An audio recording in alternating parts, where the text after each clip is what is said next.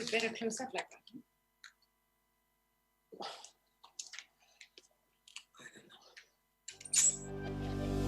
Global conflicts, fighting climate change, digital challenges, and joint responses to pandemics. Pressing global challenges have to be tackled together.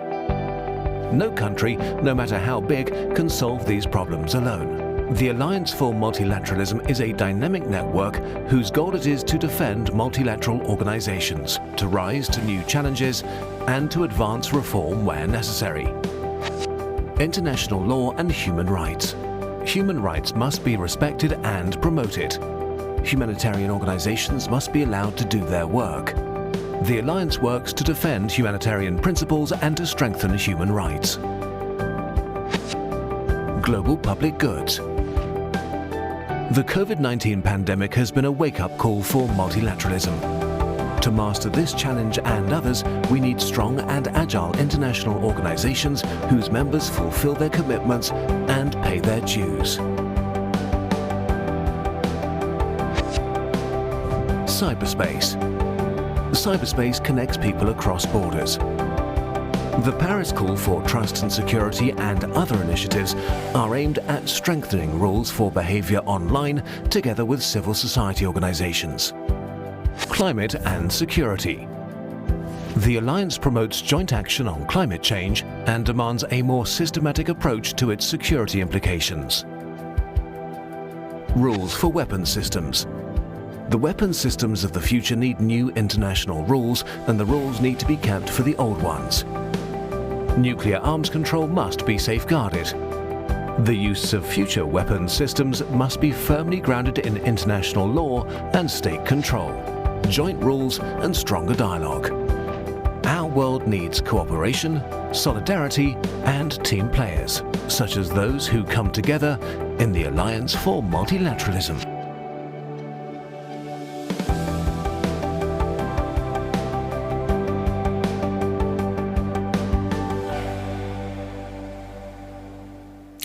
Dear Excellencies, ladies and gentlemen, welcome to the Ministerial meeting of the Alliance for Multilateralism on the occasion of the 75th session of the UN General Assembly.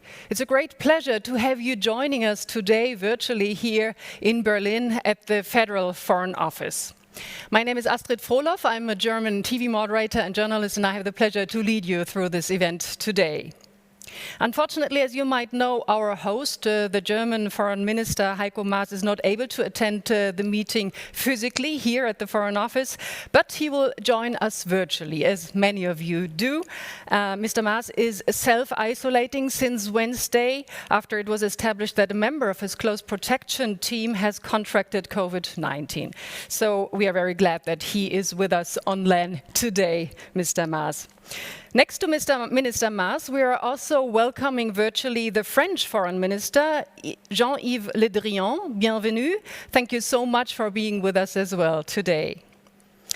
Ladies and gentlemen, it's a very powerful signal. More than 70 countries and foreign ministers and civil society representatives are attending this meeting today, and this is a great, impressive number indeed. In these critical times, the Alliance for Multilateralism is probably more needed than ever. Our meeting today will be an opportunity to outline elements of our contribution and concrete efforts building on initiatives presented at the Alliance meeting last September.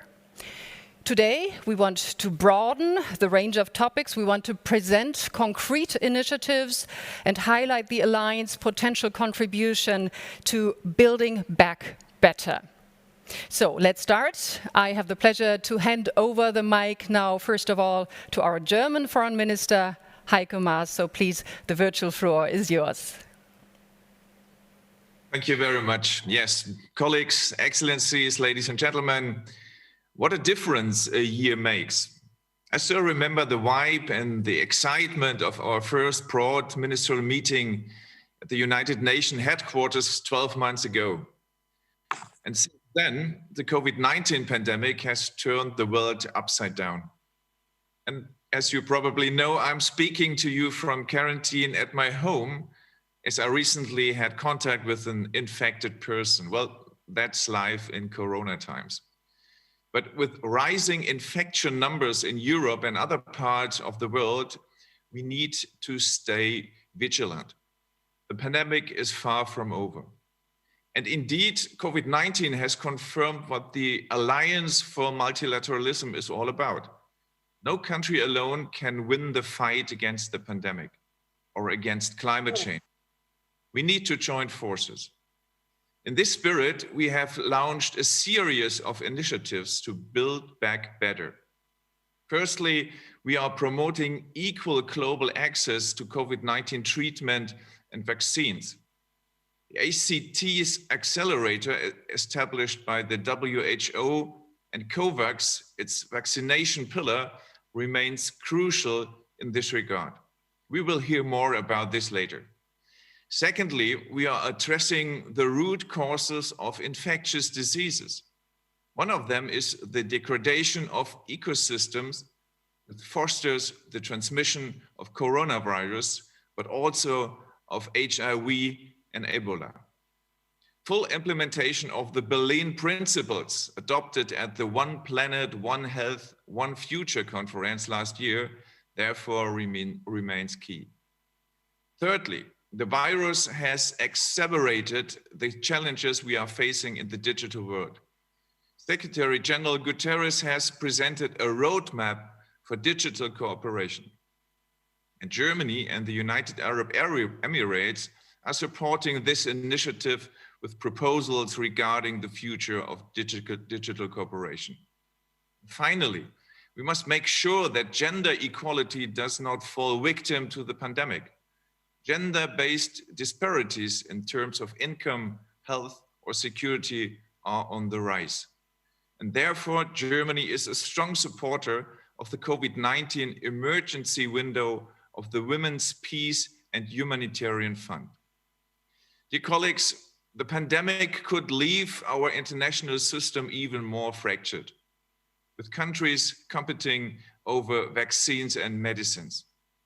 Or it could lead to more international cooperation. For example, if we manage to make coronavirus vaccines available for all of humanity. This choice is ours. And our choice is clear. Multilateral cooperation remains the foundation of peace, prosperity, and justice. That was true when we first met 1 year ago, and it is even truer today. Thank you and stay healthy. And now over to you, Jean-Yves.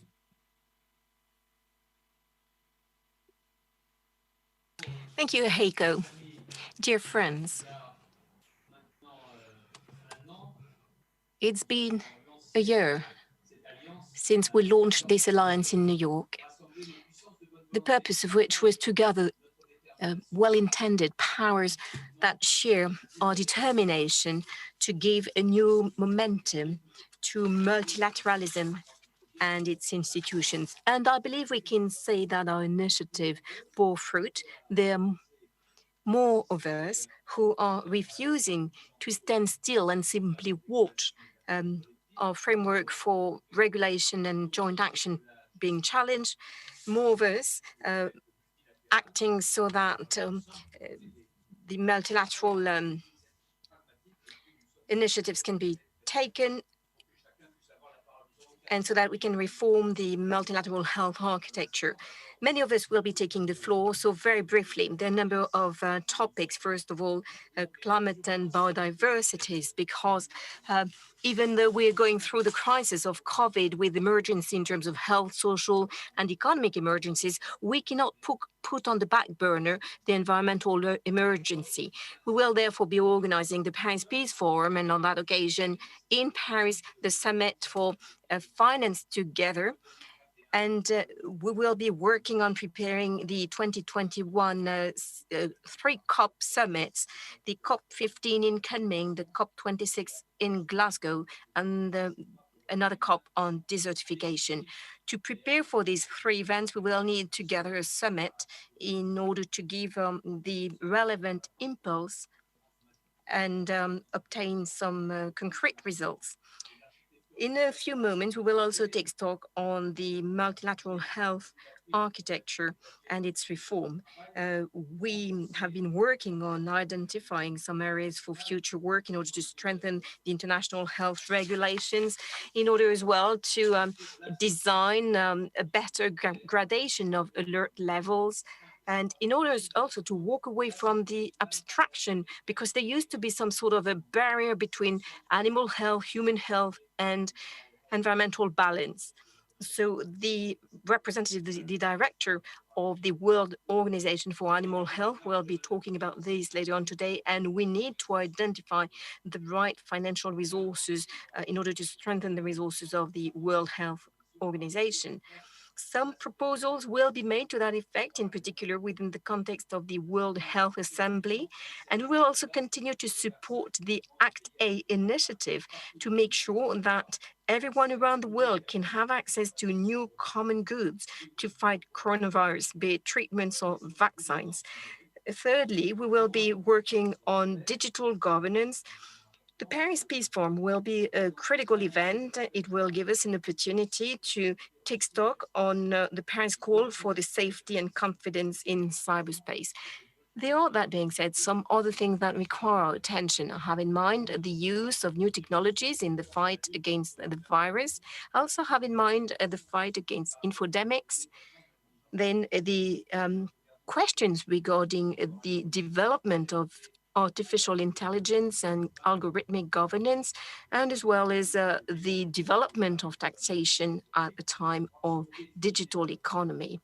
Fourthly, we will be talking about the challenge of gender equality in today's world, and the world challenge, unfortunately, is not too strong some 25 years after the Beijing Declaration.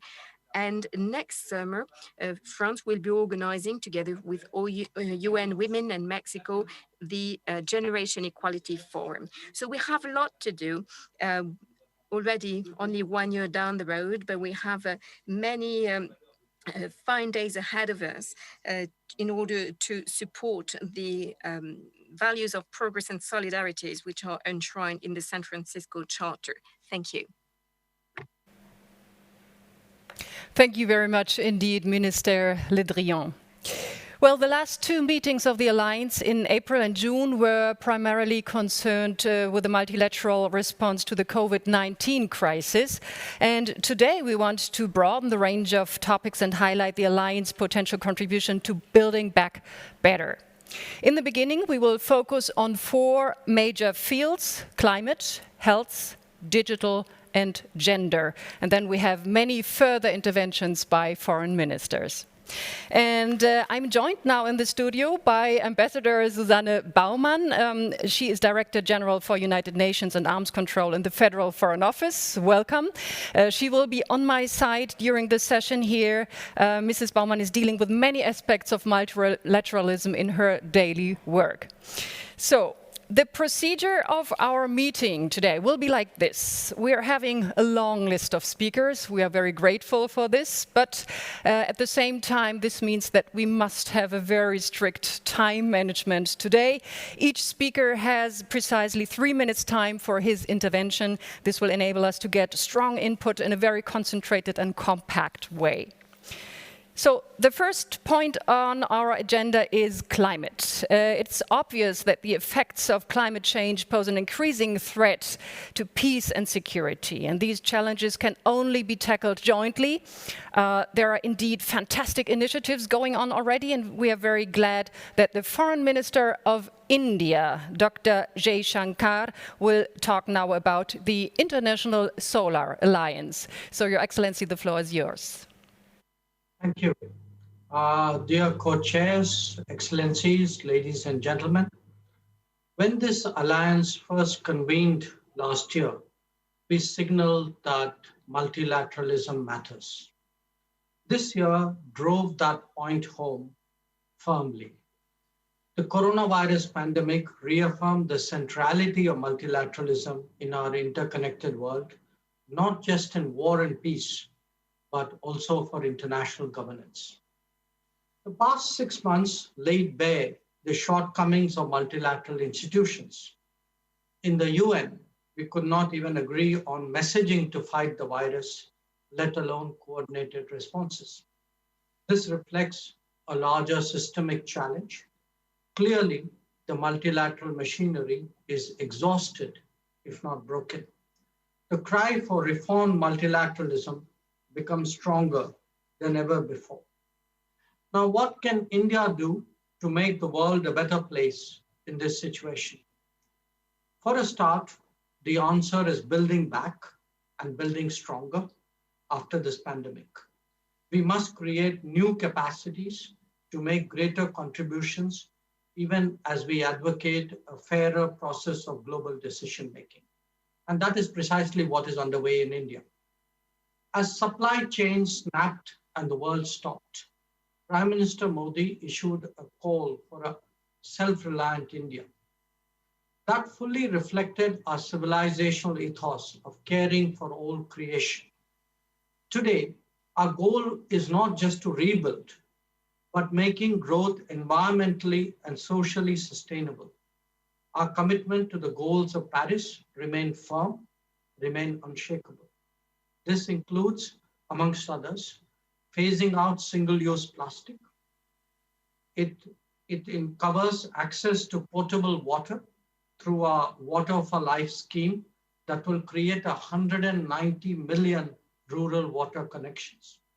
This will be as transformative as our brightness scheme, which helped us record 130-fold increase in our LED market in 5 years. Through this, we saved 30 terawatt hours of energy every year. It means a greener and smarter recovery effort. Through this crisis, India has built on digitization and fintech platforms in the making since 2014. It launched the world's largest direct cash transfer schemes, which covered more than 80 million citizens. We used this ecosystem of mobile usage and affordable data to drive the world's largest contact tracing effort, as 150 million people downloaded Arogya Setu, which was our contact tracing app. Excellencies, in the true multilateral spirit, these are experiences and resources that India will share with others. Our approach is to develop solidarity within and outside our borders. During this pandemic, we extended medical aid, personnel, and training to 150 countries. Our flights of returning nationals carried our neighbors. Our financial support extends to them as well. Where vaccines are concerned, India will make its due contribution. We seek today to build on a range of multilateral responses to global challenges, and the International Solar Alliance is an extraordinarily good example of that. Since 2015, this 87 signatory alliance is propelling Earth to a lower carbon growth trajectory. Similarly, the Coalition for Disaster Resilient Infrastructure aims at a climate change and disaster resilient future. Multilateralism, if it is to grow, must not just be generous, it must be creative and practical as well. My message to this conference is lead by example. Humankind responds to adversity by finding new pathways.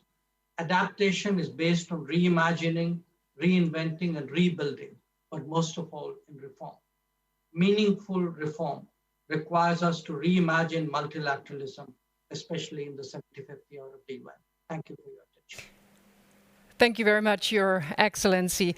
Well, our next speaker is addressing the issue of climate in another context. We're glad to welcome now the Foreign Minister of Kenya, Rachel Awoor Omamo. Her Excellency will speak about climate and security. Thank you so much for your kind intervention, and my colleague from India. And I also wish to thank the Alliance for Multilateralism for inviting us to this important discussion. Excellencies, ladies and gentlemen, I am pleased to speak on this important topic of climate and security. Climate change is one of the most challenging issues of our time, and one that calls for unprecedented multilateralism across the globe. The devastating effects of climate change are felt more in the South, more in Africa than anywhere else in the world. Hence, we must look closely at its effects within our context and try and find new solutions to resolve them. The Horn of Africa, for instance, has suffered a combination of climate shocks, such as drought, desertification, floods, locust invasions, with serious ramifications on food security, pasture land, causing displacement of people, and turning back development processes. Further afield, the small islands that operate off the coasts of our large continents are in particular danger of rising sea levels that threaten their very survival. It is for this reason that we as Kenya will prioritize climate change as we take up our seat at the United Nations Security Council in the year 2021-2022. We shall emphasize climate change because we are persuaded beyond equivocation that climate change and peace are connected, that climate change and security are connected, and that these connections must be explored and dealt with through a process of cooperation and solidarity across the world. As we reflect, ladies and gentlemen, on the culture of peace and security within the throes of a world threatened by climate change and COVID-19, we need to think differently about our peace processes, about our peace support institutions, about our humanitarian action. We need to find that nexus between them and climate change. We need to retrain our peacekeepers. We need to reduce the carbon footprint of our peacekeepers. And we need to teach them to restore and conserve our energy and to conserve our environment in conjunction with local communities, in particular, women and youth. Women and youth in Africa experience the greatest impact of climate change. And it is therefore important that as actors in this area, as countries concerned with the betterment of our climate, that we will empower our youth and women to be change agents, to enable them to contribute to climate-related peace processes. In particular, we need to refresh our thinking about UN Security Resolutions 1325, of Women, Peace and Security, and UN Security Resolution 2250 on Youth, Peace and Security. How do we ensure that climate change becomes a critical factor in producing peace and security for the most vulnerable groups in our world?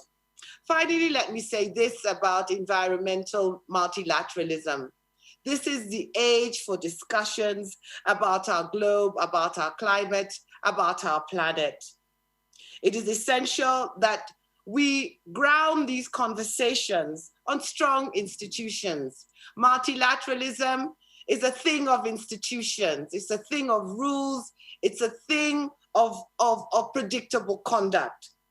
And therefore, I would urge that we look at the institutions that have been vocalizing this idea of the environment and peace and security for years. In particular, the United Nations Environmental Program Office in Nairobi. We'd urge that it be strengthened, and we urge that it would be moved from the periphery to the center in this conversation. Let us work together as countries, as agencies, as NGOs, as the people of the world to advance multilateralism, solidarity, and cooperation as we build back better from the throes of COVID-19, as we build back better for a safer, cleaner world. I thank you. Thank you so much for your contribution, Excellency. Well, we would be very grateful if you could tighten your speeches a bit according to the fact that we have a very long list of speakers today. Thank you very much. The last ministerial meeting of the Alliance for Multilateralism were dominated by questions about the global fight against COVID-19 pandemic. Health is one of our major topics today as well. We are very keen now on listening to the speech of the Foreign Minister of Korea, focusing on the issue of strengthening the multilateral health architecture. So the floor is yours, Minister Kang. Excellencies, distinguished delegates, it is a great pleasure to participate in this meeting today. My very special thanks go to Minister Mas and Minister Le Drian for their steadfast leadership of the Alliance. Nearly 3 months have passed since our last virtual meeting. At the time, many of us were hoping that the COVID-19 pandemic would have been overcome by now, and that we would all be gathering again in New York for the General Assembly. Sadly, the end of COVID-19 is nowhere in sight, and we are having to accept that we are in this epic struggle for the long haul. There are hopes for vaccines against COVID-19, but there are also warnings of even faster, deadlier novel viruses striking in the future. Under the circumstances, strengthening the global health architecture, as well as the public health capacity of each country, has to be an urgent priority for our alliance, and I'm very happy to discuss some of the actions we need to take in this regard. First, we need to update the international health regulations of 2005, which is the normative framework of the current global health architecture. The IHR has been an instrumental tool in preventing public health crises, but its shortcomings have been painfully exposed by COVID-19. The need to develop core public health capacities, strengthen information sharing, safeguard essential travel, improve early warning, protect privacy and other human rights, these are some of the areas that clearly need more work.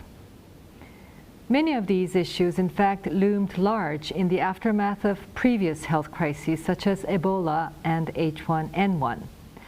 The fact that we are having to tackle them again is an indication of failure. Let's not fail again. We need to concentrate on producing concrete and practical solutions at the WHO Special Executive Board meeting in October, the Independent Panel for Pandemic Preparedness and Response, and the IHR Review Committee. With the active participation of all stakeholders, I do hope the deliberations will produce concrete steps to strengthen member states' obligations and clarify the responsibilities of the WHO and other international organizations in preparing for and responding to public health crises. Second, we need to put public health and disease control at the center of our efforts to shore up multilateralism. This is why Korea has linked up with like-minded member states in New York, Geneva, and Paris to mainstream pandemic-related concerns into the work of UN entities in these locations. In Geneva, for example, we are working with a number of core member states in the Support Group for Global Infectious Disease Response to gather views on ways to strengthen compliance and implementation of the IHR, which will then feed into the work of the IHR Review Committee. Third, we need to take collective action to accelerate the research, development, manufacturing, and distribution of COVID-19 diagnostics, therapeutics, and vaccines. In this regard, Korea fully supports the work of related global initiatives by WHO and other entities, namely Gavi, CEPI, IVI, and others. Recently, we have participated in the COVID-19 Tools Accelerator, Act A, Facilitation Council, as a market shaper. We're also pledged participation in the COVAX facility led by Gavi, which is designed to fund vaccine development and production through collective funding and purchasing by the participants. Moreover, we are preparing to contribute also to COVAX AMC, which will pool financial resources to provide vaccines to those countries that cannot afford them. Our goal must be to support equitable and adequate access to treatments and vaccines for all countries. How much we succeed in this will set the tone for the future of multilateral work, not only for the public health sector, but for the overall health of multilateralism. Korea hosts the IVI, the International Vaccine Institute, which has established an impressive track record in developing and providing vaccines most needed in developing countries. It is currently participating in clinical trials of a COVID-19 vaccine candidate and participating in vaccine development efforts by a consortium of Korean pharmaceutical companies. I would encourage all countries to become IVI members and contribute to its growth as a key part of the global health architecture. Ladies and gentlemen, these virtual meetings are not as gratifying as face-to-face encounters, but we should be thankful for the digital tools that make it possible for us to meet like this. While embracing these tools, we need to preserve the space and means for in-person interaction, including across borders. International travel has been greatly reduced in the midst of the pandemic due to border closures and entry restrictions. But we need to ensure the essential travel of officials, business leaders, researchers, migrant workers and sailors, and families. Their activities are essential to the well-being of our economies and societies, and they are also the building blocks in restoring the global solidarity that has been sorely tested by COVID-19. Digital infrastructure has also been instrumental in upgrading the capacity of the public health systems in many countries. New tools have also been developed to fight COVID-19, especially in tracing the close contacts and potential patients of the silent and fast-spreading virus. As one of the most wired countries in the world, Korea has been at the forefront of digitalizing healthcare and disease control, and we readily share our experience and knowledge with others. But the tools are only as good as the trust of the public in the stakeholders who use them. As in all crisis response, success against COVID-19 is possible without the digital tools, but not possible without the trust. I do hope that our discussion today contributes to deepening trust in our endeavors to revitalize multilateralism. Thank you very much. Thank you very much, Your Excellency. Our next contribution comes from Norway. Her Excellency Ine Marie Eriksson Søreide will address the important issue of immunization. So please, the floor is yours. Well, thank you very much, dear friends. 2020 will be remembered as the year that the world changed because of a virus. It has changed everything from the way we greet each other to the way these meetings are conducted. And 2020 was also the year where we were not able to take part in the high point of diplomacy, the UN General Assembly. But it has also led to growing awareness of how extremely important the global health architecture is. While I believe that few in this meeting doubted the importance of international cooperation on the field of global health before, I think it's fair to say that the COVID pandemic has made the entire world realize that some challenges can only be overcome if we work together. And it's because of this simple reason that we have multilateralism. Some challenges know no borders, and some challenges are too big for one country alone to solve. And I would like to thank our hosts for acknowledging this by bringing us together in this Alliance for Multilateralism. A special thank you to you, Heiko, et merci à vous, Jeanette, for bringing us together, even though it's digital. We need to use this moment to reflect on ways to improve the global health architecture. And let me just quickly suggest a few points. First, we need to strengthen the WHO as a leading and coordinating agency in global health, including in health preparedness and response. Norway is prepared to find good solutions and sustainable solutions together with other countries to achieve this. Second, Global, transparent collaboration on immunization is urgently needed to put an end to the COVID-19 pandemic. Norway and South Africa are the co-chairs of the new ACT-A, the Accelerator Facilitation Council. Its aim is to secure global access to vaccines, diagnostics, and treatment, as well as strengthening health systems. Norway will be participating fully in all stages of the vaccine pillar, the COVAX facility, together with 156 countries and economies from all over the world. We need governments to commit to this initiative with more than just words. Global access to vaccines is what we need to work towards in order to end this pandemic. As we have stated a number of times before, no one is safe until everyone is safe. And third and finally, we have to be better prepared for the next pandemic. We are looking forward to the independent evaluation of the world's response to the COVID-19 pandemic. And we must use this ongoing crisis to rethink our positions and build back better for the future. Thank you very much. Thanks a lot for your speech. Thanks a lot. Our next two contributions are coming from representatives of the civil society. We're glad to meet Professor Chris Walzer, Wildlife Conservation Society. Looking forward to your speech, Mr. Walzer. Your Excellencies, ladies and gentlemen, thank you very much for the invitation. The world is in turmoil. A novel coronavirus has catapulted across the ever-evolving interface between humans and wild places, relentlessly spreading coronavirus disease amongst humans and bringing immense suffering and death to the outermost reaches of our planet. What was immediately apparent was that the virus responsible for this outbreak originated at some point in time in wild animals. A wildlife source is not a surprise, as the majority of emerging infectious diseases today are zoonotic, and 2/3 of these have their origin in wildlife.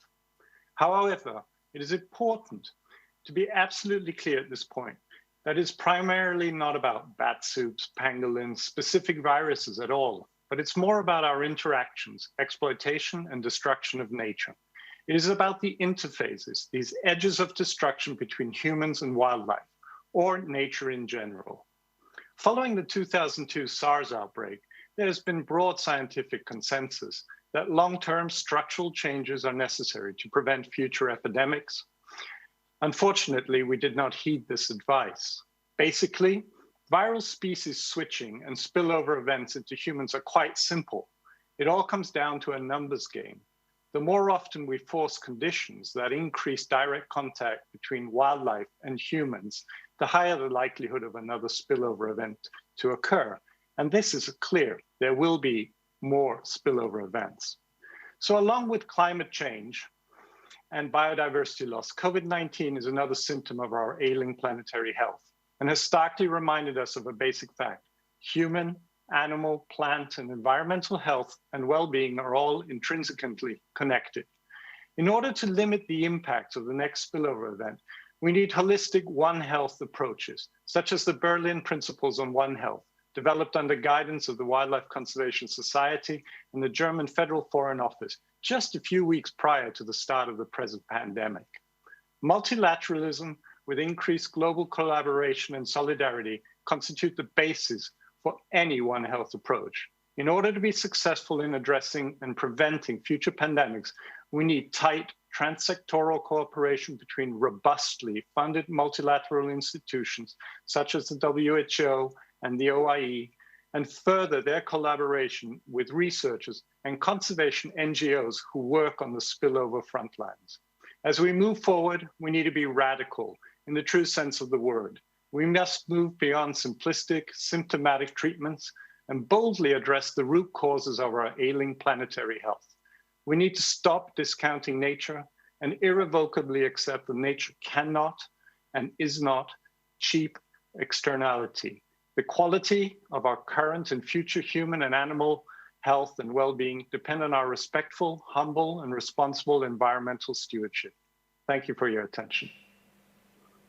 Thank you, Mr. Walzer, for your input. Well, the next contribution is linked to this topic as well, and we are glad to welcome now Dr. Monique Eloi of the World Organization for Animal Health.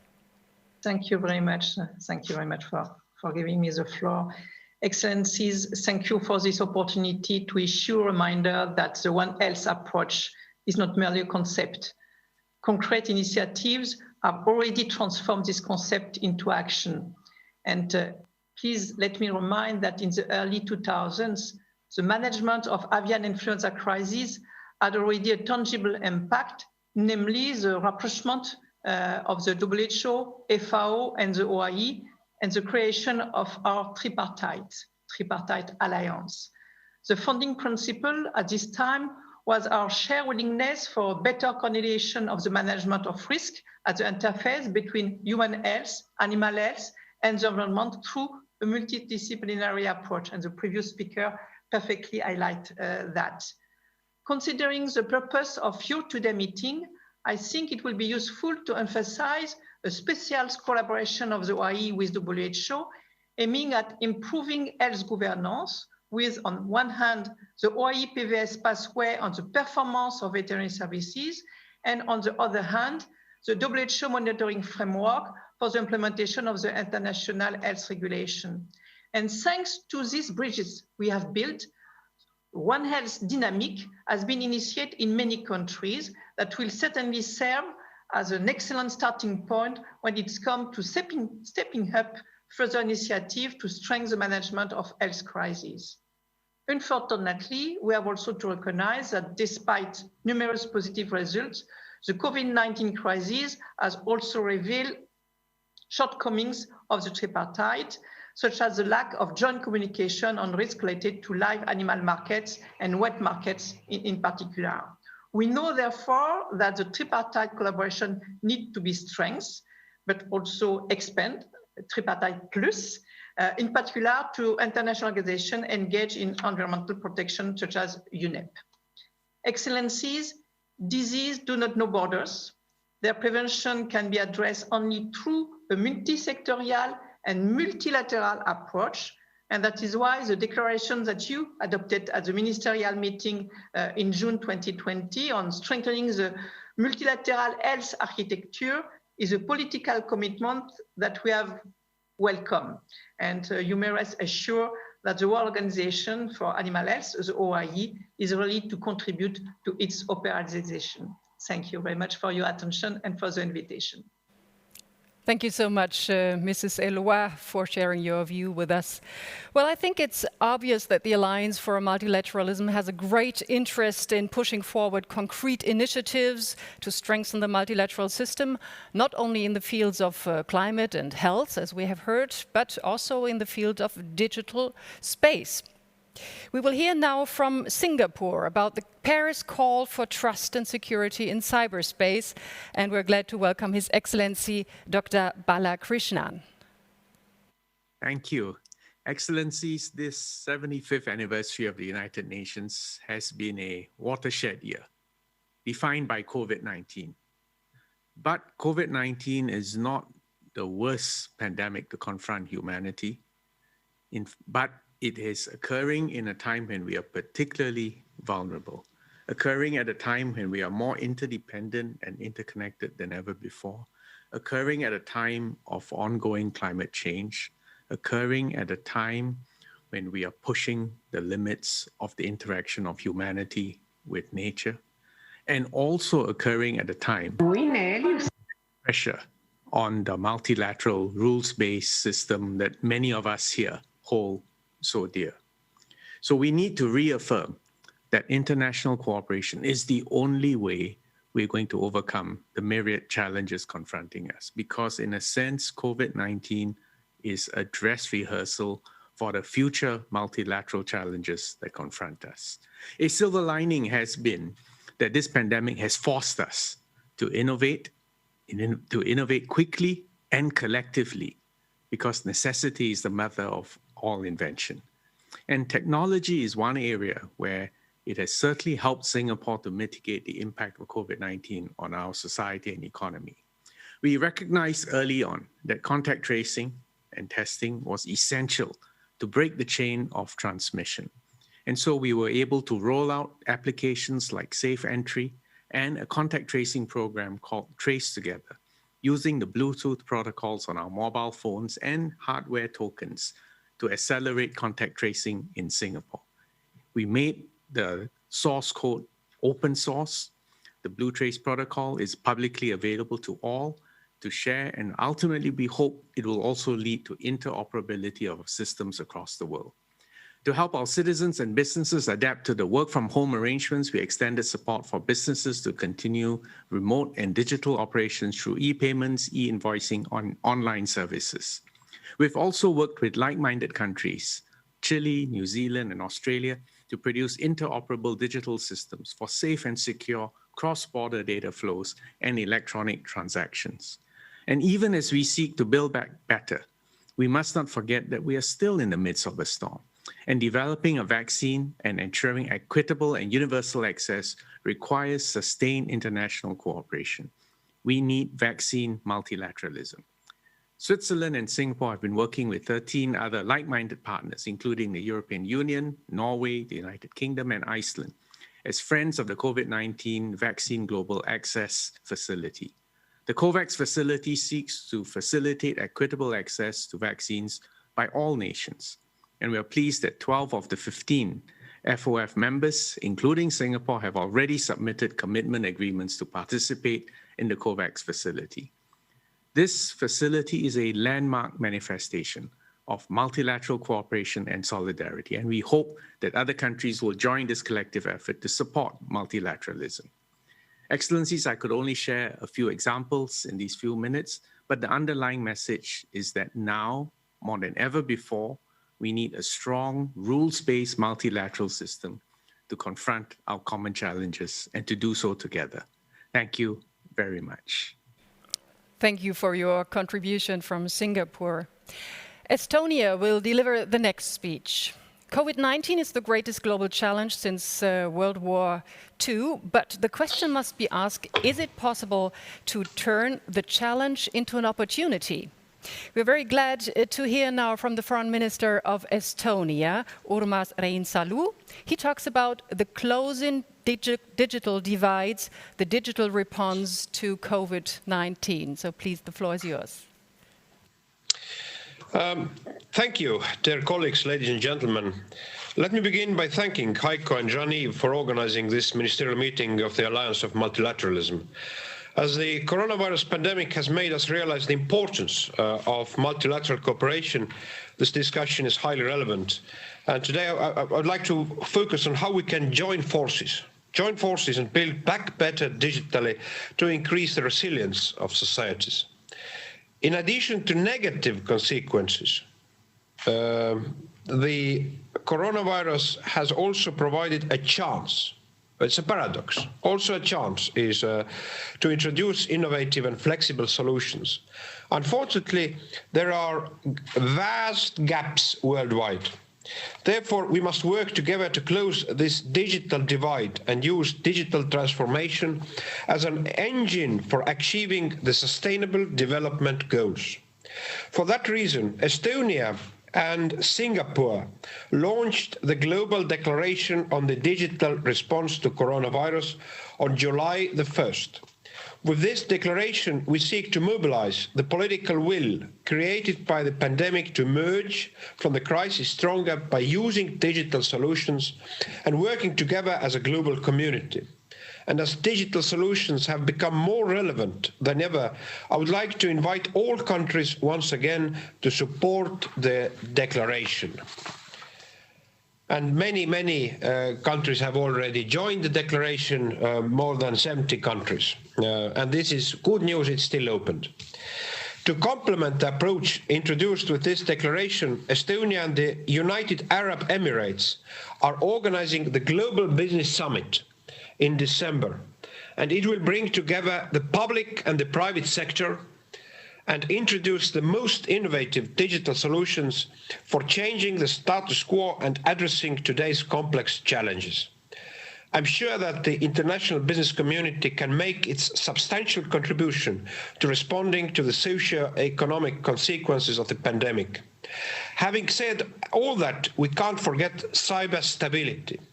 As early as 7 years ago, the United Nations member states agreed that the existing international law applies in cyberspace. And today, we have an emerging cyber stability framework developed by the UN group of governmental experts, providing comprehensive guidance for state behavior in cyberspace with the aim of reducing the possibilities for conflict. And there is an urgent need to ensure that our critical infrastructure, including healthcare facilities and hospitals, have the best possible protection. As the capacity of states to respond to digital threats varies greatly, our efforts should focus on digital development. And Estonia welcomes fully the Secretary-General's efforts towards implementing the recommendations of the high-level panel on digital cooperation and is actively supporting this process.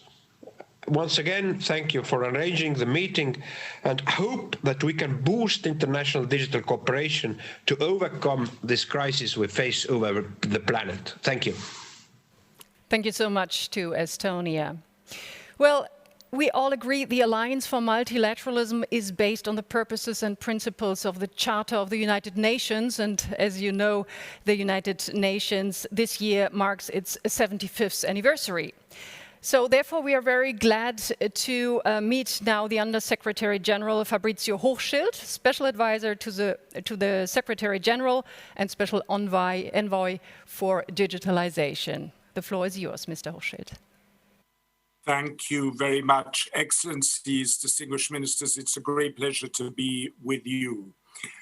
As the distinguished Minister of Singapore said, this is a watershed year. And in particular for multilateralism, we're at a crossroads. The Secretary General said to world leaders just 2 days ago, we're at an era where we have an unprecedented surplus of global problems with a grave deficit in international cooperation to address them. The resurgence of superpower rivalry has also weakened trust and aggravated global tensions. And this has been especially apparent in the digital sphere, where there appears to be a greater investment politically and diplomatically in confrontation rather than in seeking common ground. We're moving towards increased digital fragmentation. As states look inwards, often using the digital space as a battleground to project national interests, we're in danger of sleepwalking away from what makes the internet so valuable, an effortless means of communication and an endless source of enriching information exchange across borders. Digital fragmentation is going to make addressing the digital divide much more difficult. Delays in addressing the digital divide will in turn make achieving the SDGs much harder, if not impossible. While digital technologies have literally saved our livelihoods and perhaps also our lives in the pandemic, we cannot forget that in the least developed countries, only 19% of people have that privilege. Market forces have allowed digital technologies to reach half of the globe, but won't on their own cover the remaining poorer half. There are critical structural changes that need to take place. Greater public and private investment is required in open source data, in digital public goods, in building internet and broadband networks and low-cost digital services, in capacity building and ensuring adequate national regulatory frameworks. There is some hope.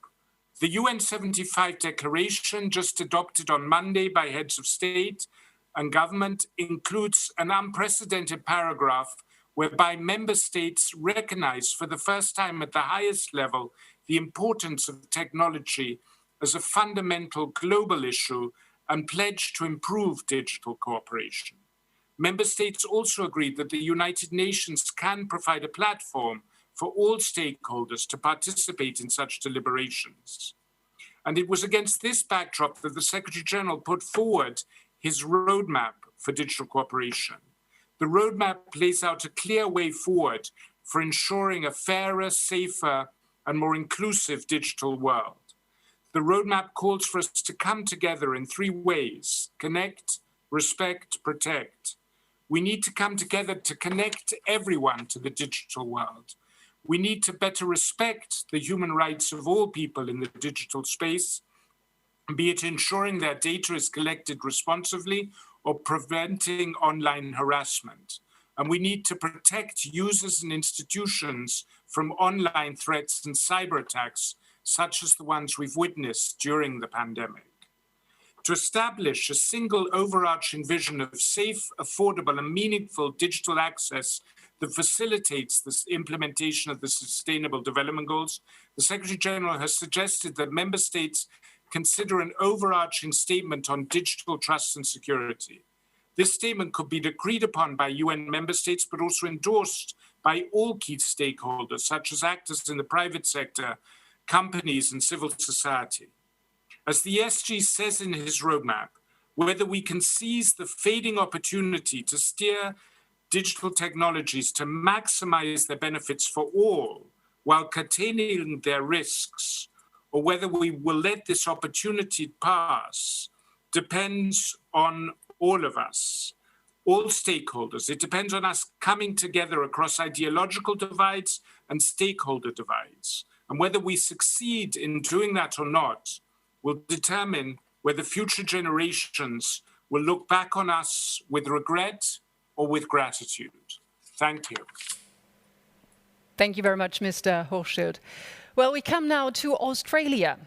If we look at the cyberspace, we are challenging opportunities and challenges. The UN laid out a roadmap in which all stakeholders play a role in advancing a safer, more equal digital world. And it's a great pleasure for us now to welcome the Foreign Minister of Australia, Marise Payne. The floor is yours. The COVID-19 pandemic continues to test nations, posing both important challenges and opportunities in the digital arena. I'm pleased the Alliance for Multilateralism is focusing on this important topic.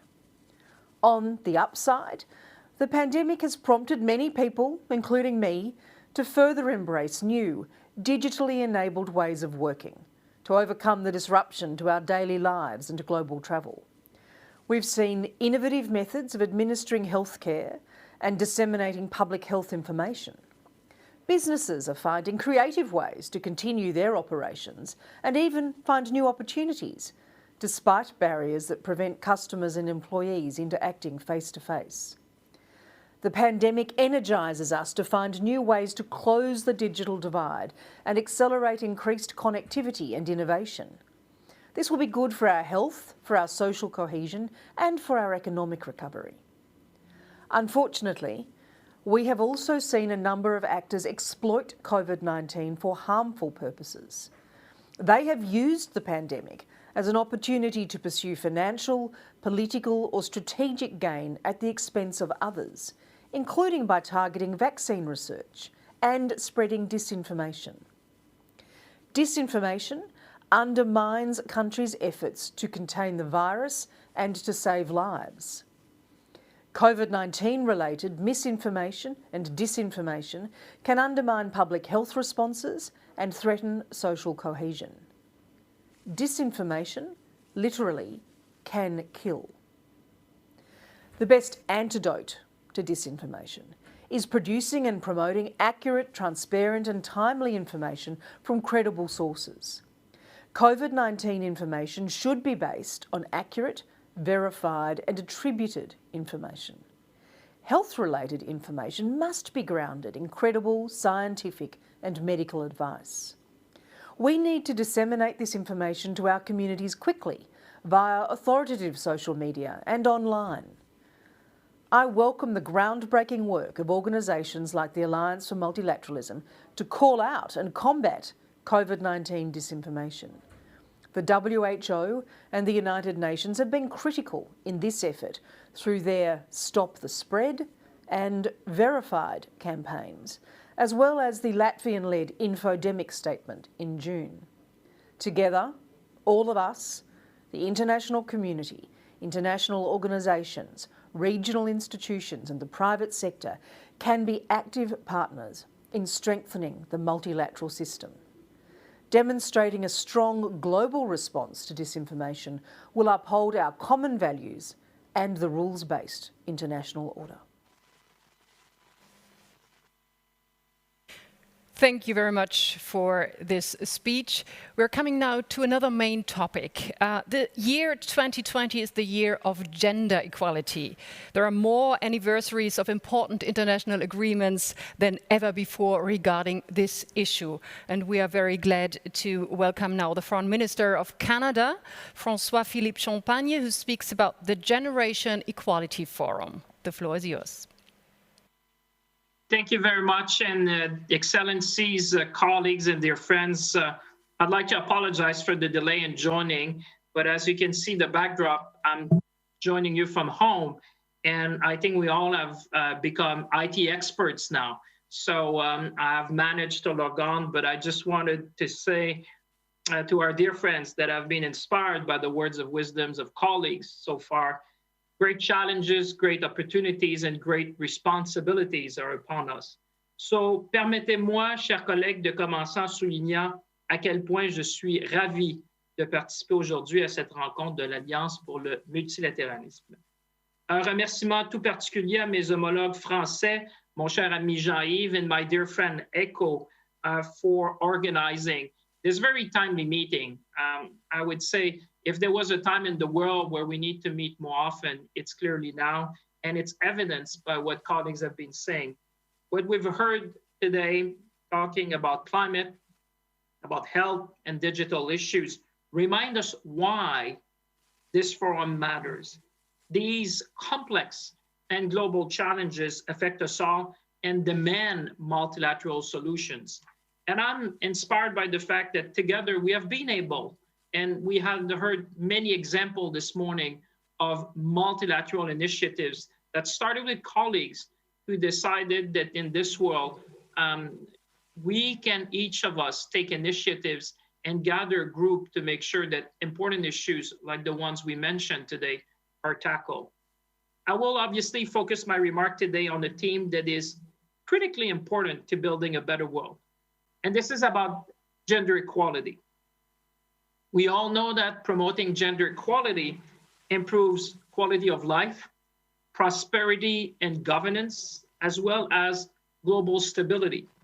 Gender equality is also about inclusion. The current international rule-based system has been essential for both promoting on one end and supporting gender equality. Indeed, multilateral cooperation and the advancement of gender equality, I would say, are closely linked. A sustainable multilateral system is an inclusive system where everyone's interests are represented and obviously protected.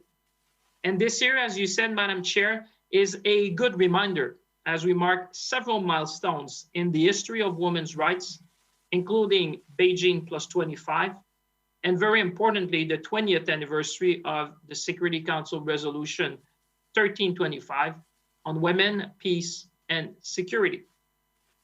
Unfortunately, dear friends, trends have been going in the wrong direction in recent years. And I think this has just been highlighted by the COVID crisis. We know, we have seen in many places in the world that women and girls have been disproportionately impacted. Some of the impact that we mentioned already today, but we know fundamentally that women and girls have been disproportionately impacted by the COVID crisis. Progress is slowing globally. We are seeing unprecedented backlash against gender equality, women's rights, sexual and reproductive rights, and LGBTI rights.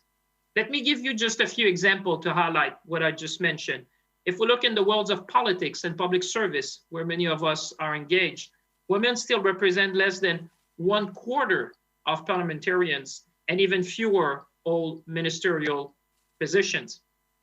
This should come as no surprise when we know that 82% of women parliamentarians have said that they experience psychological violence in parliament, and 25% even say they experience physical violence.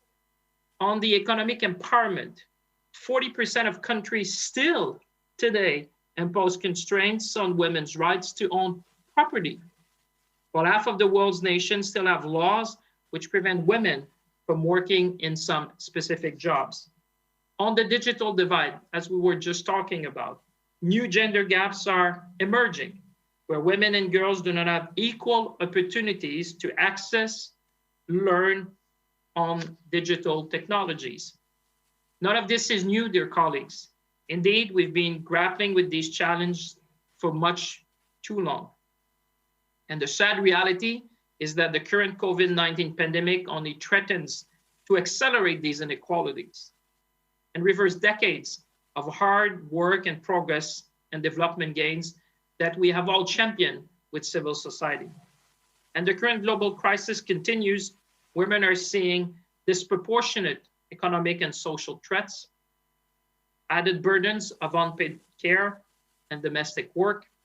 Women are seeing their sexual, reproductive, and health rights compromised, and they are at greater risks of sexual and gender-based violence, including, very sadly, online.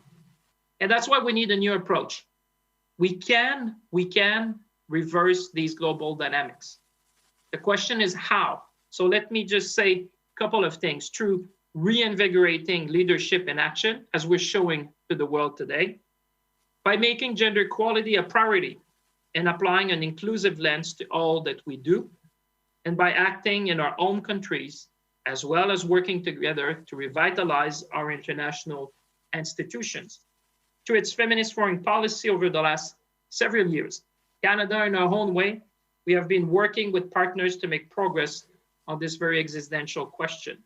In conclusion, we seek constant improvement, as we should, because we firmly believe that gender equality is about human rights. We committed earlier this year to the development of a feminist foreign policy, white paper together with civil society. In the coming months, we will work with partners at home and abroad to develop together this framework and to strengthen the inclusive, gender equal perspective of Canada's foreign policy. I know others around this table are undertaking similar efforts, and I want to highlight them. I would like to take this opportunity to congratulate our dear friend, our Mexican colleague, on the adoption of a feminist foreign policy in Mexico just earlier this month. Dear friend, colleagues, the moment calls for us to advance and defend gender equality together. And in that spirit, I very much look forward to working with each and every one of you. I then turn the floor to you, Madam Chair. Thanks a lot to Canada. A little remark, as the interest of contributing in this discussion is really big, we appreciate if you would stick to the 3-minute rule, please.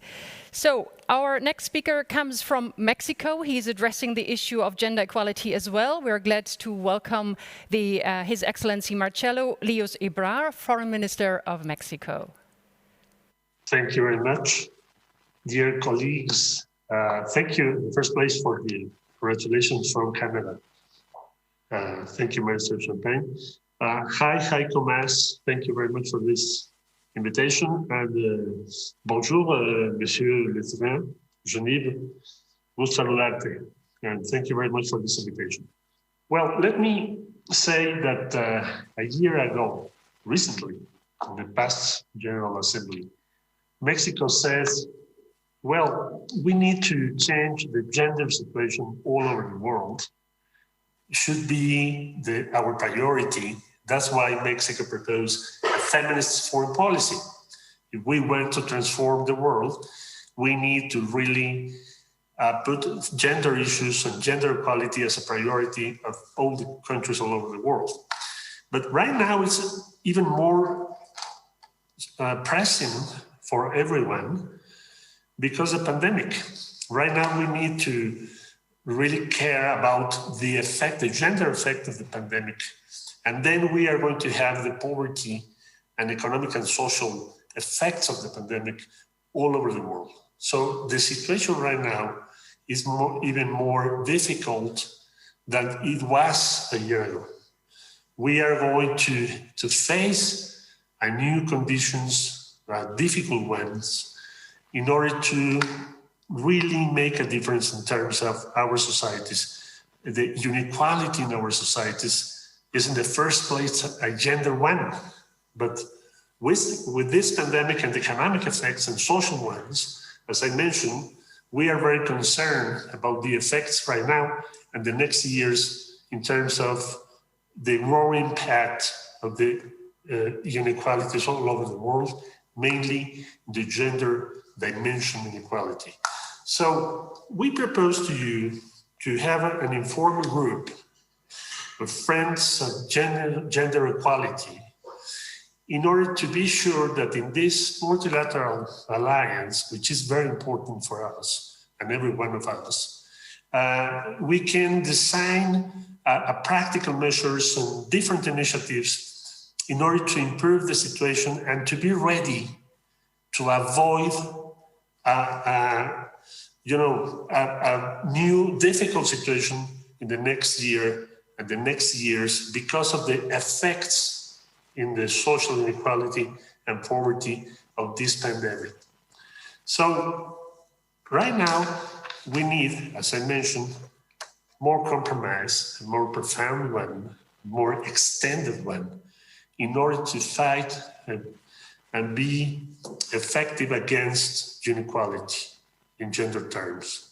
So this is a proposal from Mexico, and thank you very much for your attention. And congratulations for the meeting that you organized, France and Germany. Thank you very much. Thank you very much, Your Excellency. So we are coming now to Spain. We're glad that the Foreign Minister is joining us as well. Arantxa González Laya, Your Excellency, the floor is yours. Well, thank you very much, and thanks to Heiko and Jenny for bringing us together, even if virtually. This year is big on birthdays. It's 75 years of the foundation of the UN. It's 25 years of the Beijing platform and plan of action. It's also 20 years from Resolution 1325 on women, peace and security, and 25th anniversary of the World Trade Organization. What do all these have in common? Is basically the unfinished business of multilateralism, including the unfinished business of gender equality. COVID has aggravated a pre-existing condition, one of lack of gender equality. It has put the focus on the specific and different impact on women and girls of this terrible pandemic. It's therefore time that we give an impulse to gender equality, and we do this in a triple way. We do this together in the spirit of multilateralism, cooperating. We do this with the strategic partnerships, with the private sector, with civil society, and we do this by focusing on specific results and action. Let me give you a few actions that we've been working on in this last months, along the spirit of this Alliance for Multilateralism.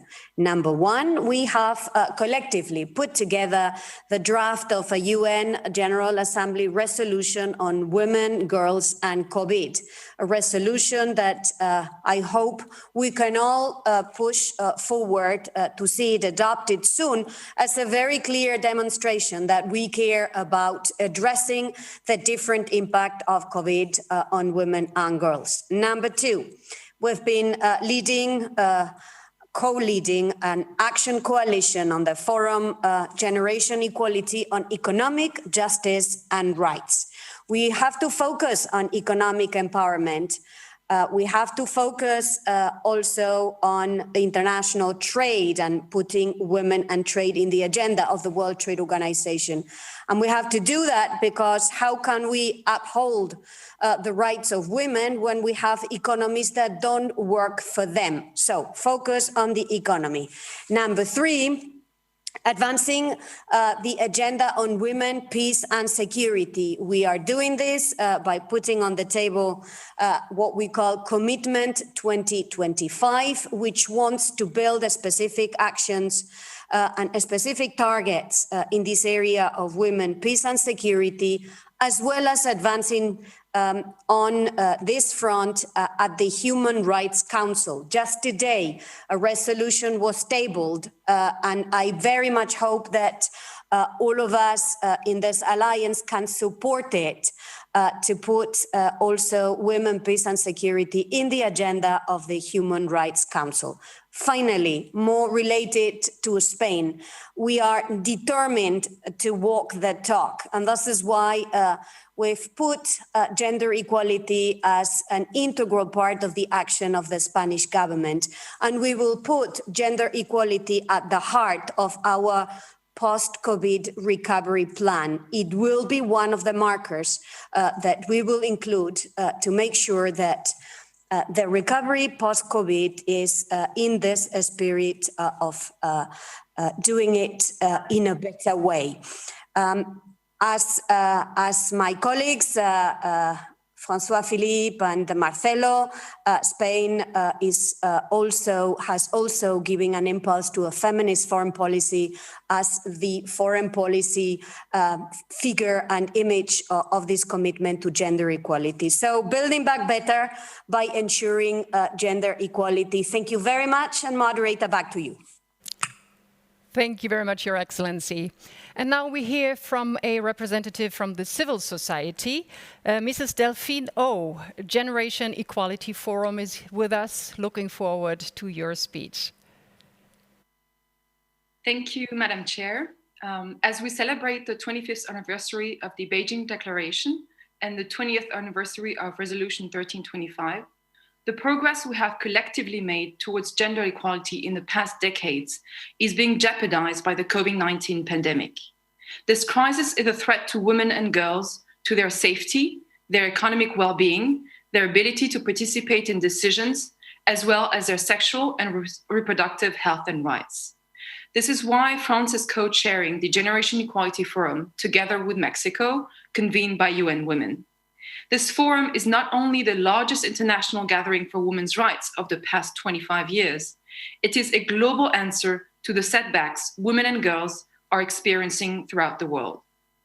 To ensure that the Generation Equality Forum will be an act of multilateralism rather than a multilateralism of words, we are bringing together governments, NGOs, international organizations, businesses, and youth from all over the world who will be taking concrete commitments through action coalitions. And I would like to thank Canada, Spain, and Mexico for their participation also in the Generation Equality Forum. We invite member states from around the world to join us next year in Paris and Mexico. Thank you. Thank you very much for sharing your view with us, and also thank you very much for keeping the time discipline.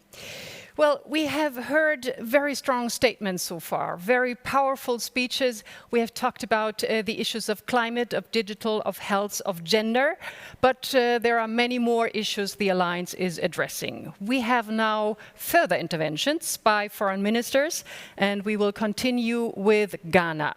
His Excellency Shirley Ayakor Bochwe is joining us. The floor is yours, Your Excellency.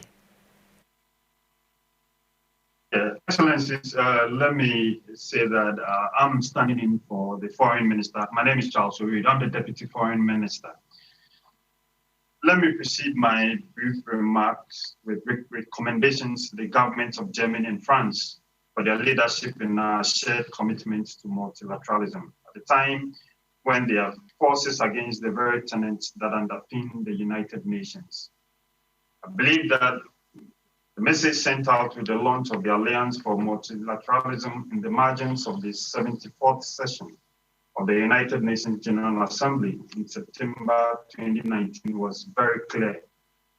That belief that strong and effective multilateral cooperation based on the purposes and principles of the Charter of the United Nations, international law and justice are indispensable foundations for securing peace, stability, and prosperity. I'm pleased that the year on, we are relentless in the pursuit of these lofty principles, notwithstanding the dire impact of the COVID-19 pandemic. Ghana is committed to the ideals of the United Nations and to the strengthening of the rules-based multilateral system, which remains the sine qua non for addressing our common challenges. Permit me to quote the President of the Republic, His Excellency Nana Addo Dankwa Akufo-Addo, who indicated unequivocally during the commemoration of the 75th anniversary of the United Nations on the 21st September 2020, that Ghana's voice has been clear and consistent in her support of the United Nations. While reiterating this cardinal position, I reaffirm that Ghana fully endorses the Declaration of Principles of the Alliance for Multilateralism introduced during our meeting held on the margins of the 74th session of the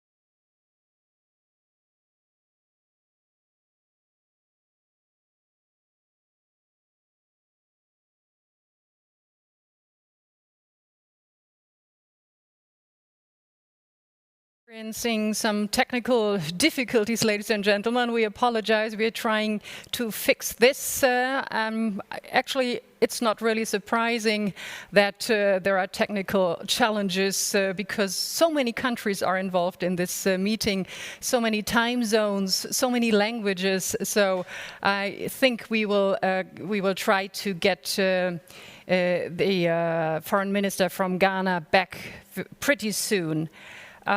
Let's hear if we can, in the meantime, switch to our next participant. What do you think? Yes. So then we are very happy to welcome now the Foreign Minister of Belgium.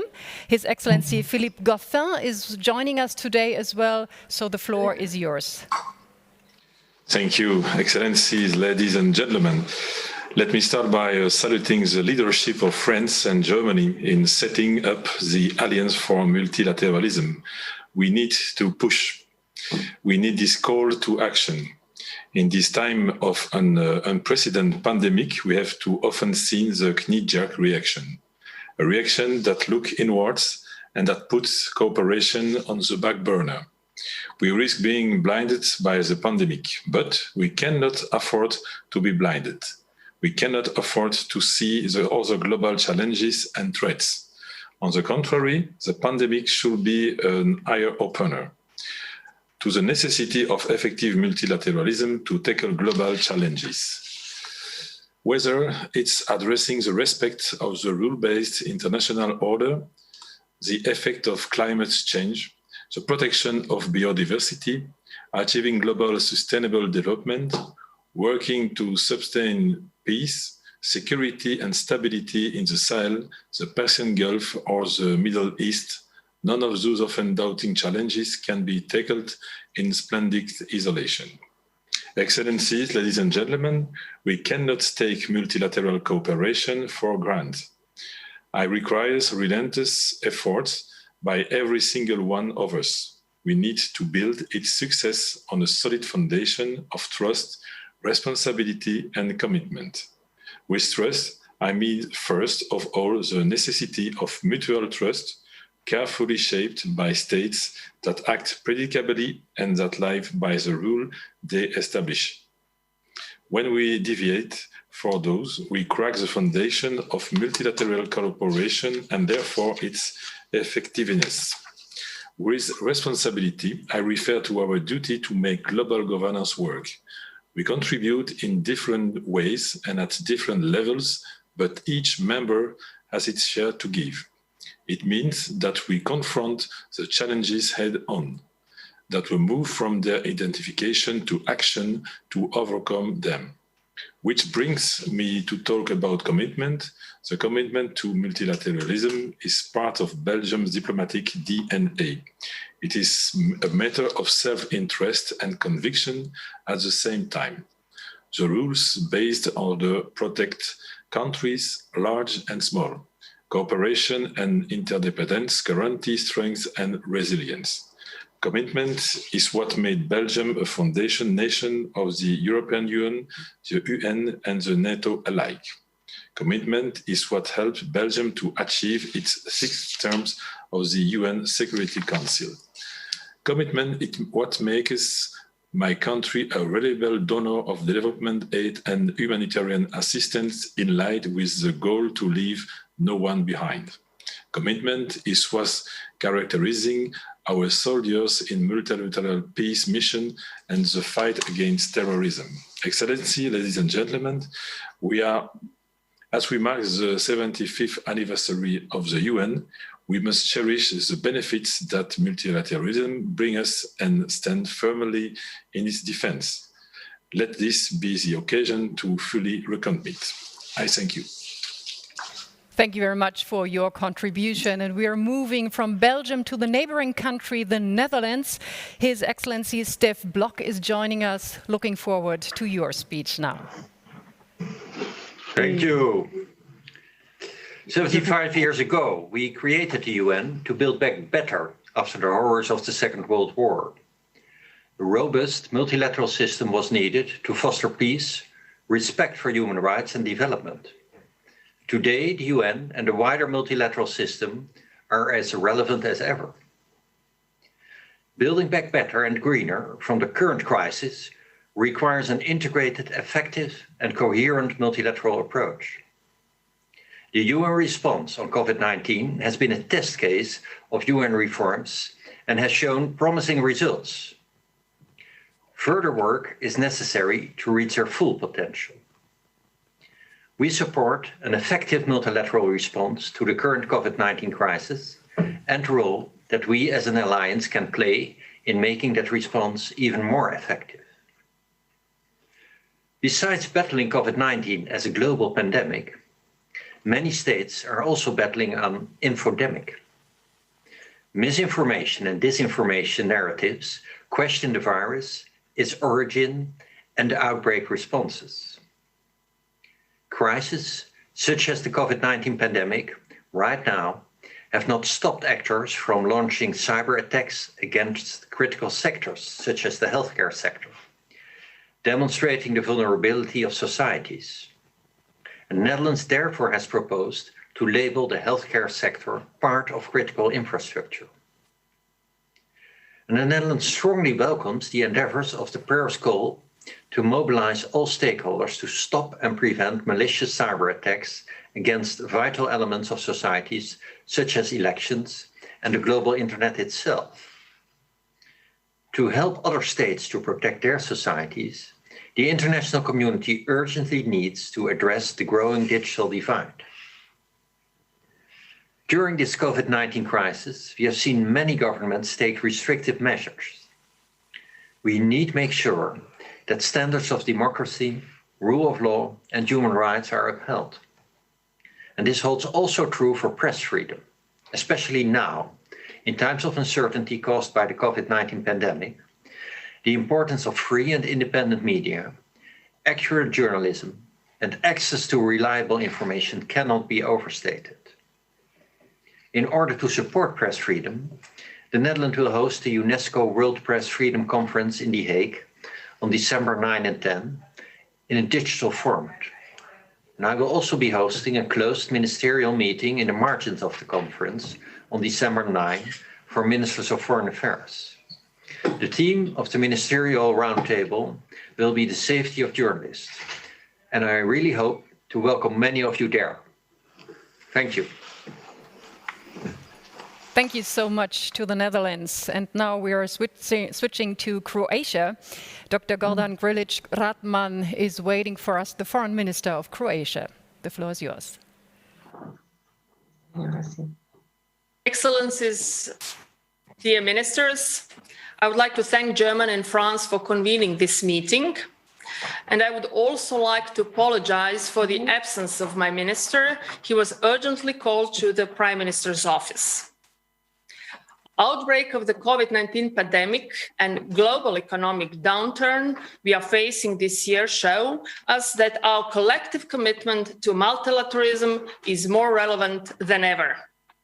By marking the first anniversary of this alliance, our responsibility to act on the main principles of multilateralism is even stronger. Dear colleagues, Croatia welcomes the General Assembly resolution on the comprehensive and coordinated response to the COVID-19 pandemic, adopted with an overwhelming support. We are pleased that Croatian Ambassador Šimonović was one of the co-coordinators. This resolution clearly demonstrates the need for global joint approach in addressing pandemic and its impacts and consequences, and the need for innovative solutions. Let me mention that Croatia, we have a special webpage for monitoring the spread of the pandemic and information sharing on necessary countermeasures. In partnership with the Croatian IT industry, a free of charge application was also launched as Virtual Doctor. Powered by the artificial intelligence, it helps our citizens get advice through digital channels on how to detect and manage suspected COVID-19 infections. Excellencies, the outbreak of COVID-19 crisis may have the potential to foster circular economy and carbon neutrality. Yet these goals demand adequate financial measures. With streamlining financing towards low carbon and climate resilient activities, we could stimulate growth and job creation and enhance level of health of our population. Dear colleagues, the 20th anniversary of the UN Security Resolution 1325 provides an important opportunity to increase global leadership to accelerate implementation of the Women, Peace and Security agenda. Let me express Croatia's support to the efforts of the UN Women for initiating the Generation Equality Forum, which will serve as a good platform for accelerating implementation of global commitments to gender equality. Excellencies, allow me to conclude by condemning the cyber attacks against the health institutions fighting the pandemic. In that regard, we welcome the responsibility and responsible approach of major IT companies and media. Yet much more is to be done, and both public and private actors need to cooperate more on national and global level. Thank you for your attention. Thank you very much, Croatia. Our next contribution comes from Finland. His Excellency Pekka Haavisto is holding a speech now. We're looking forward. Thank you, Madam Moderator. Hvala vam lijepo svima, nekak sam to izgovorila. Ja sam imala osjećaj kao da su ovi. Madam Moderator, I hope that you can hear me now well, and I want to thank first Heiko and Gianni for bringing us together. And best greetings also from my home quarantine from Finland. The COVID-19 pandemic has been a wake-up call for multilateralism. A strong, coordinated response to the pandemic is essential. Finland has supported the global response to COVID-19 with approximately 60 million euros, channeled mostly through multilateral organizations. The UN particularly is needed. At the same time, it's crucial that the global response and recovery are aligned with the 2030 agenda and the Paris Agreement. I hope that the current situation can also act as a catalyst for solidifying UN reform. Beyond the immediate health response, the response must focus on economic recovery and strengthen human, societal, and economic resilience based on a green and digital transition. Finland emphasizes green, sustainable, and inclusive recovery. Together with other Nordic countries, we have outlined the common approach on building back better and green. A just, inclusive, and gender equal green transition is needed. Finland is committed to taking the global gender equality agenda to the next level. Finland will actively engage in the game-changing generation equality process launched by UN Women, France, and Mexico. We are pleased to co-lead the Action Coalition on Technology and Innovation for Gender Equality. Dear colleagues, urgent action is needed to meet the IPCC target of limiting global warming to 1.5 degrees. Green recovery from the COVID-19 crisis can represent a unique opportunity to boost progress towards carbon neutrality and to tackle the root causes of pandemics.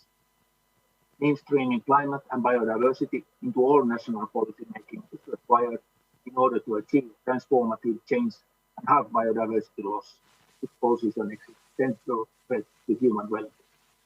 The Coalition of Finance Ministers for Climate Action, co-chaired by Finland, promotes a systemic approach to integrating climate aspects into economic and financial policies.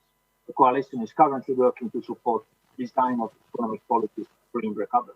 We encourage countries to join the coalition. As a final note, Madam Moderator, I would like to emphasize that recovery from the present crisis must build back societies that are carbon neutral and climate resilient, more inclusive, fair and equitable, and more sustainable. Let us work together. Please. Thank you. Thank you so much. And we're moving now from Finland to the Middle East, to Jordan. His Excellency Ayman Safari is joining us now. The floor is yours. Thank you. Your Excellencies, dear friends, I want to start by thanking their Excellencies, the Foreign Minister of Germany and France, dear Heiko, dear Johnny, for championing this initiative.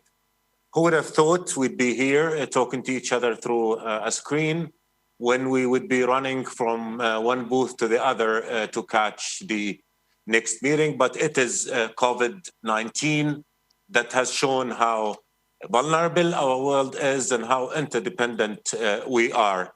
Against this backdrop, this initiative resonates more strongly and more forcefully. We need each other. We are so interdependent on each other. As we mark the 75 years of the United Nations, we celebrate 75 years of multilateralism. That has not been without its shortcomings. But these shortcomings are a reason to strengthen multilateral work rather than weaken it. We often point to criticism of the multilateral system, and sometimes rightly so. But millions around the world whose livelihoods in areas of conflict, need, natural and man-made disasters tell different stories. They tell stories that saved and improved their lives. Without multilateralism, their lives, their suffering would have been much, much worse. We need multilateralism to tackle all the challenges that we face together. We need it to address challenges of refugees, migration, gender equality, health, climate, conflicts, injustices, and many others. The environment is a big challenge. And in this vein, allow me to say that Jordan is proposing a charter, the Charter for recognizing the right to exist of fauna and flora species and ecosystems.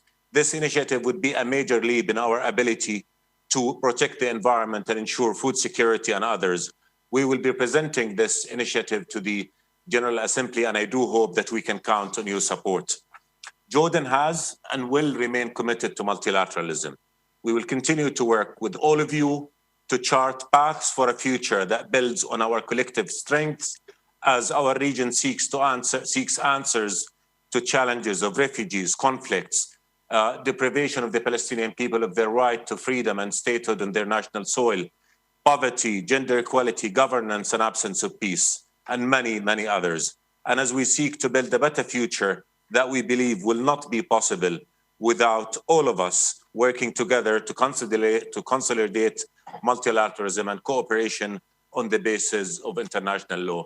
This is a tremendously important initiative at a tremendously critical time, and I think we do need to emphasize it more and more, and you have our full support. And again, thank you so much. Thank you so much for your contribution, Excellency. So we are moving now to Botswana, and we are looking forward to the contribution of Dr. Unity Doe. The floor is yours. Thank you very much, moderator, Your Excellencies, distinguished ladies and gentlemen. Let me commence my remarks by thanking the Honourable Minister of Foreign Affairs for Germany and France for convening this important meeting and for launching this Alliance for Multilateralism on the 2nd of April 2019. The meeting is very timely, especially in the prevailing context of the amplified global challenges we face, including the evident threats to and retreat from multilateralism. As a small and developing country that strongly subscribes to the sacrosanct values and principles of democracy and good governance, Botswana fully endorses the Declaration of Principle of Alliance for Multilateralism. I am confident that adherence to these principles will greatly advance the purpose and ideals of the Charter of the United Nations. We therefore share the notion that global challenges can only be fully addressed through multilateralism and international cooperation. by, amongst others, leveraging on the comparative strengths of institutions at national and global level that espouse a rule-based international order. Your Excellencies, the COVID-19 pandemic has evidently demonstrated the efficacy of multilateralism in addressing global challenges. We all agree that no country, irrespective of size or economic status, can address the COVID-19 crisis single-handedly. It is only through global unity and solidarity that the international community can be better coordinated to effectively tackle the challenge of such unprecedented scale of magnitude. Botswana's delegation therefore welcomes the resolve by members of the alliance to mobilize broad-based support for enhanced international cooperation and to advocate for the urgent restoration, strengthening, and promotion of multilateral institutions that safeguard rule-based international order. I am pleased to inform that Botswana stands ready to work with other members of the alliance to build back better if we are to overcome the challenges we continue to face. In particular, we support the ongoing initiative in the fields of health, climate, gender, cybersecurity, and digital cooperation to help us build our capacity for technology-based solutions as our country seeks to transform into a knowledge-based economy. Your Excellencies, with regards to health and multilateralism, we recognize the importance of establishing mutually beneficial partnerships amongst our countries, the private sector and other stakeholders to strengthen our national health system to tackle the COVID-19 pandemic, as well as its socio-economic and humanitarian impacts. In this regard, we commend the WHO for the partnership it has established with the Coalition for the Epidemic Preparedness Innovation, CEPI and Gavi. We applaud the Gavi, the Vaccine Alliance through the COVAX facility, which aims to accelerate the development, production, and ensure equitable access and distribution of the vaccine, diagnostics, therapeutics for COVID-19, especially for our most vulnerable population. Your Excellencies, the COVAX facility is therefore a model coordinated global response, which we as Botswana believe deserves our unflinching support. It offers a glimmer of hope and remains the only viable mechanism to help us contain the COVID-19 pandemic. I am pleased to note that most members of this alliance have joined the COVAX facility. In conclusion, I wish to reaffirm Botswana's unwavering commitment to multilateralism and our readiness to work with members of the Alliance for Multilateralism to address our common global challenges for the betterment of humanity. I thank you for your kind attention. Thanks a lot, Your Excellency. And I'm handing over the mic now to the Foreign Minister of Colombia. Her Excellency Claudia Blum Capurro de Barberi is waiting for us. The floor is yours. Thank you so much. Dear foreign ministers and delegates, I thank Ministers Mas and Le Drian for your leadership in convening this meeting. I am here today to reaffirm Colombia's commitment with multilateralism. In our globalized world, there are no nations that can build a future in isolation. Cooperation and joint work among countries is a condition to address the most pressing global challenges. In this meeting, I want to highlight 4 topics in which multilateralism has outstanding importance in the world today. First, our collective response to the pandemic. Colombia reaffirms its support to the multilateral health architecture, which needs to be strengthened in order to prevent future crises. Health technologies developed to face coronavirus must be safe, effective, and affordable. As signatories of the Alliance for Multilateralism's joint statement on global cooperation to fight COVID-19, we recognize immunization against the virus as a global public good. It is critical that the Alliance works to promote this principle in every multilateral scenario. We support fair distribution and universal access to treatments and vaccines. The Alliance should encourage public-private cooperation to guarantee this objective throughout the world. And regarding the pandemic's socioeconomic consequences, we reiterate that the 2030 Agenda offers a roadmap to face them, particularly in developing countries. International cooperation and solidarity are now more essential than ever to achieve its goals. As a second issue, we must not forget that there is an urgent and life-threatening environmental and climate crisis going on. Climate change has serious impacts on developing countries. They include poverty and inequalities, forced migration, food and nutrition insecurity, and economic losses by disasters and extreme weather events. Multilateralism is the way to achieve a coherent and efficient global response to this environmental crisis. Our dialogue on stronger commitments to mitigate climate change and to protect biodiversity must be a priority in the coming months to contribute to sustainable development for present and future generations. As a third matter, regarding the Paris call for trust and security in cyberspace, Colombia highlights the importance of strategies for the responsible use of cyberspace. Digital transformation in the world offers great opportunities for development. However, there is an increase in illegal uses, cybercrime, and cyber attacks against critical infrastructures.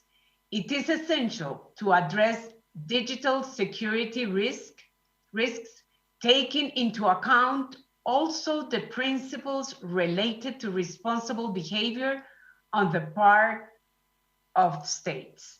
Multilateralism allows us to join efforts to agree on effective responses to possible threats and to promote the appropriate conditions for digital coexistence, contributing to international peace and security. Lastly, Colombia underlines the contribution by multilateralism in gender equality and the empowerment of women. After 25 years, the Beijing Declaration and Platform for Action continues to be a benchmark in promoting the political, economic, social, and physical empowerment of women and girls. However, we still have a long way to advance. We need to reinforce gender policies in every region of the world to achieve equality and to avoid setbacks caused by the current crisis. Multilateral scenarios must keep this topic as a priority in the dialogue among states. Distinguished ministers and delegates, the Alliance for Multilateralism represents an opportunity to improve the international agenda towards a more fair, more sustainable, caring, and resilient world. As part of this alliance, Colombia commits to keep working together for the goals of growth, prosperity, and well-being for all people. Thank you. Thanks a lot for your intervention. Now we come to South Africa, and we're looking forward to the contribution of Her Excellency Grace Nadeli Mandiza Pandori. So the floor is yours. Thank you very much, convener and chairperson. South Africa welcomes this discussion and hopes all of us will continue to ensure our global collaboration does serve the greater good. Our continent, Africa, has been severely impacted by the pandemic, and gains that we had made over many decades have been reversed. Our alliance should devote time in the future to devising effective support measures to assist the most vulnerable, particularly those on the continent of Africa. Our countries have welcomed the debt standstill that many of the partners in this alliance have agreed to for 6 months of this year. Much more relief and support is required for our economies to recover, for jobs to be created, and for new industries to be formed. Women have been affected most gravely by the pandemic. Small and micro businesses have been destroyed by lockdown restrictions and the absence of financing for women's business operations. Recovery will be slow for women in Africa.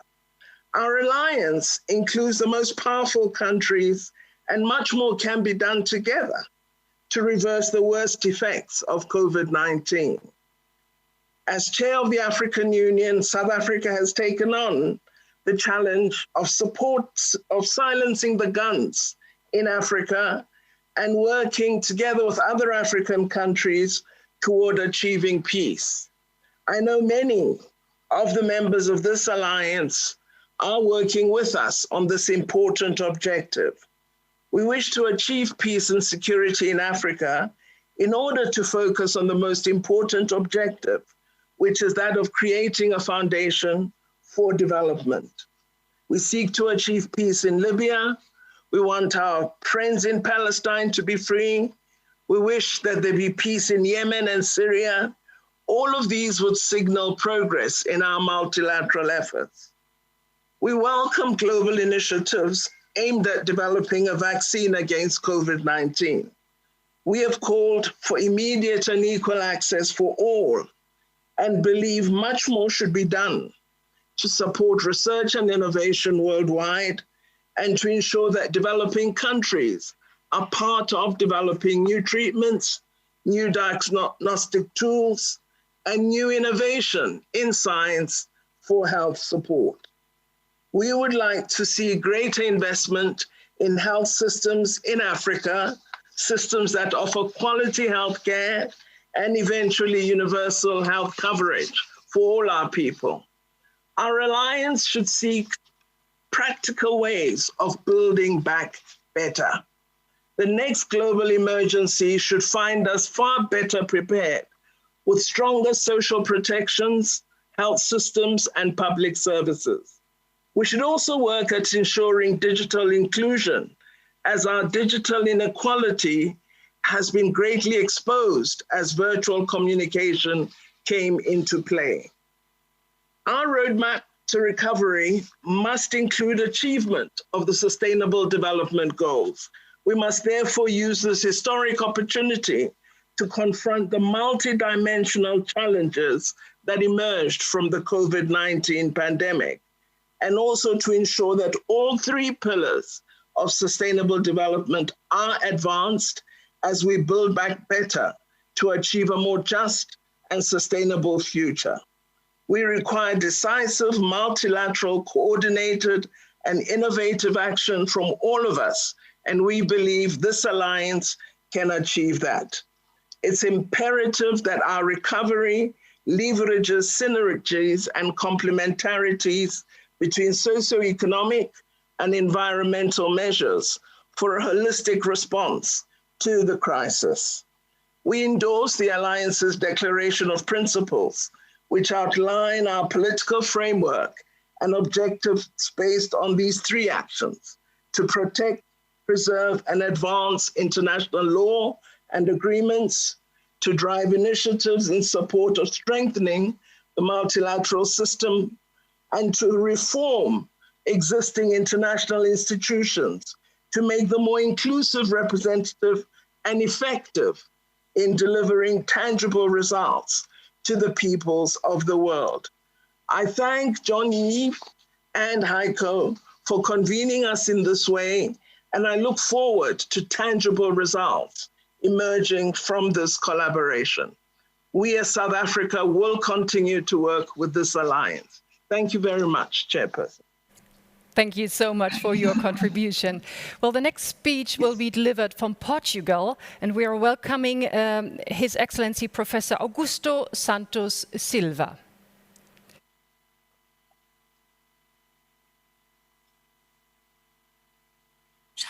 yours. You can start now. Okay. Yeah. Thank you very much, Chair. The COVID-19 pandemic is a wake-up call for the importance of international cooperation. No country is immune to this pandemic, and no country will be able to deal with it alone. So the global emergency caused by the COVID-19 pandemic has underlined the central role of multilateralism with the UN at its core to achieve collective health, prosperity, and security, and reinforced the need for greater international cooperation and coordination in response to global pandemics, with the World Health Organization as the backbone of our global response. Portugal has contributed promptly to several relevant instruments of this global response, such as the ACTA initiative and the Global Vaccine Summit. We are committed to search for an effective vaccine for all countries, having joined the COVAX facility mechanism.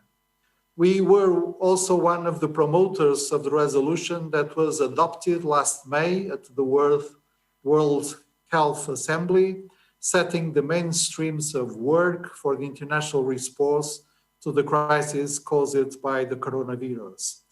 The Alliance for Multilateralism should remain committed to support the World Health Organization in leading the global response and promoting effective and accountable institutions in support of the implementation of Sustainable Development Goal 3. The COVID has reinforced the importance of the One Health concept, recognizing that human health is closely related to the health of ecosystems. However, with or without the pandemic, climate change remains the single greatest global threat to our existence. We need an urgent and ambitious reduction of emissions in all economic sectors. In the wake of COVID-19, we must strive for a green recovery and build back better. Portugal strongly supports the Paris Agreement, and we must reach a carbon neutral economy by 2050, as forecasted in our national and European plans in support to the fulfillment of SDG 7. The preservation of biodiversity should also be faced as a global, comprehensive, and cross-cutting commitment. Portugal already has 22% of its land area under protection. Over the last decades, Portugal has also achieved the Aichi target of 10% of marine protected areas in its waters. And we are fully committed to protecting 30% of land area and 30% of marine area until 2030. We have joined the Global Ocean Alliance, which already includes more than 20 countries and seeks to promote the target of protecting 30% of the global marine area. We trust the 15th Conference of the Parties in China next year that will be a key moment for all member states to agree on an ambitious and concrete vision for the preservation of biodiversity. We look forward for the UN Ocean Conference in Lisbon, which we co-organize with Kenya.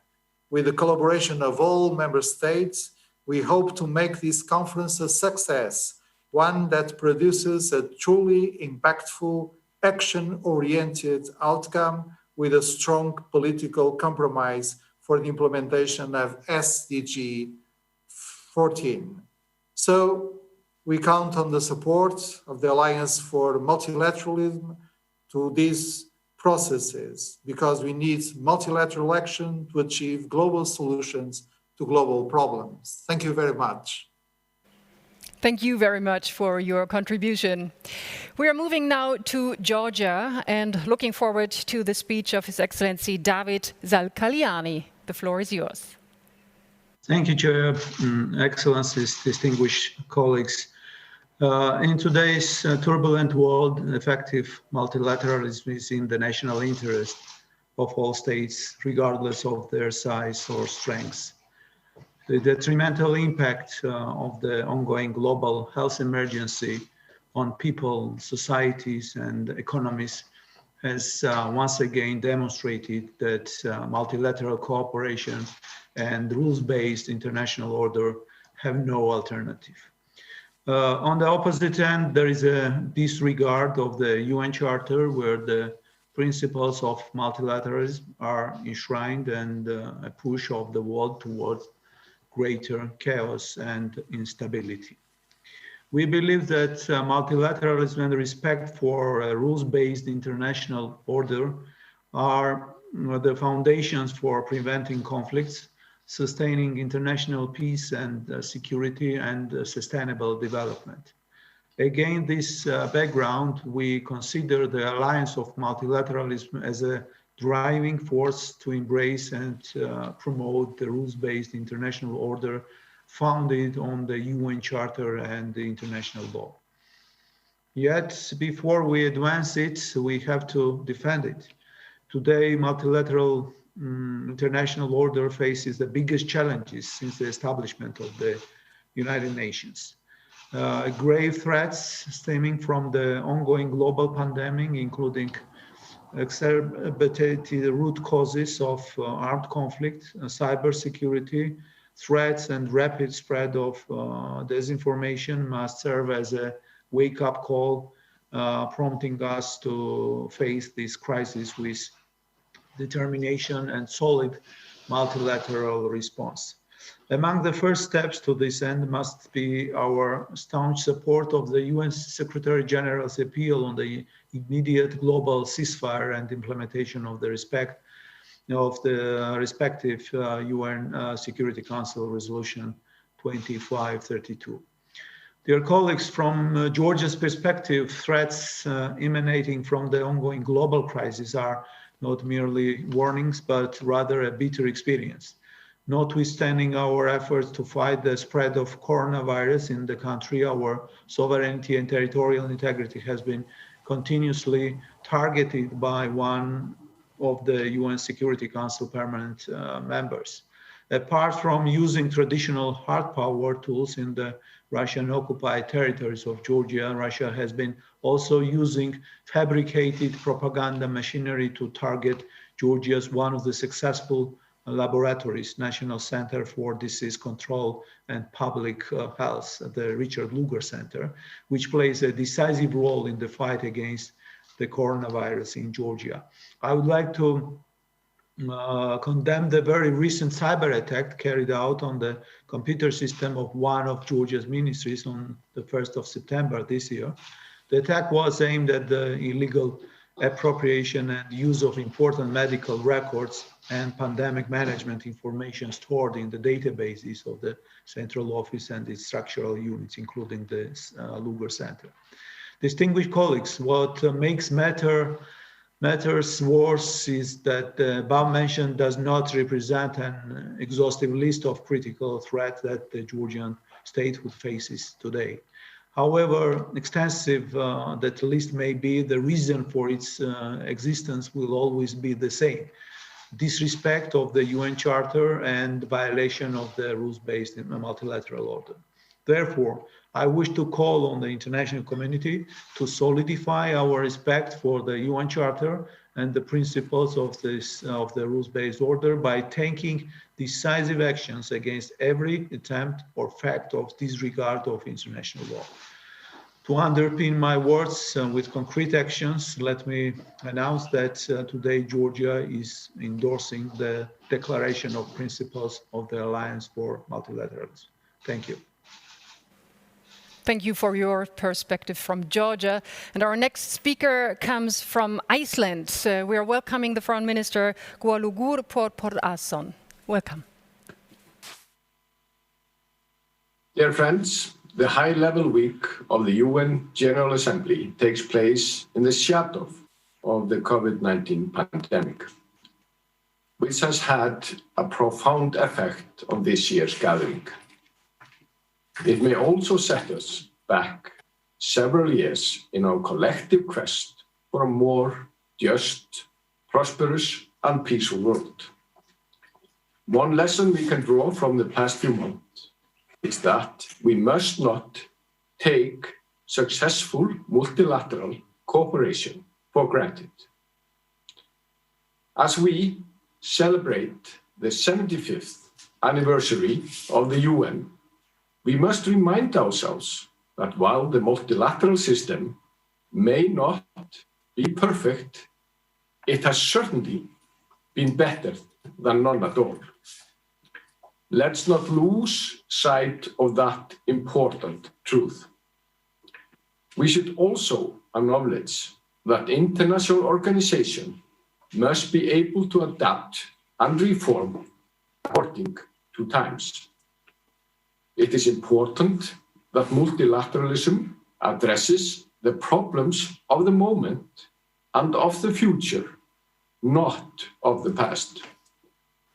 So let us approach the task at hand as an opportunity and commit ourselves to build back better in a spirit of solidarity and cooperation. I want to address specifically one aspect of today's meeting agenda, that of gender equality. Together, we need to redouble our efforts to reach our goals and global commitments on gender equality. While doing so, it is vital that we consider the complex challenges and risk of setbacks due to the COVID-19 pandemic. Iceland is proud to have recently been chosen to co-lead the Action Coalition on Gender-Based Violence for UN Women's Generation Equality Forum. This initiative will launch a set of concrete and ambitious actions to achieve progress towards gender equality. As we celebrate the 75th birthday of the United Nations, we can also look back at progress made as a result of Resolution 1325. One of the fundamental aspects of these resolutions is women's participation at all levels of decision-making. We need to make sure that we are not only counting numbers. Women must have the opportunity to participate in an active and meaningful way. In all peace processes, peacekeeping and peace-building operations, we should constantly be asking, where are the women? At the same time, and this is a broader reflection, we need to push for a change of social norms. But for us to be successful in this venture, we must engage men in our efforts. Disproportionately, men occupy position of power, and it's therefore so important that they become agents of change. Iceland has systematically encouraged the participation of men and boys in this debate, as underpinned by Iceland's active role in the He4She campaign of UN Women, and the development of the barbershop concept, a project that aims to engage men in this important conversation. In closing, I would like to call on all the members of the UN nations to work with us to participate in a meaningful way in ensuring that the multilateral system continues to be a platform for all nations to work together towards our common goals. And let us remember that gender equality and women's full participation is a significant contributor in strengthening the multilateral system. Thank you. Thank you so much, Your Excellency. And from Iceland, we are moving now to Ecuador, and we are glad that His Excellency Luis Benigno Gallegos Chiriboga is joining us now. The floor is yours. Thank you. Thank you very much. Allow me first to thank Germany and France for organizing this meeting of the Alliance for Multilateralism at the margins of the 75th General Assembly High-Level Week. Diplomacy has an instrumental role nowadays, with a strong United Nations at the core of the multilateral system. More than ever, our actions will help to build a better and more inclusive world through a transformation accelerated by COVID-19. Ecuador joined the alliance in April 2020, and today I wish to reiterate our commitment with the goals and principles and offer our contribution to building back better. In front of an increasingly polarized and fragmented world, Ecuador will continue championing the values and goals of the alliance. In this regard, 4 essential points from the round tables are the following.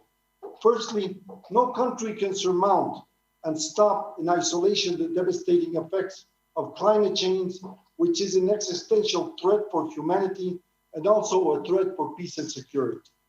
Some of the adverse effects of climate change can hamper years of achievement on sustainable development in a matter of hours. We need to reduce the likelihood of zoonotic infections. Climate change has accelerated the risk of environmental impact of disasters as highlighted by COVID-19 pandemic, which brings me to my second goal, global health. I reiterate my country's support of the United Nations call for shared responsibility and global solidarity in response to the impacts of the pandemic. Ecuador voted in favor of the resolution on the comprehensive and coordinated response to the COVID-19 pandemic. We will continue to support and work together towards a response that delivers universal access to treatment and vaccines, and we call for universal recognition of immunization against COVID-19 as a public global good. On gender, Ecuador is committed to support the objectives of the Generation Equality Forum to be held by France and Mexico in 2021 to fulfill the objectives of non-discrimination and empowerment of women envisioned in the main international instruments on this subject. It is time to move on to close the digital divides and to increase international cooperation. With this commitment, Ecuador endorses this year the Global Declaration, Close the Digital Divide, Global Declaration on Digital Response to COVID-19. Furthermore, we need to amplify the gains of the use of tick screening for all. We need to, first of all, increase financial support to close the digital divide and direct resources to digital transformation and financial inclusion. Reinforce digital capabilities to guarantee that our citizens exercise their rights to education, health, and reliable information. Promote respect for human beings, as well as the individual's privacy and safety online. Reach ITC companies, academia, scientific and technical communities from all regions to achieve multiple stakeholders approach. Before concluding, it is an honor to announce that in the coming days, Ecuador will join the Paris Call Trust and Security in Cyberspace, reaffirming our support for a safe, open, and free internet. Ladies and gentlemen, thank you very much. We trust and believe in a strengthened multilateral solution, especially in these dramatic moments that the world has put us, the history of the world has put us in. Thank you. Thanks a lot for your speech. So our next speaker comes from Armenia, and we are greeting the Foreign Minister Zorab Mnatsa-Kanyan. The floor is yours. Thank you very much, dear colleagues. Greetings from Yerevan, and thank you for this important platform, providing this important platform of like-minded countries who care about multilateralism. And the symbolism of it is that we are commemorating the 75th anniversary of the United Nations. And I think a very important message about this initiative is not to celebrate 75 years of a limping grandma, but of a statement that without multilateralism, without global engagement, especially at a time when we're dealing with those challenges to a collective effort, COVID-19 is only amplifying the pressures on the collective effort and leading us towards these risks of deglobalization and unilateralism. I think we have to make a strong statement with this initiative that the United Nations remains a core engine of the international system in terms of creating norms, rules that facilitate cooperation among states. Unfortunately, we are in a situation, we have a massive body of international norms based on the UN Charter and international law that are not adhered to and are challenged by such unilateral actions. Diffusions of norms undermines the existing mechanisms of international relations, creates pitfalls for the proper functioning of primary institutions, and endangers global peace and security. Unilateral actions could not always be justified by seemingly rational choice. Sometimes it is simply an unfortunate side effect of distorted perception of identity by ruling elites, a phenomenon that we are witnessing in our region. Whatever roots have unilateral behavior, we are here to recommit ourselves to effective multilateralism and cooperation for global peace and prosperity. The international community is facing unprecedented challenges in many directions. Climate change-induced disasters, social strains caused by COVID-19, increased obstacles in the ever-expanding cyberspace. COVID-19 crisis shocked the world and uncovered the fractures that exist in the global support network. Armenia remains a strong advocate of efficient and impactful multilateral institutions. We support the reforms to increase their effectiveness. In this context, the WHO has played a significant role in coordinating the global health response thus far. That is one of the reasons that we have joined the declaration of the previous ministerial meeting of this alliance on June 26, 2020, entitled Strengthening the Multilateral Health Architecture. Beyond COVID-19, Armenia advocates for regional and sub-regional cooperation to face shared challenges such as the climate emergency. Armenia endorses and supports the pursuance of the global legal instruments aimed at mitigating the consequences of the climate change, ensuring climate-resistant development. We aim to build a competitive and inclusive civil society benefiting from technological, industrial, and environmental high standards. Boosting high-tech development in the country, several technological centers were created with a strong focus on youth empowerment and education aimed at sustainable development. Another priority area for Armenia is ensuring free, secure, and sustainable cyberspace. The rapid expansion of cyberspace and information technologies has brought many benefits, but it has also created new exceptional challenges that we must collectively face. Information is a valuable resource for development, and we must ensure that it is not distorted and abused. Finally, we reaffirm our commitment to gender equality and women's rights amid the 20th anniversary of landmark UN Security Council Resolution 1325. Armenia prioritizes the participation of women in all the fields, including political, economic spheres, through enhancement of their capacities.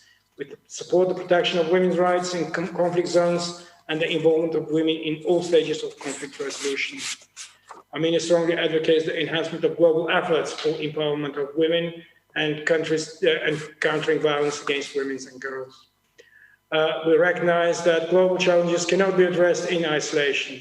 It's firmly supporting the Alliance of Multilateralism in its effort to make multilateral institutions more effective and delivering tangible results. We remain strong advocates of this alliance.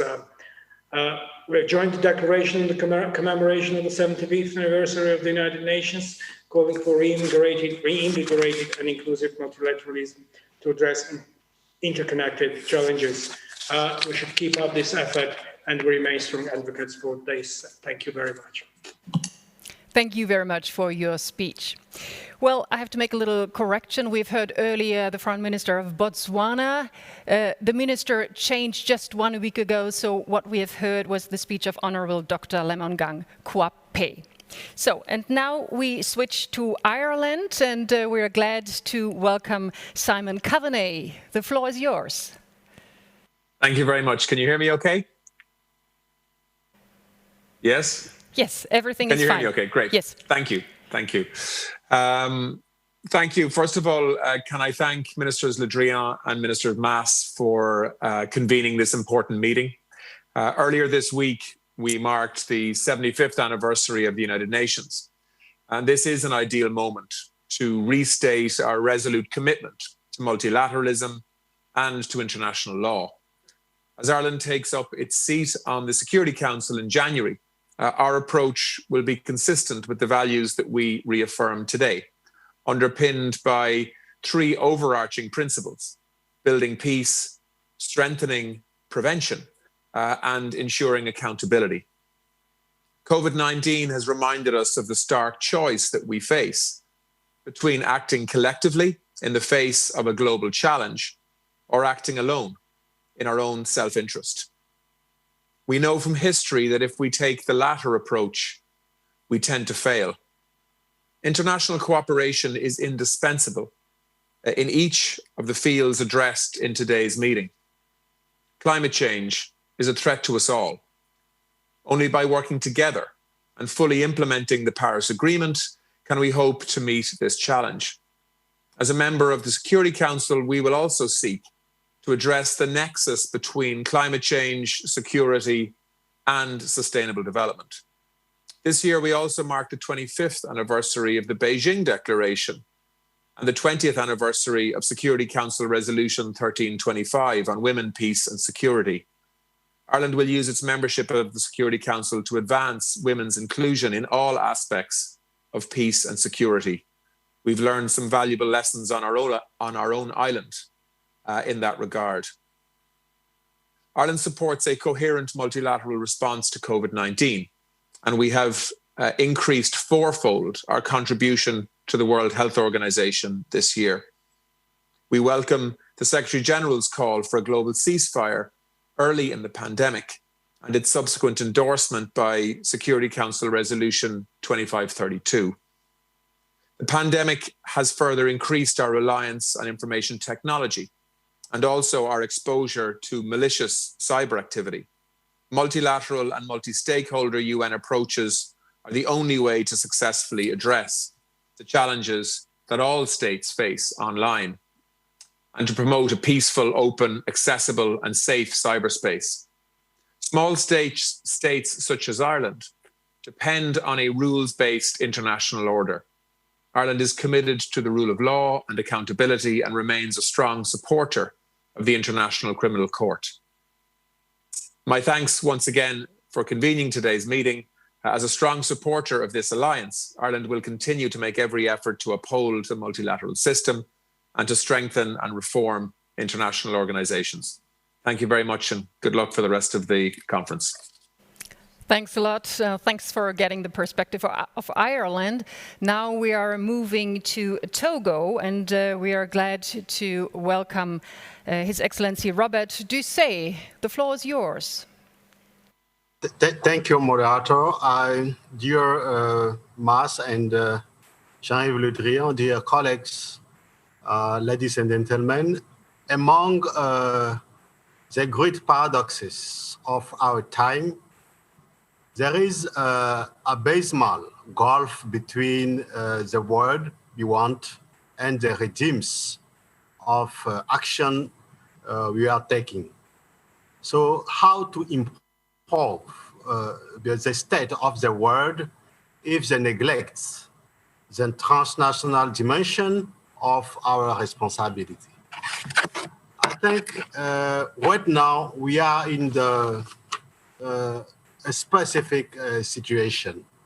The world is global, and we need a system of global actions, consultation, dialogue, and consistent cooperation. Togo has fully supported our alliance and the action it implements to improve the state of international cooperation from the outset and beyond the world. We need more and more cooperation, please. You know, Togo reservedly endorses the declaration of principles of our alliances, which reaffirms, of course, the principles enshrined in the United Nations Charter and the equal sovereignty of states, as well as the essential support for international law and multilateral institutions for international cooperation. Togo, my country, finds the alliances option very relevant for concrete initiatives in favor of multilateralism, concerted action, the role of law in international life, and the support and promotion, even the reform of international cooperation institutions. But now, before I conclude, I would like to tell you, we need the action. One of example of action we need right now, for example, is the reform of Security Council. This reform is very important for us, from Africa, and for everywhere. We think because we have COVID-19 right now, it's a time for us to take a reform of Security Council as our priority. Thank you so much. Thank you very much for your contribution. Now, our next speaker comes from Lebanon. We're welcoming Foreign Minister Charbel Wehbe. Thank you, Madam. Your Excellencies, Ministers of Foreign Affairs, ladies and gentlemen, representatives of the civil society, let me start by thanking my dear colleagues, Heiko Maas and Jean-Yves Le Drian, for organizing this conference of Alliance for Multilateralism. I cannot start my speech today without honoring Dr. Charles Malik, the Lebanese statesman and diplomat who was a strong believer and defender of human rights and international cooperation. His attachment to this cause led him to represent Lebanon in the founding conference of the United Nations in San Francisco in 1945. Moreover, he applied his knowledge and work in the drafting of the Universal Declaration of Human Rights. It is based on such heritage that Lebanon's diplomatic actions operate, incarnating multilateralism in its identity, and inspired by its philosophy, Lebanon takes stances regarding international subjects. Since the advent of international law, it is impossible to imagine a world where a decision can be made unilaterally, whether it is related to human rights, to climate, health, or international peace and stability. All of us have the right to deal with such subjects and propose solutions to them. The international efforts toward facing the COVID-19 pandemic directly comes to mind. This pandemic has once again showed the importance of international cooperation to fight an invisible yet common enemy. Lebanon strongly believes in multilateralism and considers it crucial for its stability and security. It allows all states, no matter their power, to have a seat at the negotiation table. Moreover, it permits them to express their positions at the international scene, promoting equality, dignity, and engagement. The 4th of August is a tragic day in the history of Lebanon. The explosion of the port of Beirut left the country, its capital, and the Lebanese people scarred for life. However, if it weren't for the immediate cooperation and humanitarian aid of many countries around the world, which we thank, our country would not have been on the path of recovery from that tragedy. Also, it is through this international cooperation that Lebanon is preparing a global reconstruction plan with the help of France, the UN agencies, and friendly countries. This international help highlights once again the advantages of multilateralism. Finally, I would like to reiterate Lebanon's attachment to multilateralism, which we consider to be the spearhead of international relations. We are convinced that without dialogue and cooperation, solutions could never be found. After all, this is how our country operates on an internal level. our republic is run by a multilateral cooperation between different political and religious factions. Allow me, Your Excellencies, ladies and gentlemen, to remind you that it is not only necessary, but also imperative after the COVID-19 pandemic to intensify our efforts towards setting our world back on the right path, the path of development and well-being. And this cannot be achieved without multilateralism. Thank you, Madam. Thank you so much for your contribution. Now we are moving to Paraguay, and I'm looking forward to welcome His Excellency Antonio Rivas Palacios. Now the floor is yours. Good morning, Minister Mas, Minister Ledrian, colleague ministers, ladies and gentlemen. The crisis caused by the pandemic is a huge challenge for all countries. Now, more than ever, we must reinforce multilateralism, international cooperation, and solidarity as the best tools to face global challenges. In the fight against coronavirus, Paraguay has adopted extraordinary measures in order to save life and protect the health of our population as a priority. We must see this crisis as an opportunity to work closer and better. Support to multilateralism, integration, and international cooperation must be reflected in real action that should be fostered by all of us together. It is crucial to find an effective vaccine and to make it accessible and timely for all.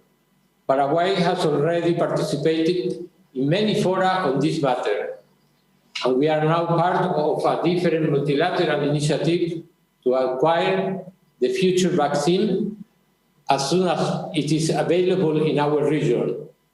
Recovery of different fields will also demand several joint efforts.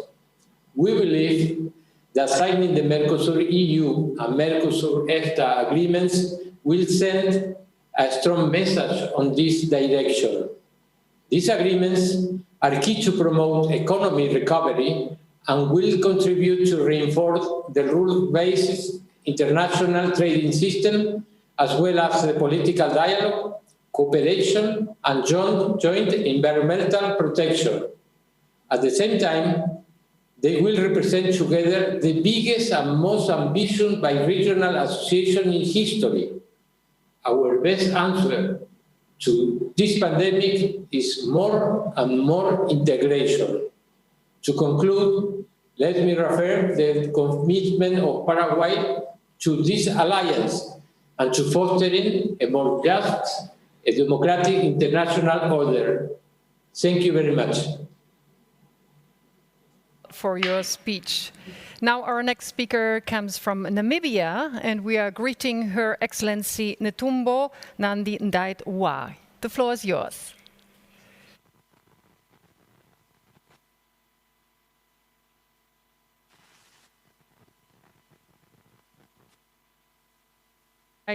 Okay, as you can see, Namibia is not ready yet, so we are continuing with our next speaker, who is coming from Andorra.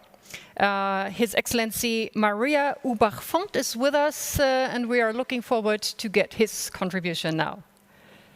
Thank you very much. Excellencies, dear colleagues, at the outset, let me congratulate France and Germany for leading the Alliance for Multilateralism and for organizing this important event where we can assess the essential contribution of multilateralism to building back better. 75 years ago, the United Nations were successfully created, following the world's commitment to end the Second World War and work to make peace sustainable. Today, a microscopic virus has caused a global health, social, and economic crisis and is shaking our common house while highlighting existing gaps in our collective response. But this global crisis gives us an opportunity to improve the cooperation and to bring together multilateralism and the civil society. Global challenges as those we have to face today cannot be address it in isolation. We absolutely need multilateral cooperation and rules-based international order to guarantee international stability, peace, and prosperity for every human being. We must redouble our efforts to reinforce the participation of civil society in multilateralism. In that sense, we need an inclusive multilateralism based on the essential contribution of the private sector, business, foundations, research community, regional governments, local authorities, and cities. We need also to promote new initiatives and achieve concrete results. Innovation is another key. Andorra believes that innovation, science, and knowledge, well-oriented, are valuable instruments to face disruptive changes as climate change, loss of biodiversity, natural disasters, and health crises, among others. More than ever, we must work together on advanced reforms in many fields like health, climate, cyber technologies, gender, and education. It is also essential to build confidence in young generations. They will be the leaders of tomorrow, and today they are truly drivers for transforming the world. We must count on them more and better. Excellencies, the decade of action has turned into the decade of recovery. I believe we all agree that multilateralism is the cornerstone to build back better. We need individual change and personal commitment in order to work together in the same direction for the sake of our planet. Let's value this precious gift, one earth, one voice. I thank you for your attention. Thank you very much for sharing your view with us. And we are trying to get back to Namibia and see if the line is standing now. Can you hear us now in Namibia? Okay, can you get a picture of us? Can you hear me? Yes, we can hear you and we can almost see you. Yes. So please, yes, so welcome. Thank you for joining us. The floor is yours, Your Excellency. Thank you very much, Your Excellency Henrik Maas, Minister of Foreign Affairs of Germany, honorable ministers, ladies and gentlemen. I'm honored to participate in this virtual meeting, focusing on our commitment and contribution to build back better. At the onset, it's important to emphasize the urgent need for global solidarity and cooperation, as global challenges cannot be addressed in isolation. Global challenge cannot be addressed in isolation. Multilateralism and rule-based order are essential tools for strengthening governance and the protection of civil liberty and fundamental rights of the people. It offers a global code within which we can advance shared value, build on respect for human dignity and value for life and the well-being of the citizens of the world. Hence, we need to defend multilateralism at all costs. In doing so, our commitment to the Charter of the United Nations and multilateralism should go beyond words and be compelled with dedicated action and accountability. This is particularly important as we continue to mobilize broad and diverse support for sustainable international cooperation, especially in our quest to defeat COVID-19 and to ensure equitable access to safe and effective vaccine for all the world. The world will not remain the same post-COVID-19. Hence, we need to adopt and seek strong partnership as we tackle issues of gender equality, climate change, as well as cybersecurity. In the spirit of the 75th anniversary of the United Nations Charter, we should all stand in unity and solidarity to ensure the collective action is taken to secure a peaceful and healthier world in our efforts to build back better. Our engagement today presents us with an opportunity to discuss critical topics pertaining to gender equality, climate change, digitalization, and most importantly, health. Your Excellency, in Namibia, gender equality is not a slogan. Namibia has been embracing gender equality and empowerment of women since the dawn of our independence. Women played an equal part in the liberation struggle of our country.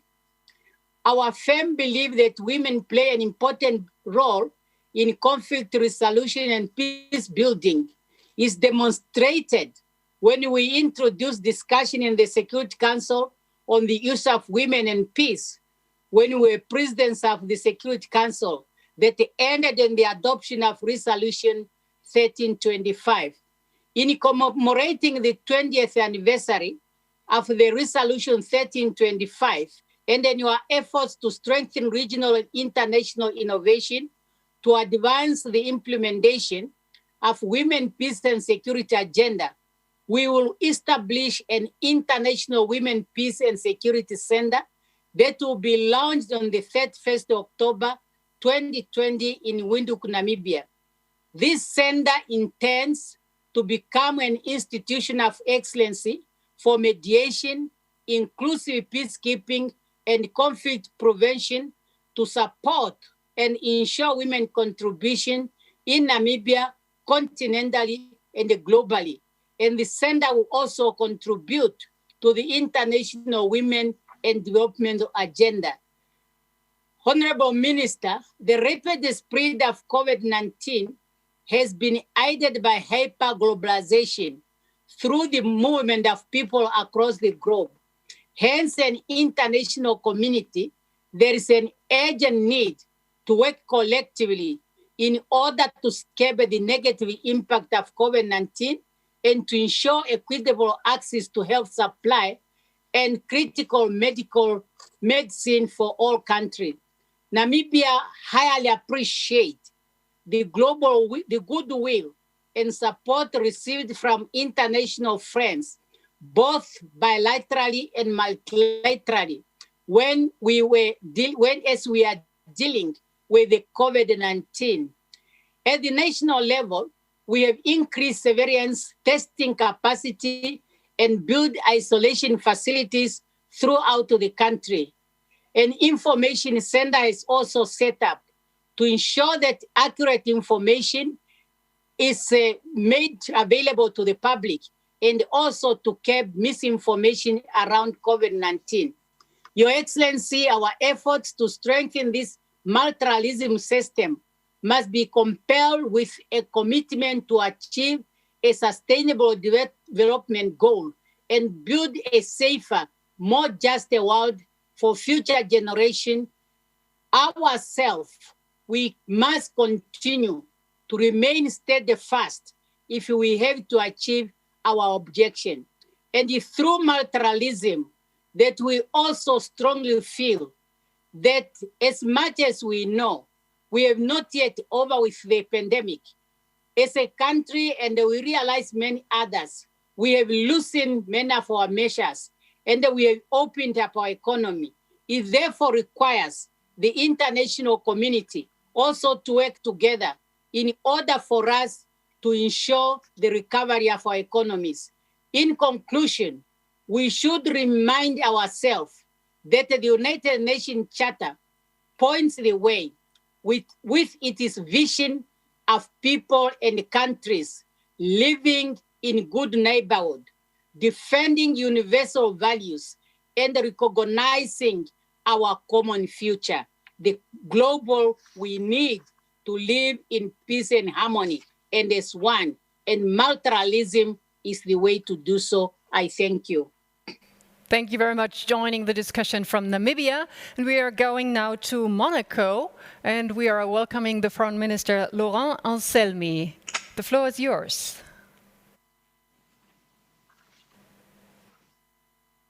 So you can start now talking. We can hear you, we can see you. Thank you. You hear me? We do. Okay. Ministers, dear colleagues, Your Excellencies, ladies and gentlemen. Multilateralism is a humanism and always has been. It was devised at a historic point in time when humanity recognized the utter horror of acts that people could be driven to commit by their madness. As a result, the idea of an organized form of international governance emerged.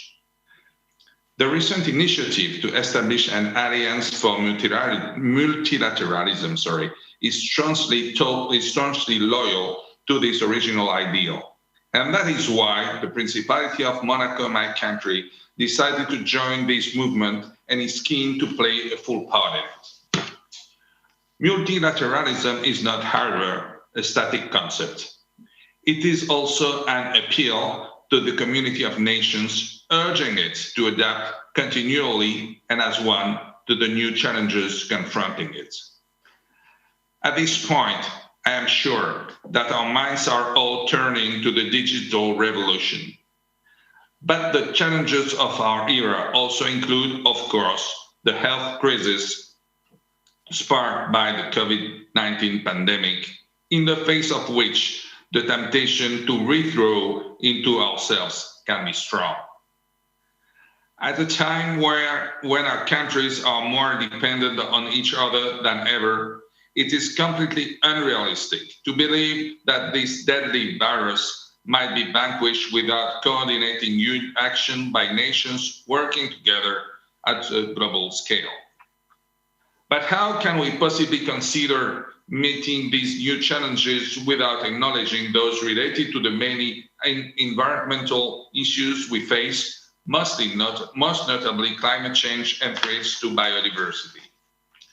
In this area, as in the field of official development assistance, the Principality of Monaco, at the initiative of His Serene Highness Prince Albert II, supports the actions developed within international forums.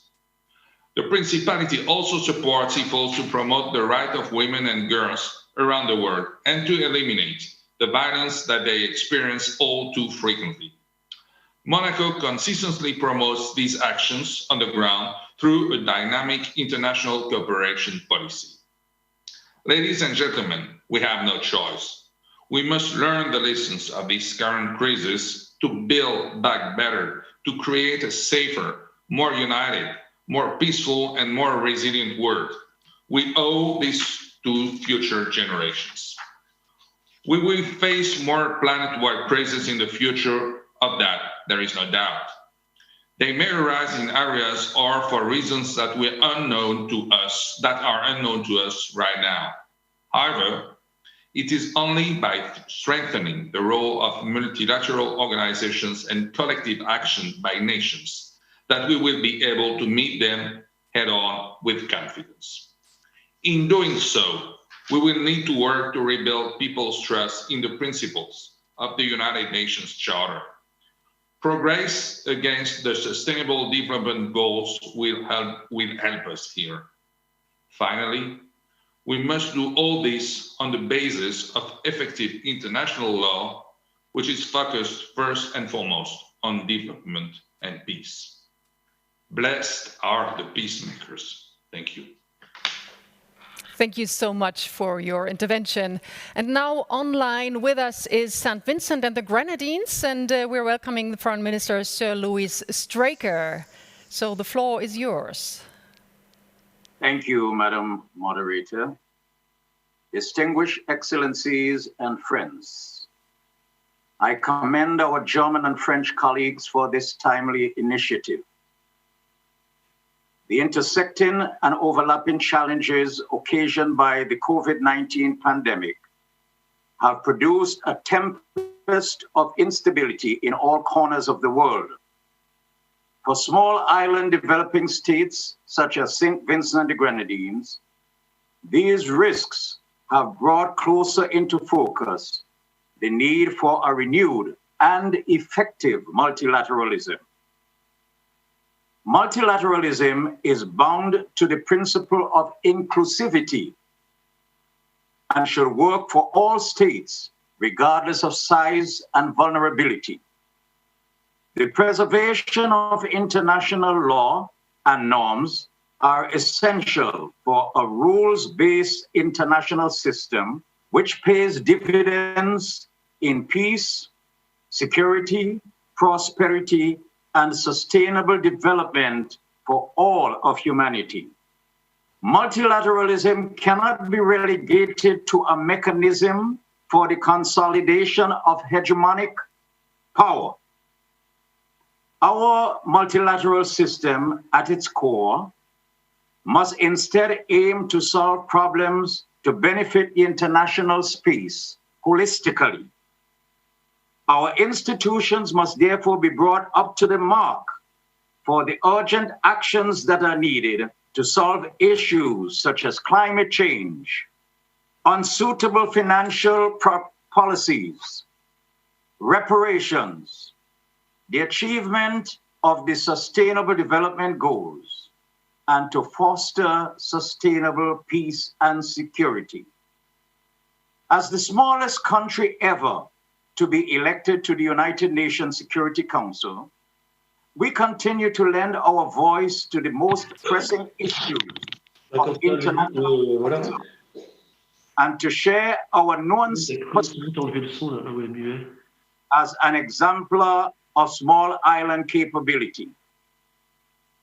While serving on the Council, we also continue to advocate for the urgent reform of the Security Council in order to improve the representativeness and accountability of that important body. Like many other small island developing states, we contribute to and rely on the international system. And so we reiterate that all multilateral systems must be inclusive of and effective for the states they encompass. Excellencies, as St. Vincent the Grenadines endorses the Declaration of Principles for this alliance, let us be reminded that only through multilateral action can we find solutions to the world's most pressing issues in the interest of all of humanity. We envisage multilateralism to be grounded on a rules-based system, strongly incorporating the principles of public well-being, inclusivity, equity, and accountability, and where action take into account the vulnerabilities of states. It is vital that the architecture of multilateralism acknowledge and elaborate practically for implementation a small island state exceptionalism. May this rising tide of opportunity lift us all up as we endeavor to build back better. A brighter future for multilateralism is possible. Let us embrace it. I thank you. Thank you very much indeed for your contribution. And we are switching now to Niger, and the Foreign Minister Kala Ankarwa is now waiting for us. He's online. The floor is yours.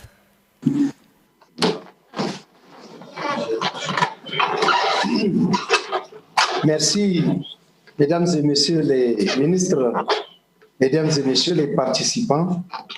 Je tiens à saluer avant tout et à remercier mes frères Jean-Yves Le Drian, ministre de l'Europe et des Affaires étrangères de France, et Ecomas, ministre des Affaires étrangères de la République fédérale d'Allemagne, pour l'initiative qu'ils ont prise d'organiser cette réunion ministérielle de l'Alliance pour le multilatéralisme.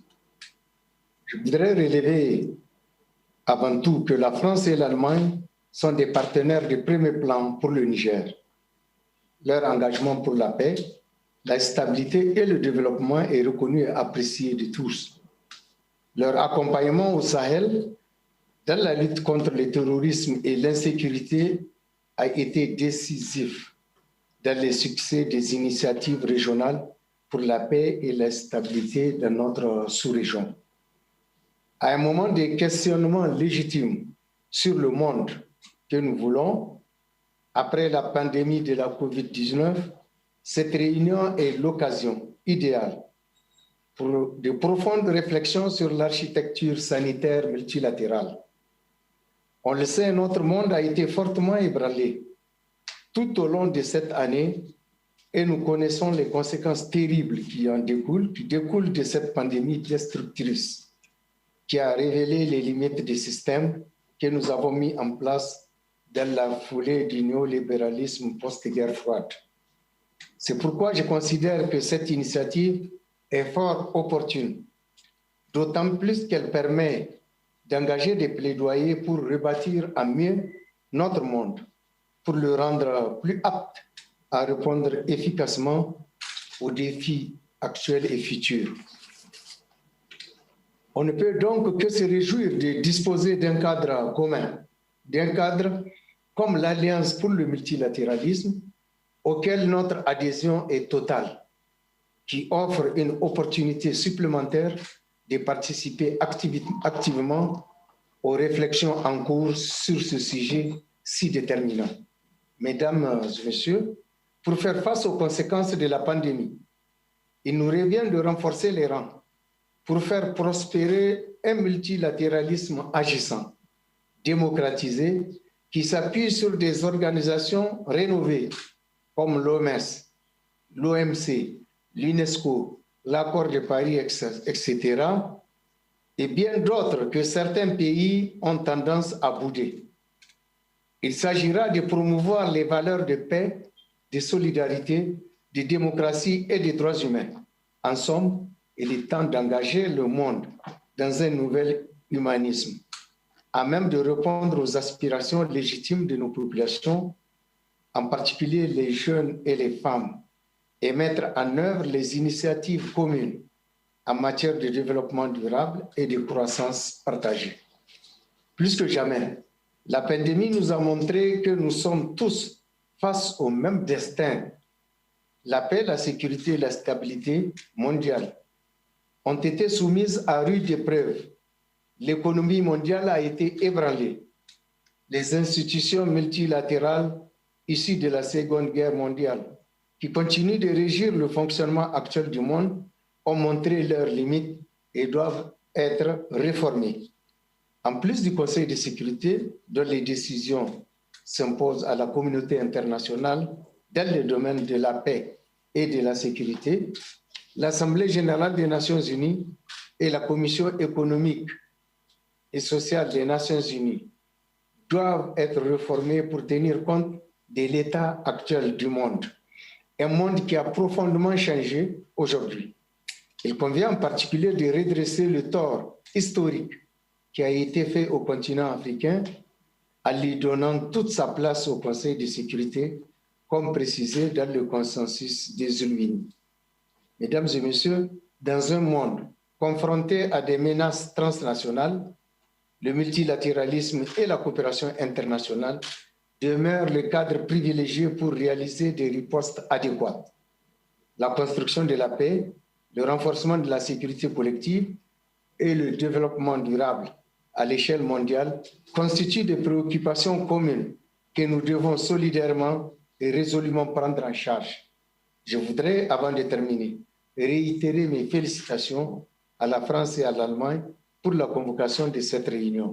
Je ne doute pas que les conclusions de la présente rencontre contribueront aux réflexions pour rebâtir en mieux notre planète, notre monde. Je vous remercie de votre aimable attention. Beaucoup à Niger pour votre contribution. And we are continuing now with Uruguay. The Vice Foreign Minister Carolina Ache Butler is joining us online. So please go ahead, the floor is yours. Thank you very much. Excellencies, Uruguay's accession a few months ago to this alliance is just one more sign of my country's commitment to multilateralism.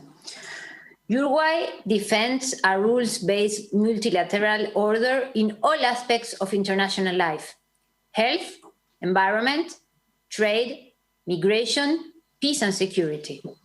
In that sense, my country will support every collective effort aimed at building a sustainable and resilient recovery from the current crisis, leaving no one behind. I congratulate the panelists of the 4 roundtables for their excellent contributions and initiatives to tackle global challenges and help us build back better.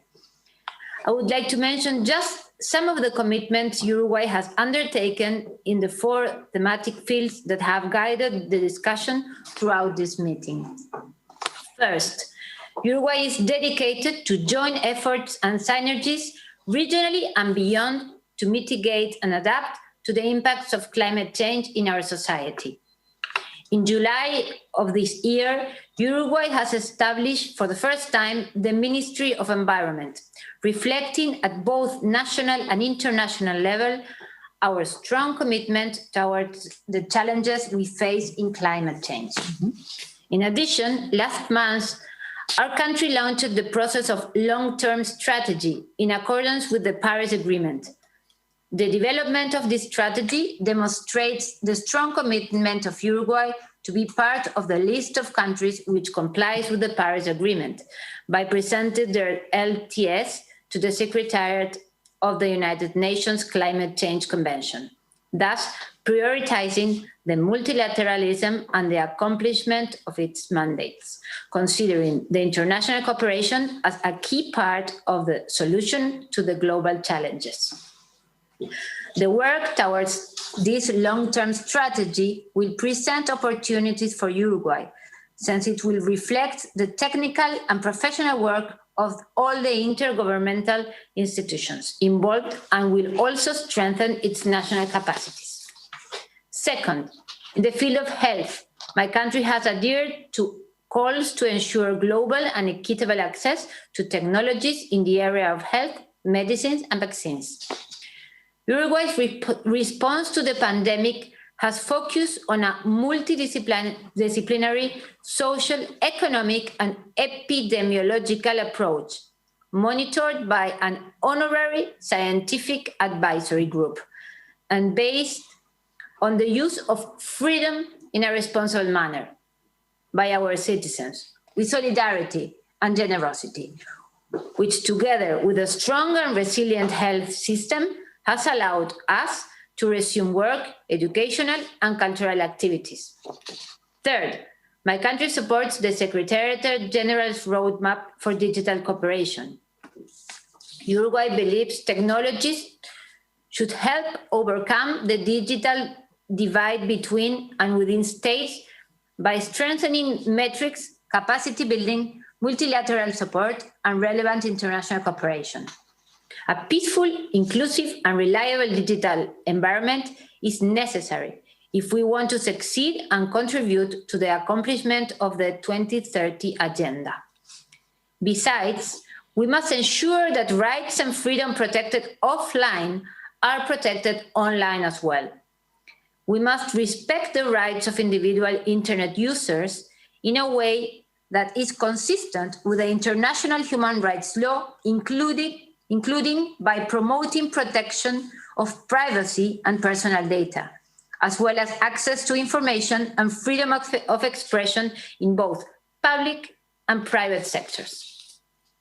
Lastly, regarding the gender agenda, fighting against gender-based violence is a priority of our government. As part of this commitment, Uruguay is co-leading the Generation Equality Forum Action Coalition on Gender-Based Violence. This is of particular significance at a time when, as a result of the COVID-19 pandemic, cases of gender-based violence have increased exponentially.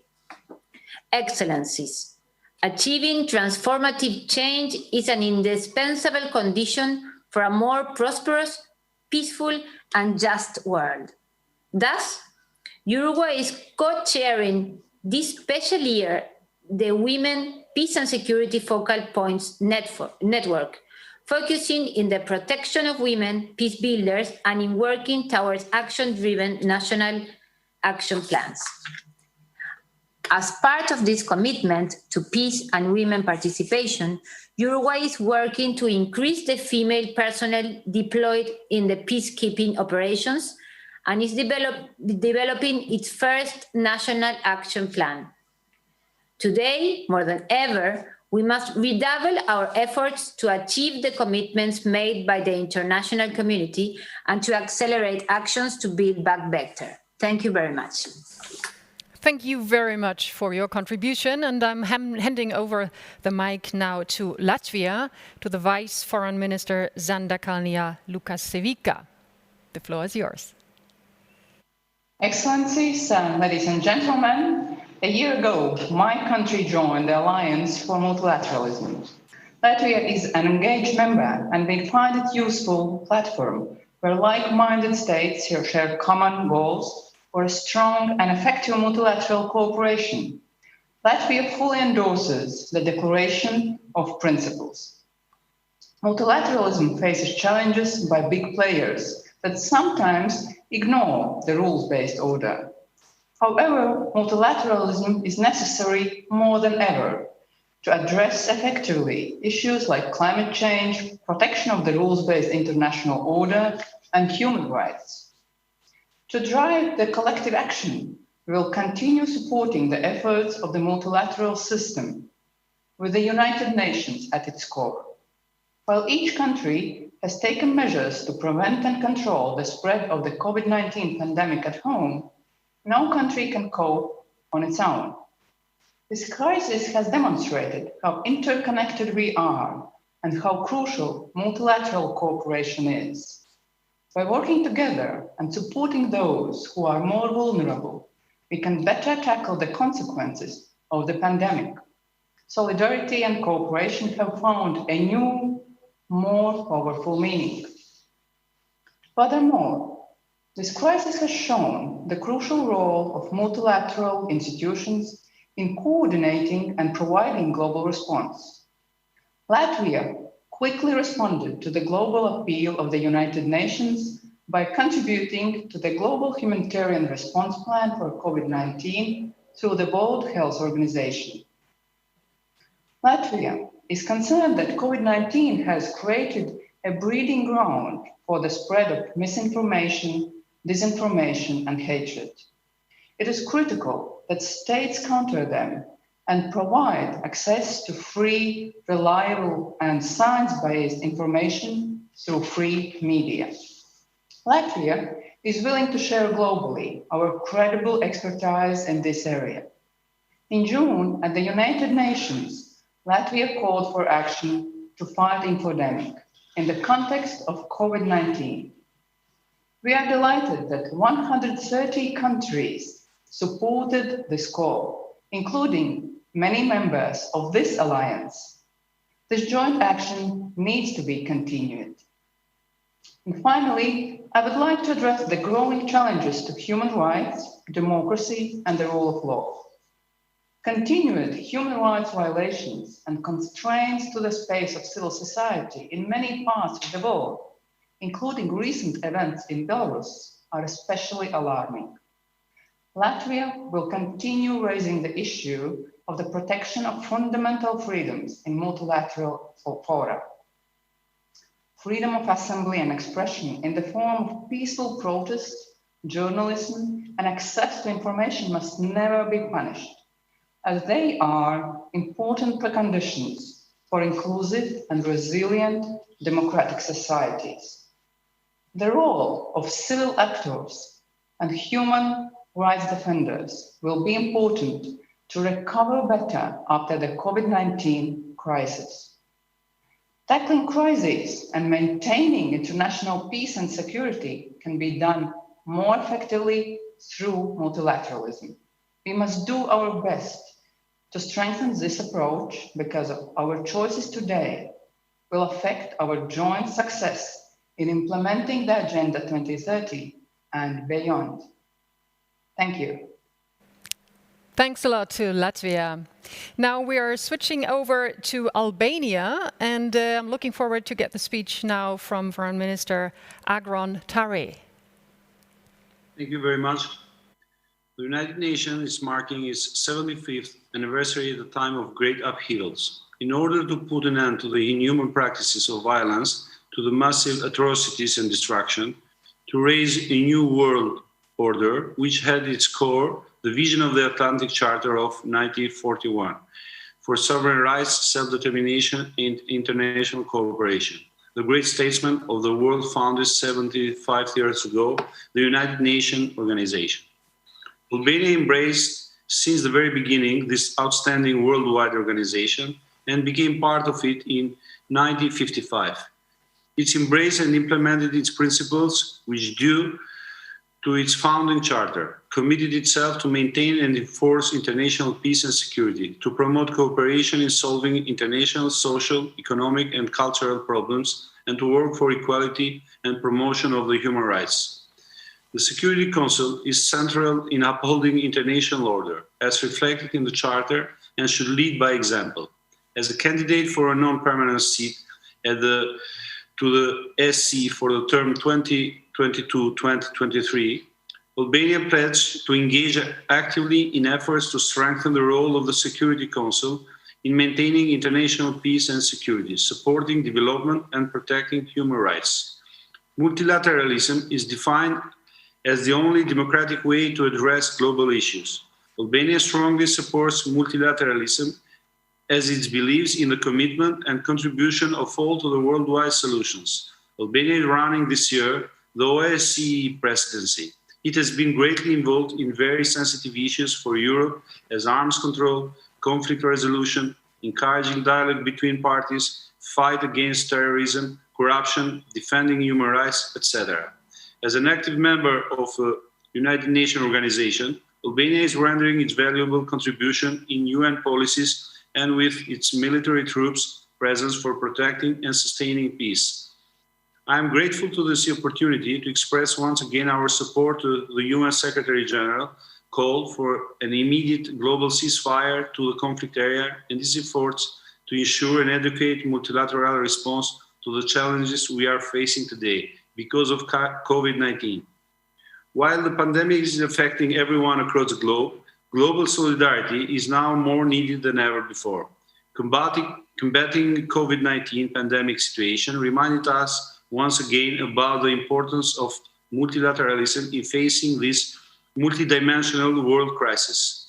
The COVID-19 pandemic is far more than a health crisis.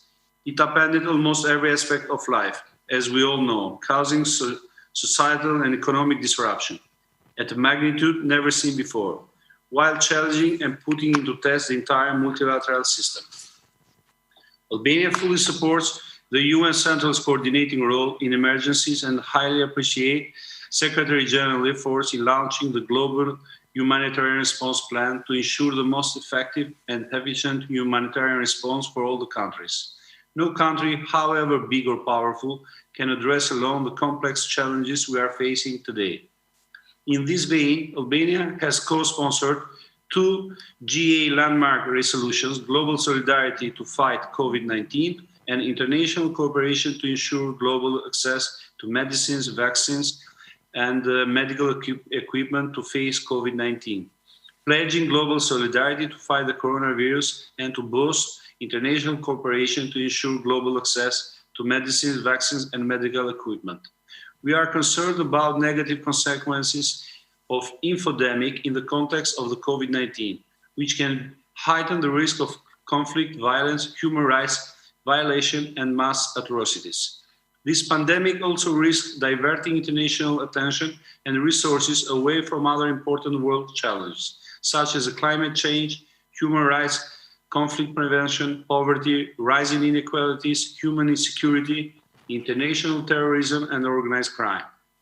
The world needs rules based on international order with effective multilateral institutions able to ensure stability, security, and respect for human rights, development, and prosperity.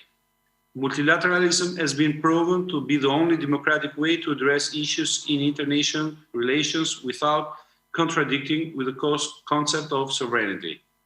While the UN reform is giving its first positive impacts, especially in the implementation of the 2030 agenda, through placing the development at the heart of the organization, the greater integration within the peace and security pillar, as well as a more integrated approach with the sustainable development and human rights pillar, are expected to strengthen the capacities of the United Nations in playing a more effective role in sustaining peace, as well as in protecting the human rights. Albania considers that the achievements of the Sustainable Development Goals and the implementation of the 2030 agenda is a shared responsibility. Albania is well positioned to achieve strong progress on Secretary SDGs by building on the development gains it has made through sweeping reforms. These include the administrative and territorial reform, as well as public administration, judiciary, social and energy reforms.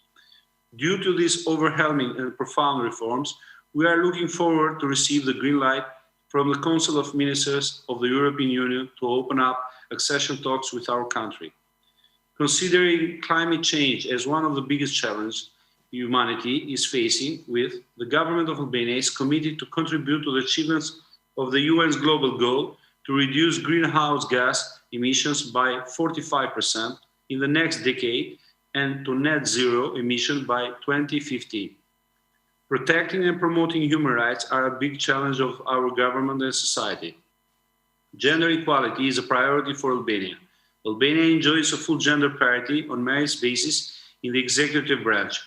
We are aiming to strengthen the role of women and girls in the security sector. The Albanian National Action Plan on the implementation of the UN's Security Council Resolution 1325, Women, Peace and Security, aims to integrate the gender perspective into our national foreign and security policy, providing a comprehensive legal framework to promote and increase women's participation in political and public life.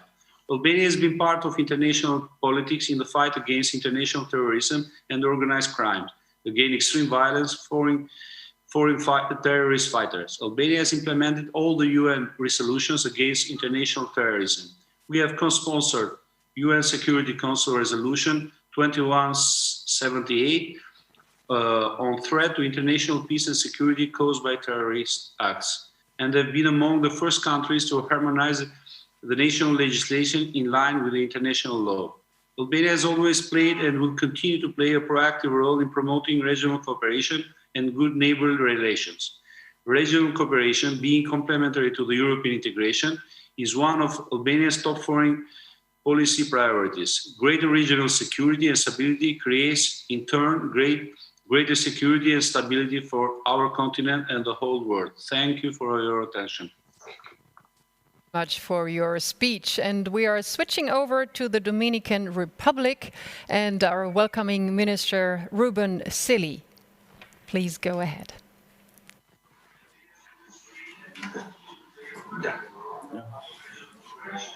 You can start. We can see you and we can hear you. Thank you. Estimados colegas, es con grato placer que me dirijo a ustedes en este importante evento sobre nuestros compromisos y contribuciones para reconstruir el espíritu de diálogo y cooperación necesario para sostener un orden multilateral inclusivo y eficaz. Agradecemos los importantes aportes de la Alianza para el Multilateralismo, pues es un esfuerzo encomiable para fortalecer un modo de acción que la historia nos ha mostrado es el único viable para enfrentar los principales retos de la humanidad. It is with great pleasure that I address you today in this important event on our commitments and contributions to build back the spirit of dialogue and cooperation needed to sustain an inclusive and effective multilateral order.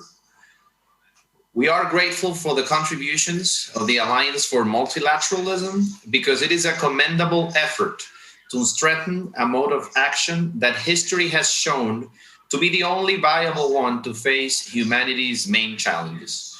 En especial, agradecemos el liderazgo de los ministros Jean-Yves Le Drian de Francia y Heiko Maas de Alemania en esta importante red estatal, unida por la convicción de que el multilateralismo y el orden internacional basados en normas son la única forma de garantizar la paz y la seguridad internacionales, así como enfrentar retos globales como la lucha contra el COVID-19 y el cambio climático.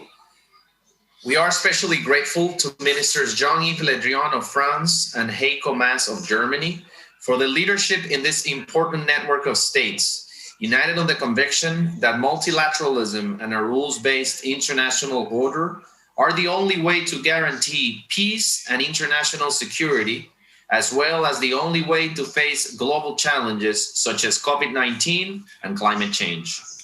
Por ello, hoy es indispensable fortalecer nuestra cooperación para acelerar esfuerzos que nos permitan avanzar hacia el alcance de los ODS, algo para lo que la acción multilateral es fundamental. This is why it is crucial to reinforce our cooperation to speed up efforts which could allow us to move toward achieving the SDGs, something for which multilateral action is key. La República Dominicana trabaja de forma incansable para reafirmar nuestro compromiso con el diálogo para llevar a cabo una acción multilateral inclusiva. Solo en el marco de espacios como la ONU podemos coordinar esfuerzos conjuntos sin importar el tamaño, la riqueza o el credo.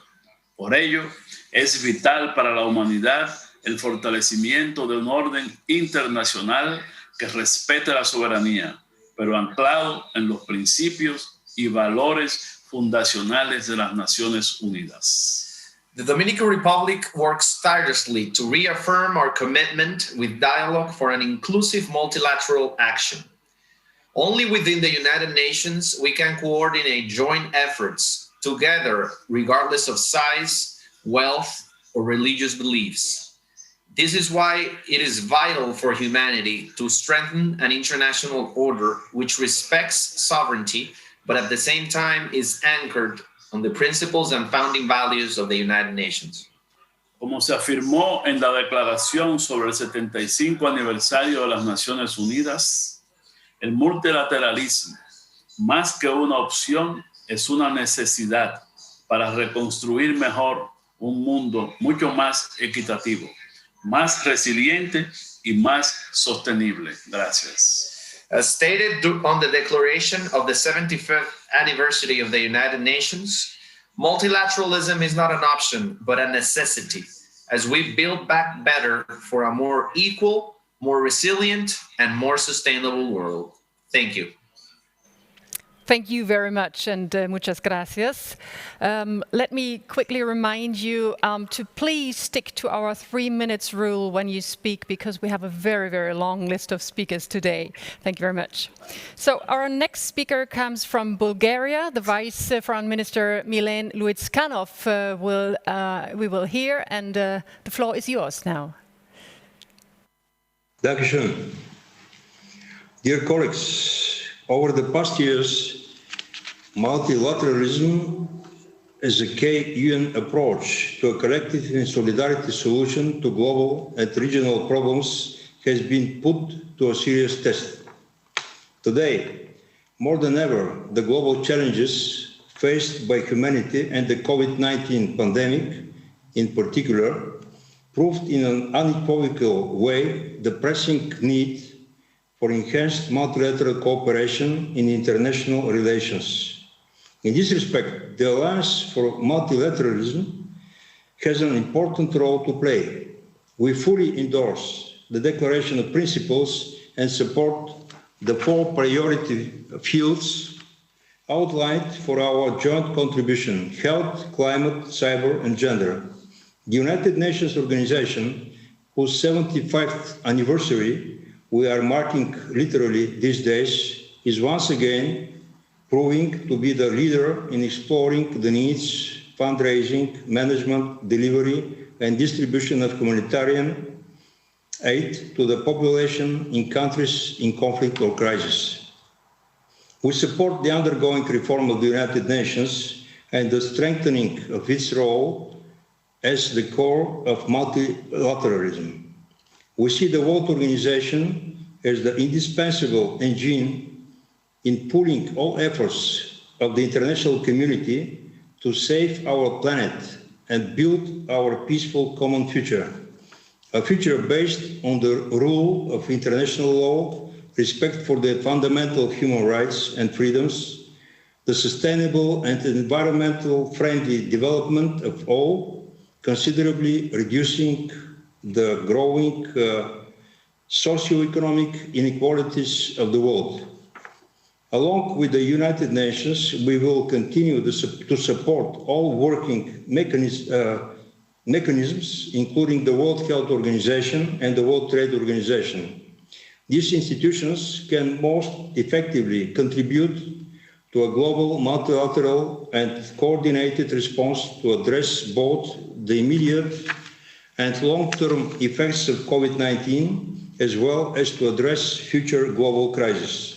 Dear colleagues, multilateralism, the key to our common future, has no alternative. We highly praise the leadership of both France and Germany and of the entire European Union in its reaffirmation in the world. My country, Bulgaria, is happy to be a member of the Alliance for Multilateralism and expresses great satisfaction with the fact that it is actively involved in this process as well. Thank you very much for the attention. Thank you. Thank you very much for your contribution.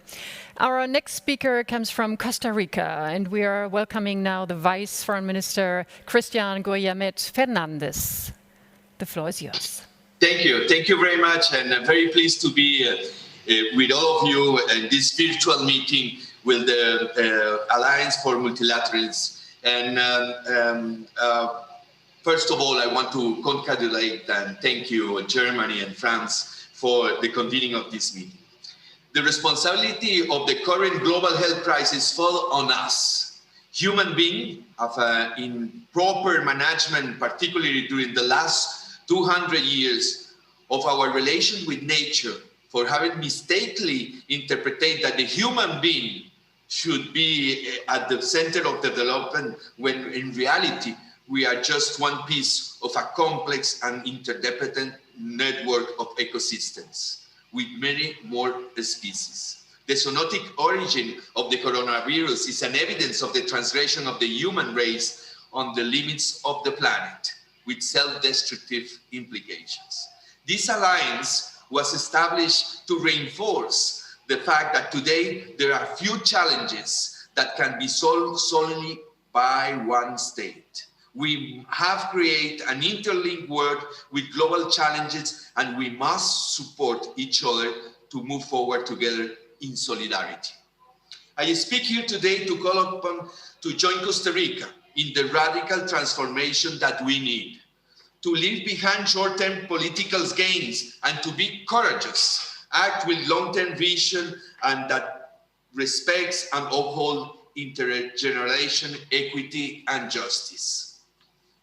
The effect of this health crisis pales in comparison to the social, economic, and environmental devastation that the climate and biodiversity crisis will bring to us. We must act with the urgency and firmness required to ensure the survival of all species on the planet. Yet, this emergency offers the opportunity to promote transformation rather than change. Reconstructions beyond simple recovery. We need new models of production and consumption that forever bury the perverse practices that led to this decline, just as the continuous use of fossil fuels. At this juncture, Costa Rica believes that the environmental agenda is a priceless tool to rebuild better on the basis of sustainable development models, with a systemic approach that guarantees the well-being of all people. Let us be truly ambitious and lead by example of multilateral understanding in next year's biodiversity negotiations in China and climate negotiations in Great Britain. Please, be ambitious. That's what we need with the multilaterals. Furthermore, therefore, that for these green reconstructions requires the greatest possible ambition in discourse, commitment, and concrete action, as well consistency in the performance of all.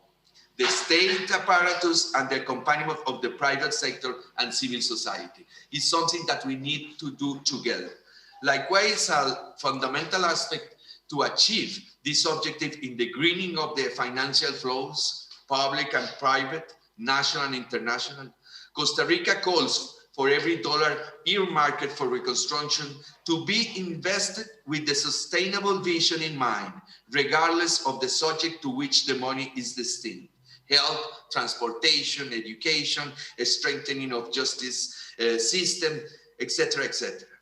Climate change and climate risk need to be taken into account in macroeconomic policy, fiscal planning, budgeting, public investment management, and procurement practices. Let me conclude my remarks by saying that Costa Rica would like all our partners to invest in nature-based solutions as the most economically sound tools to rebuild our world. A safe, secure, and healthy environment is the only way to ensure peaceful socioeconomic development. Thank you very much. Thank you very much, Costa Rica. Now we are moving to Peru, and I'm handing over the microphone to His Excellency. The floor is yours. Thank you very much, Madam. Dear ministers and colleagues, this year we celebrate 75 years of the United Nations in the midst of one of the world's global contemporary crises.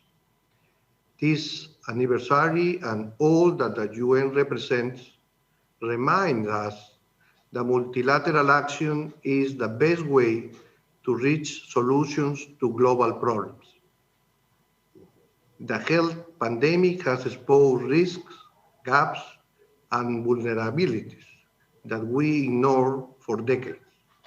Faced with this situation, we must guide our decisions by the Sustainable Development Goals of the 2030 Agenda, the Paris Agreement, and other relevant multilateral commitments.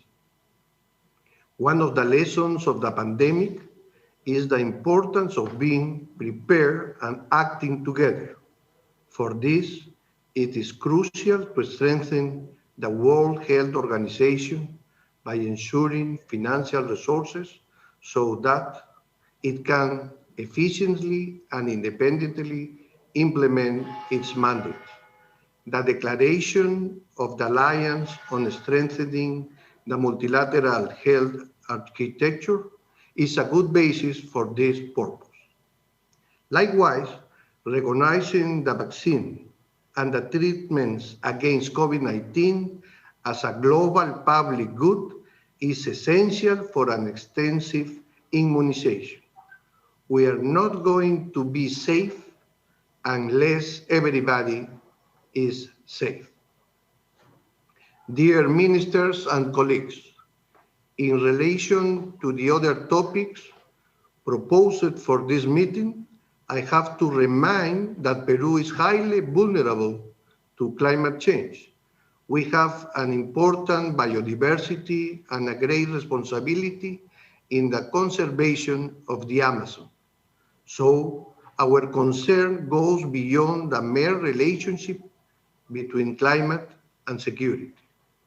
We support effective and ambitious multilateral action that focus on productive and inclusive environmental conservation, incorporating nature-based solutions to promote sustainable development.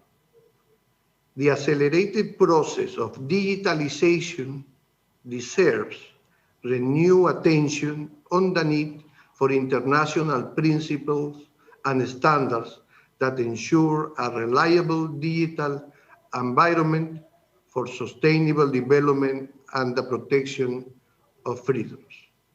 On the other hand, gender discrimination has prevented the world from benefiting from all the humanities' intelligence.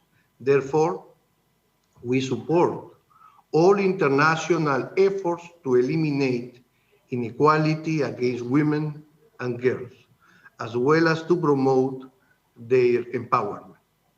The global crisis is also an opportunity to promote a more inclusive global governance, where no country or group of countries can impose its decisions, visions, and interests on the rest. The Alliance for Multilateralism is becoming a useful forum to discuss main topics of the global agenda, but we should avoid to turn that as a like-minded club. The results of these very productive discussions should go back to the multilateral institutions in order to strengthen them and the United Nations system as a whole. On that basis, Peru reaffirms its commitment to work for a renewed multilateral system and a more inclusive global governance. Thank you very much. Thank you very much for your contribution, and we are switching over now to Chile and are welcoming His Excellency Andrés Alamant Zavala. The floor is yours.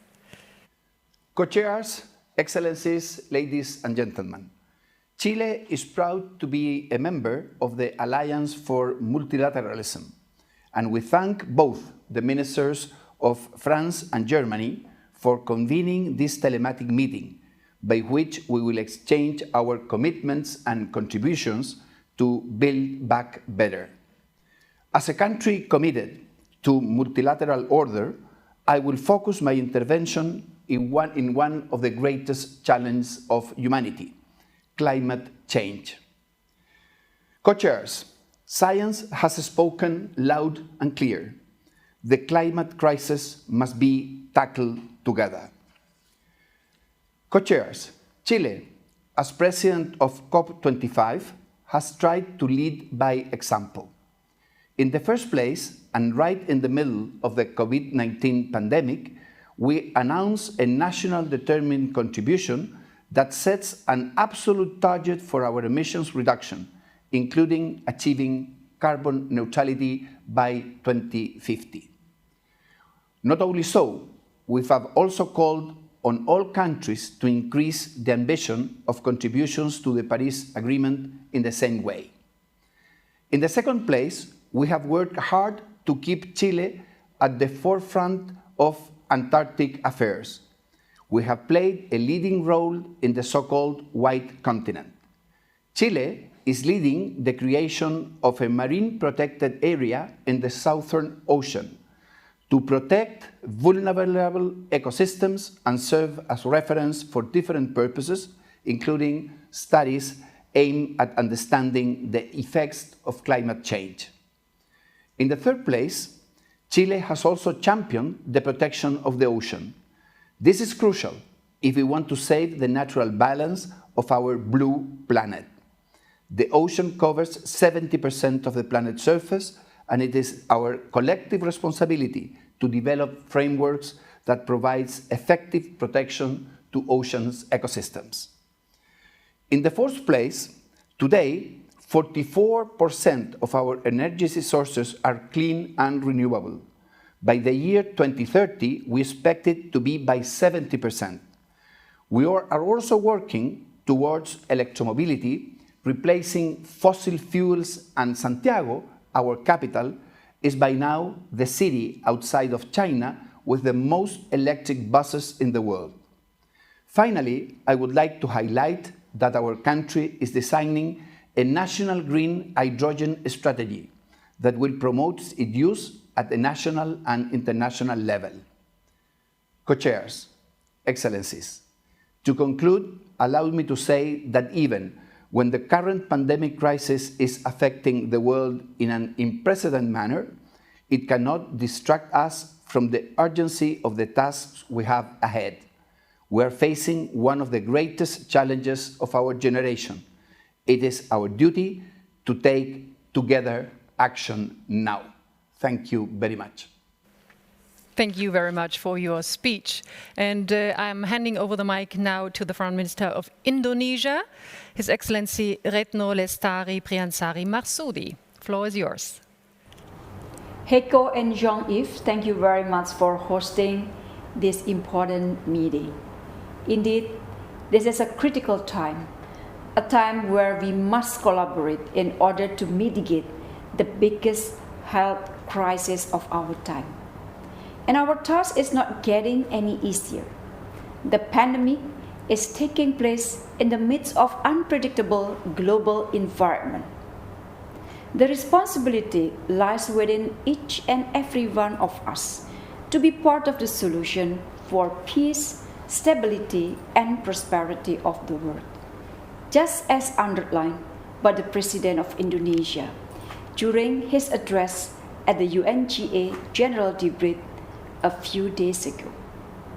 Unfortunately, this pandemic has instead escalated ongoing geopolitical tension. When major powers step up their rivalries, what will be our choice? Indonesia believes that we must step up efforts to promote multilateralism. It is still be the best and only way to address shared global challenges. In the past 7 decades, it has succeeded in ending colonialism and fighting terrorism, in mitigating natural disaster and keeping peace in conflict areas. The next question is whether it has lived up to its ideals. I believe there is still much to improve, especially at this difficult time. This is the moment for our alliance to be the driving force in advancing multilateralism, to bring countries together and foster the spirit of cooperation. We must continue to stand behind the UN and other institutions such as WTO and WHO and improve the system that underpins our shared security and prosperity over the past 75 years. Excellencies, colleagues, ladies and gentlemen, most importantly, our alliance must also serve as a catalyst to ensure that multilateralism brings tangible results. In the face of this global pandemic, our effort must start with ensuring a safe access to secure and affordable vaccine. The same spirit of advancing concrete actions must guide our efforts in addressing other pressing global challenges such as climate change, poverty, and the threat of annexation of Palestine. If multilateralism thrives, narrow nationalism will have no place in global affairs. This alliance will be our hope in our common journey towards a more peaceful, more stable, and more prosperous world. I thank you very much. Thank you very much for your contribution. And I'm handing over the mic now to the Foreign Minister of Poland. Looking forward to the speech of Professor Zbigniew Włodzimierz Rau. Excellencies, distinguished ministers, dear colleagues. At the outset, I would like to thank the foreign ministers of Germany and France for organizing this meeting and assure you of Poland's unwavering support for the Alliance for Multilateralism initiative. Today, over half a year after the outbreak of the pandemic, we are still struggling with the crisis. Fight with COVID-19 requires intensified collaboration and solidarity. We recognize the WHO as a leading coordinator of a global response to present and future pandemics. Its tasks need to be adequately complemented by other bodies of the UN system, as well as other national and international actors. Apart from health emergencies, we face the unfolding environmental crisis, climate change, biodiversity loss, ecosystem degradation, and increasing levels of pollution. We are well aware that no single country can adapt to economic, social, and environmental consequences of climate change on its own. Only by reviving the spirit of cooperation that brought the whole international community together at the time of the adoption of the Paris Agreement and its Katowice rulebook, we can turn the tide. Poland is ready for all the necessary efforts to build a low-emission, climate-resilient, and resource-efficient economy.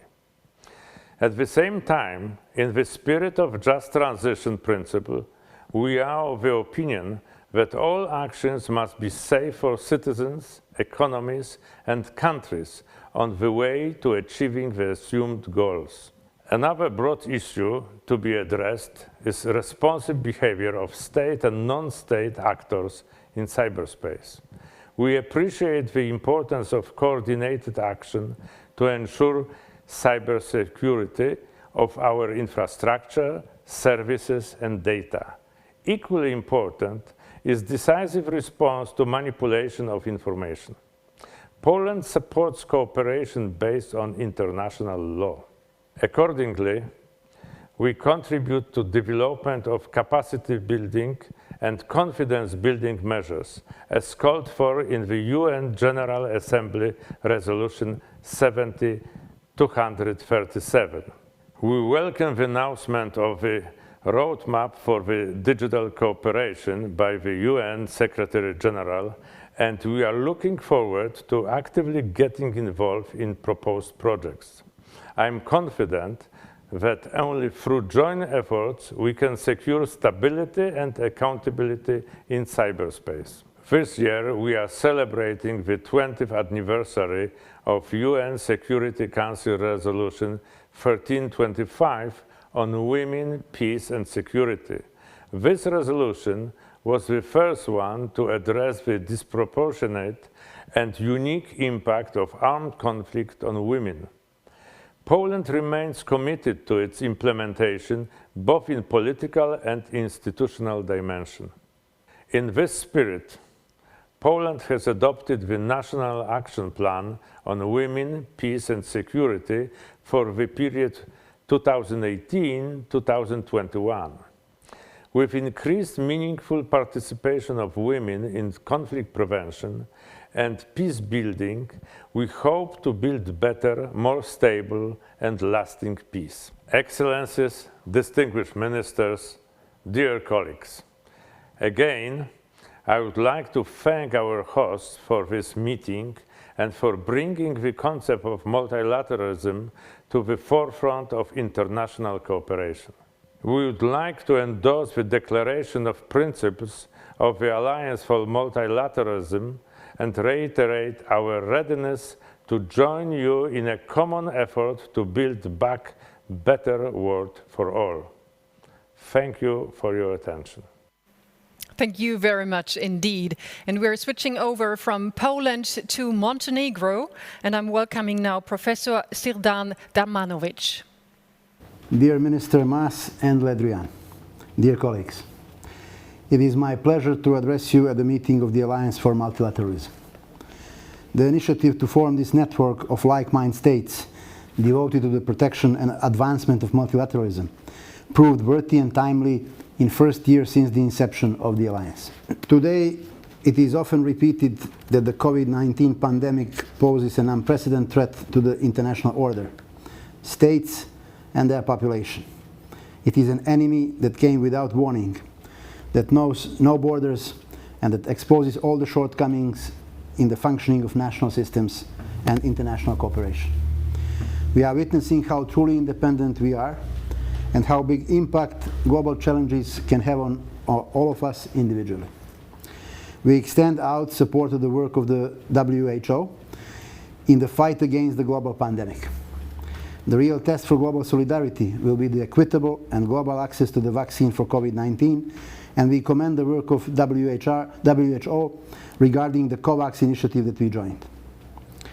In the next period, special focus should be given to strengthening the global health architecture and to making national health systems more resilient, especially in countries with limited financial resources. The global health crisis has put to the forefront of states' responses technology and digitalization. That they enable the continued public services, uninterrupted education, and efficient protection of health. Therefore, the cyberspace must be kept open, free, democratic, and secure, and as a place where human rights and international law are respected. We are strongly concerned about the malicious activities of state and non-state actors conducted in the cyberspace, whether they are cyber crimes for lucrative purposes or a form of hybrid warfare. We support the coordinated work of the UN group of government experts and the open-ended working group in the domain of cybersecurity. The pandemic has taken the attention of the global pressing issue, but the international community must not neglect them. One of them is certainly the climate change. If we do not put additional efforts to fulfill commitments from Paris Agreement and the Agenda 2030, the next global crisis could be easily a climate one.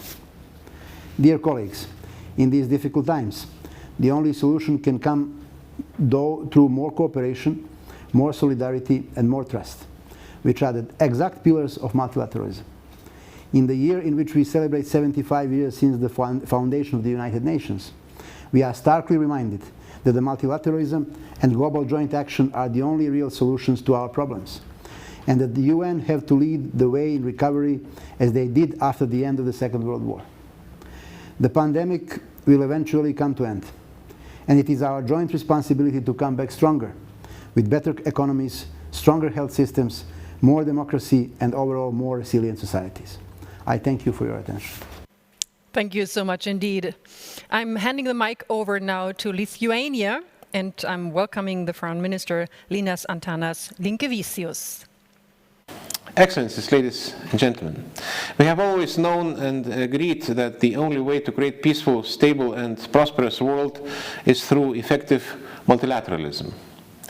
Fighting pandemic was an explicit evidence that no one could fight alone this unexpected global challenge. That our commitment to strengthen multilateralism and rules-based international order must be stronger than ever. Recent health crisis forced us to discover full potential of technologies and innovation. We must develop methods to continue work remotely and deliver the results. Multilateral institutions have to remain effective despite the pandemics and find solutions how to apply modern technologies in their work. Determination is also necessary to improve the digital skills of societies and contribute to global digital capacity. Additionally, we need to close digital divides which amplify existing social, cultural, economic inequalities and affect most of vulnerable populations. Excellencies, stay-at-home restrictions and other measures limiting the movement of people had an impact on women, empowerment and gender equality. Yet full potential of world economy cannot be achieved without contribution of women. Long-lasting peace and security cannot be assured without participation of women. Sustainable development goals can never be implemented without action of women.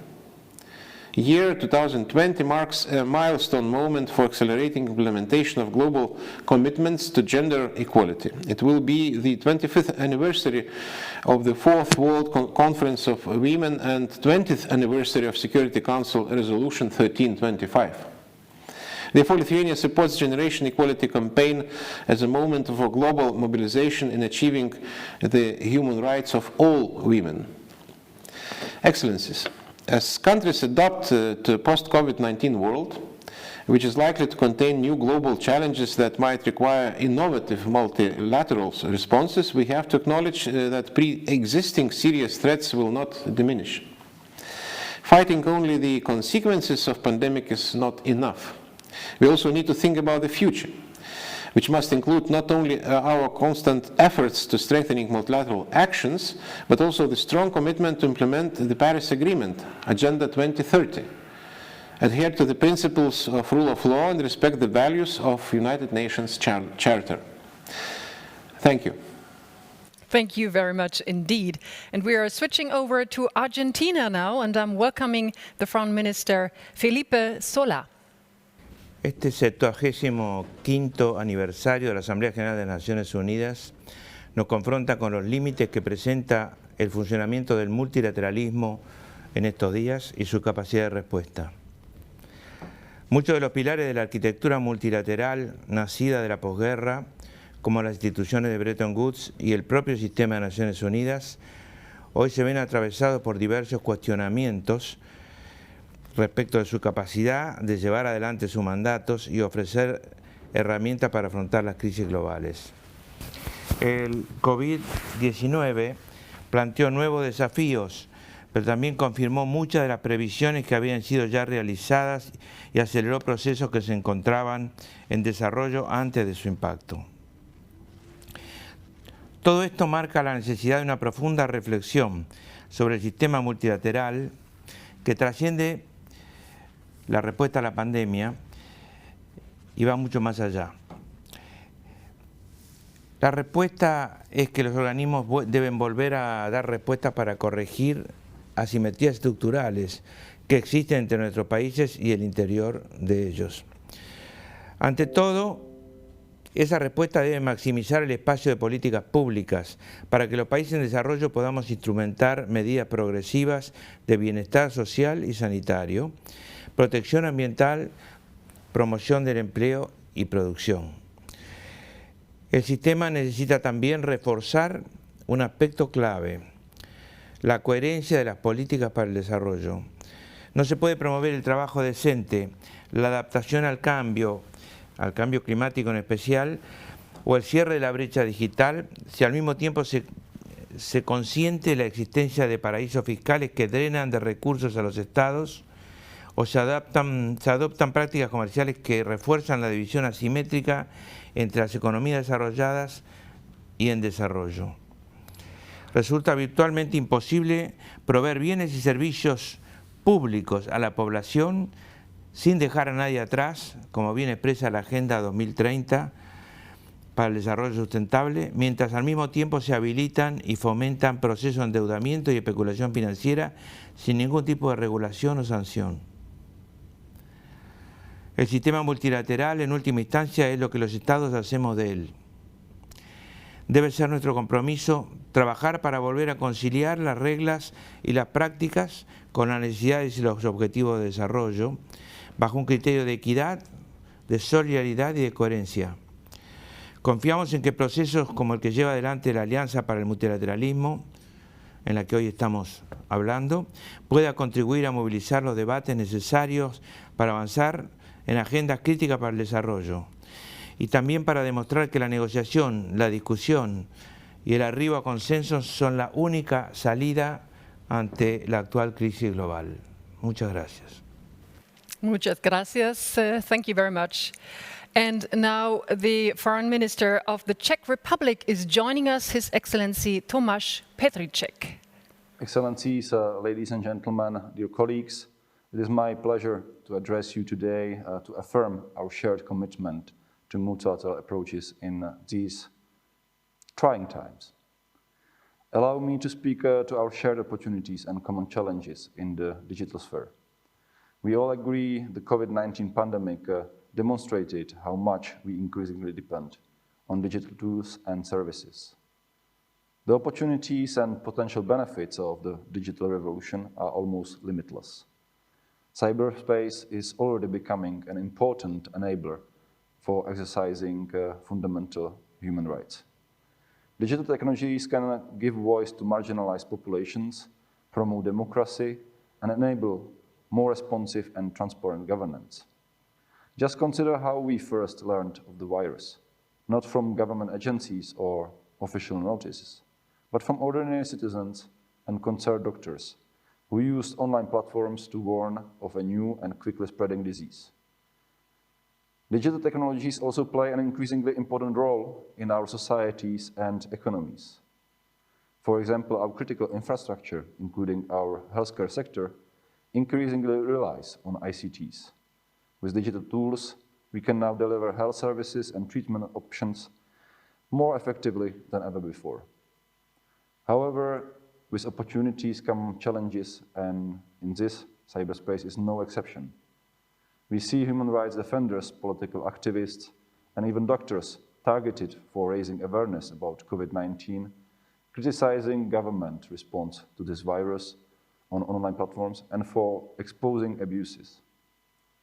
Content blocking and partial or full internet shutdowns are becoming an increasingly popular state tactic, not only to hinder the freedom of expression and information, but also to obstruct the right of peaceful association and assembly. Some malicious actors are also seeking to exploit this pandemic by conducting cyber attacks against our hospitals and other critical infrastructure.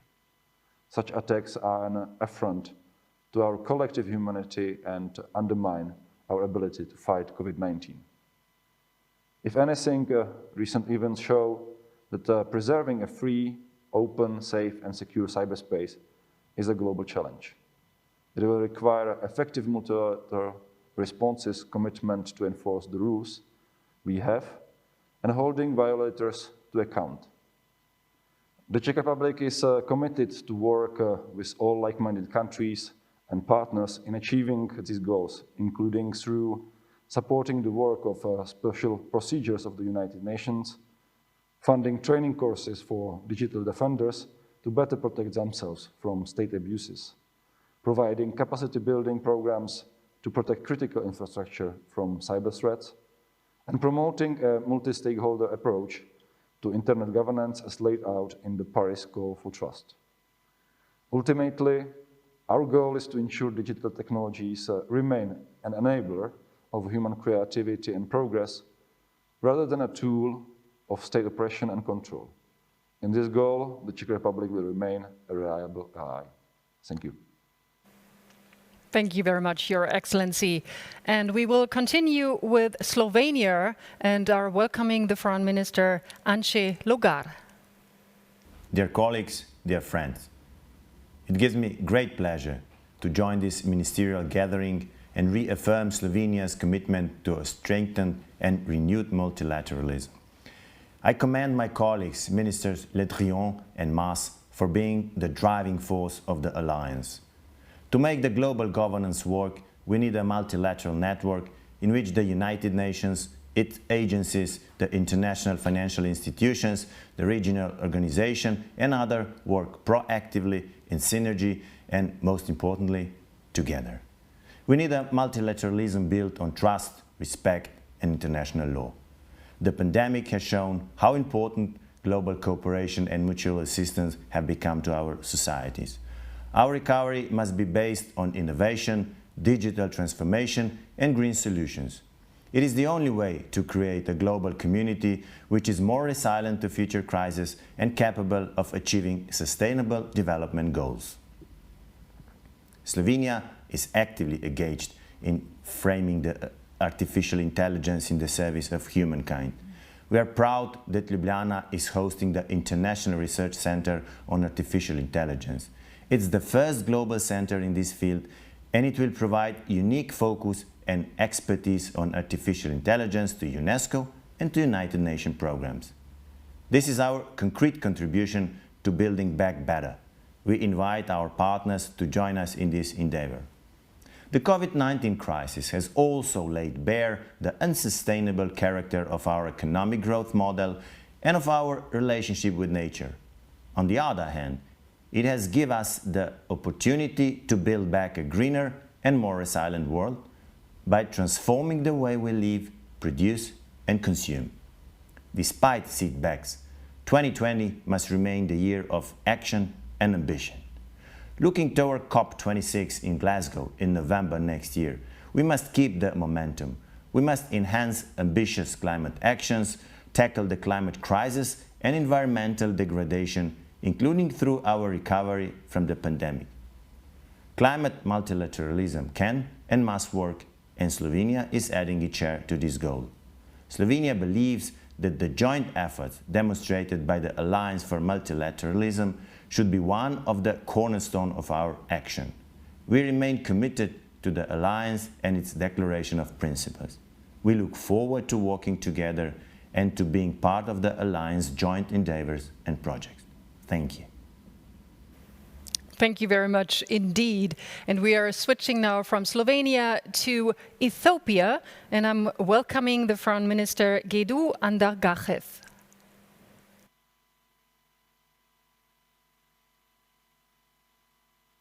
Excellencies, ladies and gentlemen, Ethiopia is pleased to join the Alliance for Multilateralism.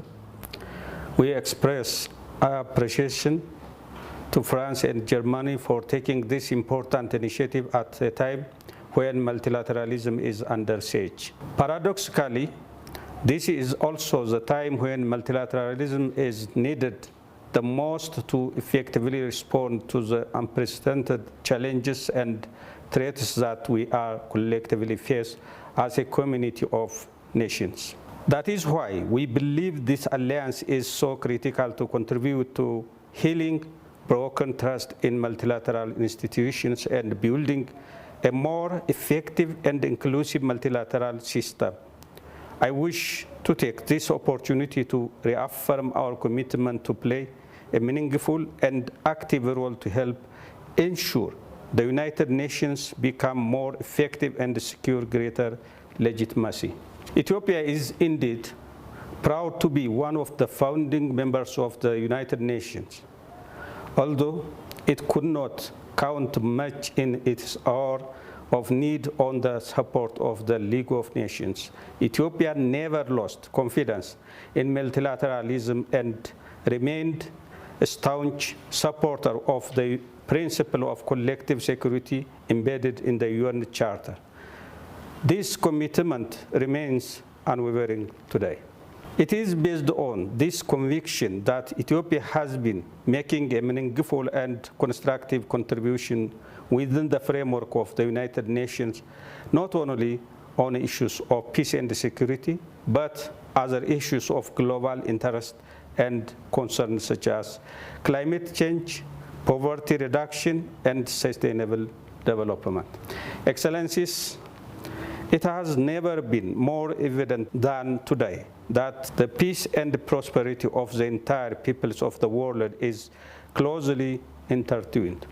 It is only by addressing issues of common interest and concern collectively through the multilateral approach that we can make tangible progress towards achieving the ambitious transformational agendas that we have set for ourselves.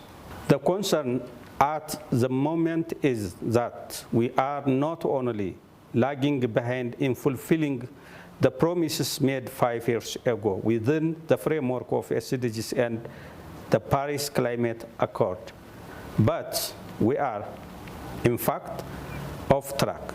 Therefore, accelerating action over the coming decade to save humanity and the planet is not an option. All the more so as we enter the decade of action this year. We, on our part, are fully committed to fast-tracking the implementation of the SDGs as an integral part of our development endeavors and building a climate-resilient economy. Excellencies, ladies and gentlemen, the United Nations is undoubtedly the most indispensable universal organization. While the UN's track record is not unblemished, as the Independent Commission on Multilateralism put it, even it is harshest, critics would have to admit that without it, the world would be a more dangerous place. The convening power of the United Nations is in mobilizing global action will be extremely vital as we strive to recover and rebuild better in the post-COVID period. This said, the need to revitalize the organization has never been more urgent and critical. That is why we should seize this historic opportunity to push for reform of the organization so that it could deliver better for we the people. But we should also be mindful that the United Nations can only be more effective and stronger as much as its member states want it to be. As Emperor Haile Selassie who addressed the United Nations General Assembly in October 1963, said, and I quote, "The Charter of the United Nations expresses the noblest aspiration of man, but these two, as were the phrases of the Covenant of the League of Nations, are only words. Their value depends wholly on our will to observe and honor them and give them content and meaning.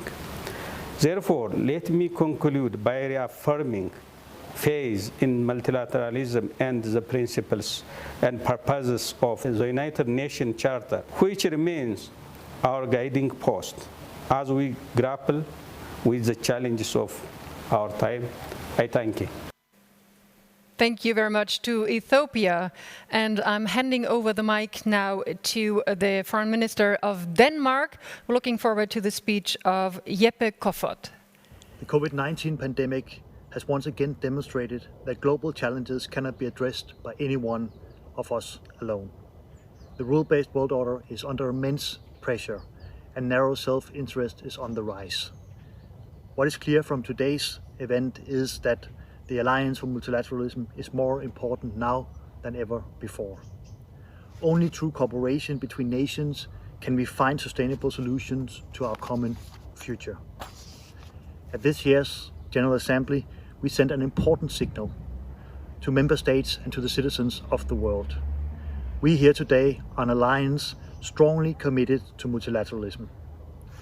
Allow me to highlight a key issue: climate change. The world must step up its climate ambitions. Tackling the problem of climate change also means addressing the socioeconomic challenges of COVID-19. We must create hope and opportunities for young men and women. We must create millions of green jobs, investing in renewable energy, energy efficiency, water and circular economy. COVID-19 is a global challenge that calls for a global response, but also an opportunity. It is an opportunity to build a sustainable and inclusive future fully aligned with the SDGs and the Paris Agreement. We must build back better and greener. I believe that the UN is key to ensuring the sustainable and inclusive recovery in the time of COVID-19 and deliver on our 2030 agenda commitments. We need a strong, coordinated and innovative United Nations. We need a UN more effective in delivering results around the world. We can all do better together, today and tomorrow, for our people, our prosperity and our planet. Thank you. Thank you very much, Denmark. I'm handing over the mic now to His Excellency Bogdan Aurescu from Romania. Excellencies, ministers, ladies and gentlemen, I am honored to address this meeting of the Alliance for Multilateralism. This year we are marking 75 years since the creation of the United Nations. This is a moment to celebrate the UN's contribution to peace and conflict resolution all these years. The world is currently confronted with an unprecedented pandemic crisis and its political, economic and social consequences. The crisis hit us when the UN and the multilateral system were already being tested by the resurgence of unilateralism, protectionism and all types of extremism. Yet this crisis does not mean the end of multilateralism, but the contrary. I am a firm believer that multilateralism will turn stronger and more efficient. The hard times we have faced represented a powerful wake-up call for all of us loyal to multilateralism, international law and a rules-based order, as well as democratic values. Now more than ever, we need to stand for the defense of multilateralism. Only together, by investing in our interdependent resilience, will we be able to overcome the global challenge we are facing. After the initial period when states had a natural instinct of protection turning inwards and adopting unilateral measures, it was international cooperation which brought tangible results. The best argument for a revitalized multilateralism is precisely the sizable impact on our economies and societies.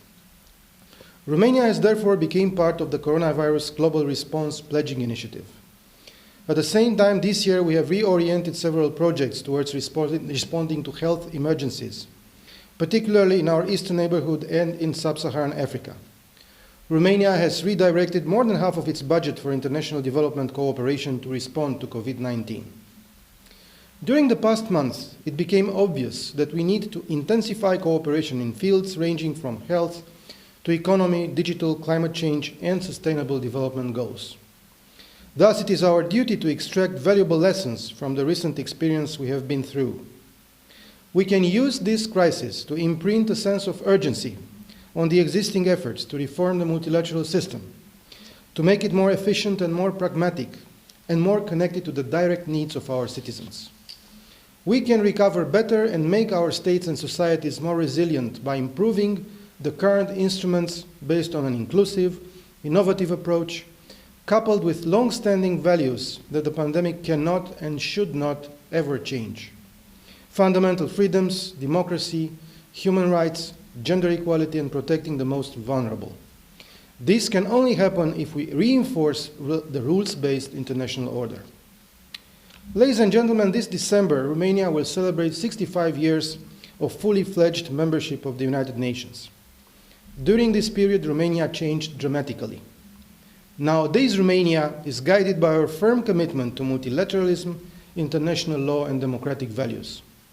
Therefore, we strongly support the Alliance for Multilateralism. We have formally adopted the Declaration of Principles of the Alliance, and you can count on us to be actively involved in the network. For Romania, multilateralism matters. Thank you. Thank you so much for your statement. And our next speaker is Foreign Minister Bujar Osmani from North Macedonia. Ladies and gentlemen, dear colleagues and friends. At the beginning, I would like to thank Ministers Ledrian and Mas for organizing this timely meeting under the auspices of the Alliance for Multilateralism. As a staunch supporter of multilateralism, North Macedonia strongly supports international cooperation and collaboration in addressing global challenges, especially at this time of the COVID-19 crisis continue to take many lives worldwide. As COVID continues to ravage countries, communities, and entire population, it is now more than ever clear that humanity, let alone countries, cannot cope with it without increased international cooperation and solidarity. Cooperation, solidarity, and trust are the most efficient responses to the pandemic. By now, we have all recognized that there is a health and economic crisis in many countries, and the consequences the global community is facing every day will have long-term adverse repercussions on the livelihoods to all the people in the world. Therefore, multilateralism time and again proves its viability in times of global crisis like the current one, and therefore need to be further strengthened and promoted. In addition, rule-based international order and its institutions need to be supported and strengthened, as they are a pillar of international stability, peace and prosperity. As I assumed my duty as Minister of Foreign Affairs just recently, I would like to say that I have outlined active support of multilateralism as one of my 5 key priorities. North Macedonia, as the newest member state of NATO and as a country beginning EU accession negotiations by the end of the year, assumes new international responsibilities, aiming at promoting security, stability and sustainable development, together with our partners and allies globally and regionally.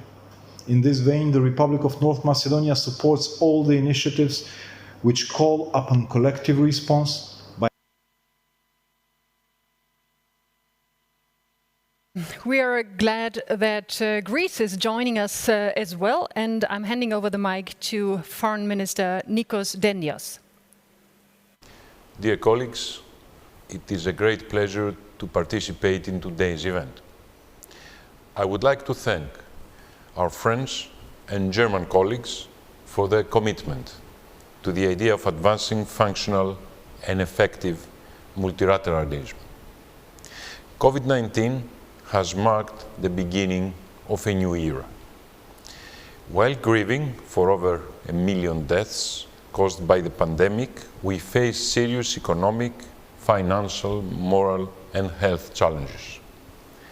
People lose their jobs. Societies see their socioeconomic stability under duress. Economies take a beating. The realization of the United Nations Security General's initiative for a truce seems elusive. The situation of women, girls, and other groups of vulnerable population deteriorates. In this respect, multilateralism can only be a force multiplier, a force pushing forward the United Nations Women, Peace and Security agenda for the achievement of gender equality and the empowerment of women and girls. Greece remains committed to step up efforts to accelerate the realization of substantive gender equality. We are ready to join hands with the like-minded partners. COVID-19 is a sad reminder of why multilateralism with the United Nations at its core is of such great significance. Strengthening national health system is of enormous importance. Equitable access to a COVID-19 vaccine as a global public good is a key element in the foundations of tomorrow's new health architecture. At the same time, we cannot allow worsening economic conditions to put our plans to reverse climate degradation to the back burner. Greece, in keeping with the spirit of multilateralism, is committed to the implementation of the Paris Agreement. We actively support the European Union's long-term vision for a climate-neutral economy by 2050 and the European Union's ambitious climate targets for 2030. Greece's initiative on the protection of cultural and natural heritage from the impacts of climate change is an example of multilateralism in action. Fighting off the tide of the pandemic can only be within respect to human rights. Multilateralism is by nature inclusive. Countries, organizations, and civil society should be invited to contribute to the common effort to live and build better. Climate, health, cyber, and gender require an intensified and inclusive multilateral approach. In this undertaking, unity of effort remains the key to a better future for all. Thank you very much. And we are switching over now to Austria. Our next speaker is Foreign Minister Alexander Schallenberg. Herr Bundesaußenminister, Monsieur le Ministre, Excellencies, ladies and gentlemen. The issues on today's agenda are acute examples of the fact that multilateralism is as essential as ever. Allow me to start with a few words on the important issue of health and the lessons to draw from the pandemic. It is in the very interest of all mankind to strengthen our multilateral health architecture. The WHO is indispensable in this endeavor. Its effectiveness, efficiency, and transparency are crucial. We therefore look forward to the thorough evaluation to the COVID-19 pandemic by the Independent Panel for Pandemic Preparedness and Response. Austria is convinced that good structural coordination between Geneva's health expertise and New York is of utmost importance. Let me also emphasize the important role of Vienna-based UNODC, UNIDO, and IAEA, among others, in addressing the severe effects of the pandemic. We are very proud that these institutions are headquartered in Austria's capital. Malicious cyber operations conducted by state and non-state actors have become an omnipresent threat. The work of UNODC is key in combating this perennial security risk. Respect for international law, in particular international humanitarian law and human rights, and the continued work in the United Nations on norms concerning responsible state behavior are essential to maintaining security and stability in cyberspace. We can only be successful if every country fights the negative effects of climate change in the most inclusive way possible. In Austria, the creative ideas and projects in various fields of academia, business, regional authorities, government, and collective initiatives by citizens have added essential value to our efforts on limiting the negative impacts of climate change. Austria will strictly pursue its goal of being climate neutral by 2040. Gender equality and women's rights have been and remain priorities of Austria's foreign and security policy, as well as Austria's development cooperation. Our focus lies on strengthening women's health, peace and security, promoting their economic and political empowerment, as well as combating violence against women. In this regard, Austria is very proud to serve on the Commission on the Status of Women from 2021 to 2025. Austria has been a strong and early supporter of Security Council Resolution 1325. Austria's 11th implementation report on the National Action Plan on this groundbreaking resolution was adopted in September. I wish to add that earlier this year, Austria presented its voluntary national review on the SDGs, focusing on digitalization, climate, women, youth, and leaving no one behind. In concluding, we very much appreciate how the Alliance for Multilateralism promotes our common goals to strengthen effective multilateralism and our rules-based international order with a strong United Nations at the center, fit for current and future challenges, for the safety of humankind and our planet. Dankeschön, thank you very much. And our next speaker comes from Cyprus. I'm welcoming the Foreign Minister Nikos Christodoulidis. Esteemed guests, ladies and gentlemen, it is a great pleasure and an honor to be participating at this virtual ministerial meeting of the Alliance of Multilateralism on the occasion of the 75th session of the United Nations General Assembly. If history has taught us anything, it is that if left unattended, the world becomes a dangerous place. Civilizations have been wiped out by war, famine, natural and man-made disasters. In its history so far, humankind has found itself in the depths of desperate, but somehow has always managed to rebound. Alliances between clans became alliances between kingdoms, empires, neighboring states, and continents. Weapons were set aside for partnership, democracy, and peace. In short, the birth of multilateralism. Coming to the present, we are experiencing times of global challenges which give way to opportunities. Progress in technology, science, and connectivity has opened new horizons. However, at the same time, food insecurity, climate change, local and regional conflicts are increasing. Fundamentally, human rights are continuously violated. The effects of the decade-old global economic crisis, the rise of xenophobia and terrorism have led to a fluid and unpredictable international landscape characterized by more and more protectionism, revisionism, and selective retreat from institutions and agreements. Historically, retreating to our collective shells has only compounded existing problems. Short-term benefits or occasionally relief may indeed occur, but they most definitely fail to offer sustainable, long-term, and mutually beneficial solutions. It ought to be self-evident that in order to achieve these ends, our means cannot but be collective cooperation in a multilateral framework. The starkest challenge facing us is the COVID-19 pandemic.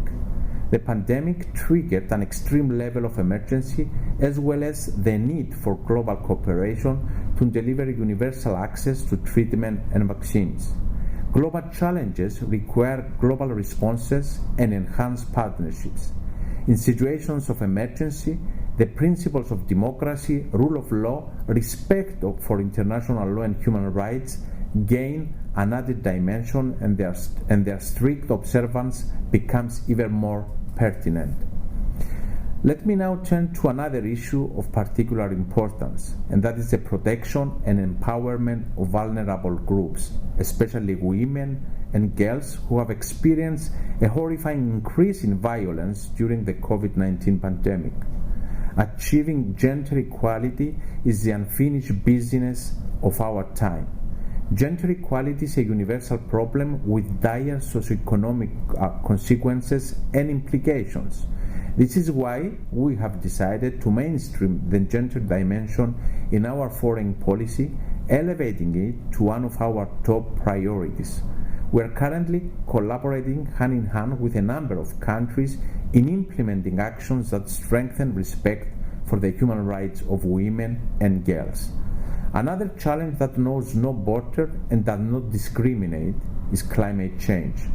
The conclusion of the Paris Agreement on climate change in 2015 represented a milestone, one of the greatest successes of multilateral cooperation. Following up on our commitment is of paramount significance. For our part, we have jointly established a series of unilateral cooperation mechanisms with neighboring countries in our region. Dear colleagues, words are not enough. It is our actions that will lead to more peaceful, secure, and prosperous world. Let us draw inspiration from the many achievements of the United Nations, and let us redouble our efforts for sustainable, inclusive, and peaceful world for present and future generations. Thank you. Thank you for your statement. We are proceeding with Slovakia, and I'm welcoming the Foreign Minister, Ivan Korčok. Your Excellency Jean-Yves Le Drian, Your Excellency Heiko Maas, distinguished speakers, Excellencies, dear colleagues and friends. I thank the organizers, the ministers of Germany and France, for convening this ministerial meeting of the Alliance at the occasion of the 75th session of the UN General Assembly. On behalf of Slovakia, I take this opportunity to reiterate our strong support for the Alliance's vision, goals and initiatives, and our readiness to engage with the membership as a part of a broader effort to strengthen multilateralism.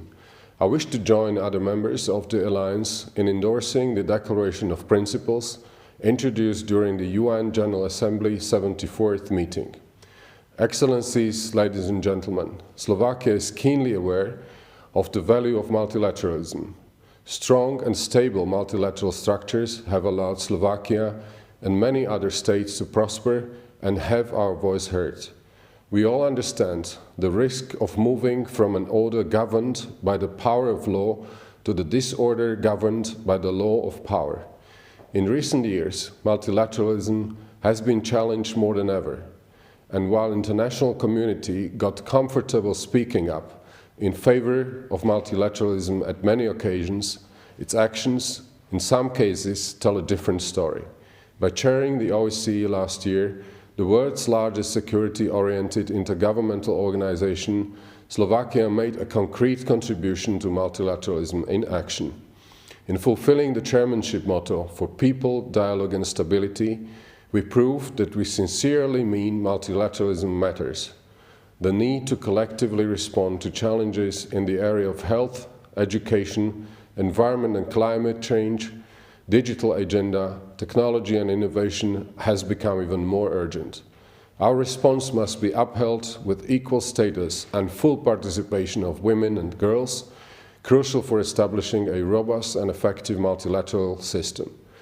COVID-19 will not be overcome unless states work together, pooling resources and expertise to strengthen health systems, support the vital work of UN specialized organizations, and encourage a spirit of solidarity. Therefore, we appreciated and endorsed the declaration strengthening the multilateral health architecture prepared by the Alliance for Multilateralism in June this year. We all agree that responding to the pandemic is not just about rectifying and long-standing inequalities and vulnerabilities, but also about our commitment to build back better. This is the Slovak government which is now working on a comprehensive national plan of investment and reforms for a more sustainable and greener future. Let us, therefore, renew our pledge to uphold and promote the values and principles of multilateralism in its essence of dialogue and compromise, to renounce prejudices of various types and to foster the common interests of humanity. Thank you for your attention. Thank you very much indeed. I'm passing over the mic now to Dr. Katrin Eggenberger, Foreign Minister of Liechtenstein. Dear colleagues, the Alliance for Multilateralism is the right answer to the nationalist and exclusionary postures that plague our international relations and hamper the work of the United Nations. Liechtenstein has supported the Alliance since the beginning, and I thank my colleagues from France and Germany for taking the lead. It is fitting that the spark of a new era of cooperation comes from the heart of Europe, whose devastation has led to the creation of the United Nations 75 years ago. Today, we take the next step by jointly endorsing a declaration of principles to guide our work in the future. And there's a vast field of topics where this alliance can make a difference. The history of the United Nations is shaped by coalitions of the willing, and we have already committed to advance international standards in diverse areas such as cyberspace, international humanitarian law, and automated weapons systems. The COVID-19 pandemic has opened further potential for cooperation and solidarity, with our larger common goal in mind to do whatever we can do to deliver on the general promise of the Sustainable Development Goals. But our alliance is also a fortress to defend the United Nations as an institution and its fundamental mission to promote international law and justice against the brute rule of might. That should not be read as holding back with justified criticism. Quite the contrary. We, who are so strongly committed to the United Nations, can most credibly advance the necessary adjustments to ensure the continued relevance of our organization. A strong leadership role of the General Assembly must be at the heart of such efforts, as the Assembly continues to amplify, more than any other international forum, the virtues of inclusive multilateralism that our alliance endorses. We, as Liechtenstein, look forward to joint engagement in this area. Thank you, dear colleagues. Thanks a lot for your intervention. We are now online connected with Tunisia, the Foreign Minister Othman Jerandi. Monsieur le ministre des Affaires étrangères de la République française, Monsieur le ministre des Affaires étrangères de la République fédérale d'Allemagne, Excellences, Mesdames et Messieurs. J'ai le plaisir de prendre part aujourd'hui à cet événement de l'Alliance pour le multilatéralisme et souhaite à cette occasion saluer mes collègues français et allemands d'avoir pris cette initiative d'organiser cette réunion virtuelle sous le thème « Reconstruire en mieux ». Cette réunion coïncide avec la célébration du 75e anniversaire des Nations Unies, moment clé pour promouvoir le multilatéralisme. Depuis son lancement en 2019, l'Alliance œuvre pour la promotion de l'action collective et la défense du système multilatéral. Convaincus que nous sommes qu'une coopération multilatérale solide et efficace, reposant sur des objectifs et les principes des Nations Unies, constitue une base indispensable pour garantir la paix, la stabilité et la sécurité. Notre monde fait face aujourd'hui à des problèmes de plus en plus fragmentés que nous avons parfois tendance, malheureusement, à vouloir souvent régler par des solutions fragmentées. Et c'est là le meilleur exemple du multilatéralisme maltraité par des égoïsmes de plus en plus en vogue et porteur d'ingrédients de tension et de crise. La Tunisie demeure attachée aux valeurs du multilatéralisme, qu'il soit global ou sous-régional, seul cadre pour concevoir et parvenir à des solutions concertées aux multiples menaces et défis que confronte notre monde. Notre pays continuera ainsi à défendre une ONU efficace et proactive qui ne soit pas en marge mais au centre de la gouvernance mondiale. La paix et la sécurité internationale sont des notions globales, indivisibles et concernent tout le monde au même titre, d'où la résolution 2532 initiée par la Tunisie et la France traitant du Covid-19. Cette pandémie constitue bel et bien l'exemple même de ces nouvelles menaces que nous ne pourrons confronter qu'ensemble et qu'en commun. Ces menaces nous imposent ainsi le renforcement de la coopération et de la solidarité internationale, ainsi que le développement de stratégies proactives et préventives capables d'assurer un meilleur avenir pour les générations futures. Nous pensons que les défis associés à cette pandémie, les menaces à la sécurité, le changement climatique, les obstacles au développement, le terrorisme et l'extrémisme violent, le crime organisé et la cybercriminalité nécessitent plus que jamais une action participative et une coopération solidaire basée sur des approches multilatérales et concertées. Mesdames et messieurs, depuis son adhésion à l'Organisation des Nations Unies, la Tunisie n'a cessé d'apporter son soutien au système onusien et multilatéral. C'est ainsi que la Tunisie, en tant que membre élu du Conseil de sécurité pour la période 2020-2021, entend mettre à profit son mandat pour promouvoir la concertation et le consensus, appuyer les mécanismes de coopération multilatérale, favoriser l'unité du Conseil et soutenir l'action collective au service de la prévention et de la solution des conflits. C'est dans le droit fil de cet élan de défense et de promotion des principes fondateurs de l'ordre mondial que s'inscrit notre adhésion à l'Alliance pour le multilatéralisme. Je vous remercie pour votre attention. Merci beaucoup. Thank you very much. And we're switching from Tunisia to Morocco now. His Excellency Nasser Bourrito. Excellencies, Mesdames et ladies Messieurs and les ministres, gentlemen, Excellences, Mesdames et Messieurs, first of all, I would like Je to souhaite thank tout my d'abord colleagues remercier Jean-Yves mes Le Drian and Heiko Jean-Yves Le Maas Drian for et this Heiko new Maas, meeting of the Alliance cette for nouvelle réunion de Multilateralism. l'Alliance pour le multilatéralisme. For multilateralism, the pandemic has pandémie de la been a COVID-19 life-size a stress constitué test, pour le which multilatéralisme questioned and still un stress questions test the grandeur effectiveness nature, of the system in qui a times of interrogé et global interroge encore crisis. l'efficacité du système en temps de crise globale. The pandemic was a time La of pandémie a questioning été un temps why de is questionnement. multilateralism as we know it somehow failing us. Nous fait défaut. It was also a time La of pandémie a été aussi un introspection. temps How d'introspection. can we improve the system? Comment améliorer How le système? can we make it more Comment efficient le and rendre more plus expensive? réactif et plus solidaire. Two structural Deux conclusions conclusions stem structurelles from nous this. semblent en découler. First, that multilateralism has not que le multilatéralisme disappeared n'a pas disparu. and it is not about to Il n'est disappear. pas près de For a disparaître. simple reason, there is Et no ce, pour une better raison simple. alternative.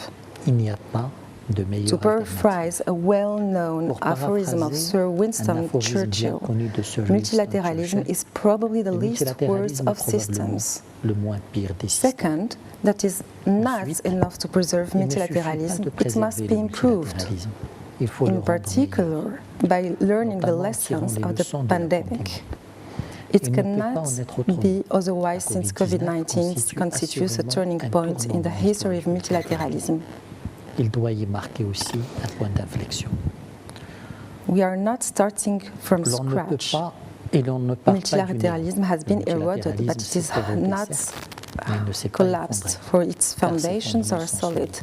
On one hand, it is Il based s'appuie on an d'abord sur une assise institutional institutionnelle, foundation, l'ONU, the United qui n'a cessé de Nations, se which has développer been depuis growing 75 ans. steadily for Il s'appuie 75 d'autre years. part sur un It plan relies, on the other compte hand, on a aujourd'hui legal quelques milliers de foundation conventions which today internationales, counts a few dont thousand l'ONU international est la gardienne. conventions, of which the ONU is C'est the cet esprit guardian. constructif, It is this constructive réformateur, and reforming que spirit défend that the l'Alliance Alliance pour for le Multilateralism stands Et c'est cet for, esprit and this même is the que very soutient le spirit that Morocco supports. Excellences, Mesdames et Messieurs, Excellencies, les ladies combats and du Maroc gentlemen, Morocco's sont les battles are combats de also the l'Alliance. battles of the Il Alliance, s'agisse whether du it is climat, climate, de la santé, health, du numérique, digital de l'égalité or du gender genre. equality. Aujourd'hui, Today, the diagnosis that we diagnostic qui must s'impose make à it nous n'a is rien not du a criticism of multilateralism. It is a frank un and état des dispassionate lieux assessment dépassionné of de la international coopération cooperation in the face face à la of COVID-19, COVID-19, qui nous which ramène brings à une us série de paradoxes. back to a series of paradoxes. I will mention just three of them. The first is that of ambivalence in the international system between a sovereignism that has rarely been expressed so vividly and an almost mutual dependence on each other and on international cooperation. The second is the broadening of the paradigm of global security. At a time when asymmetric threats place the state as the capital to be preserved in the face of resurgence of terrorism, separatism and instability, COVID-19 is a vehement reminder that security is first and foremost human and that the threats can be won even less in dispersed ranks. Finally, while multilateralism generally aspires to universalism, the latter is still not a panacea.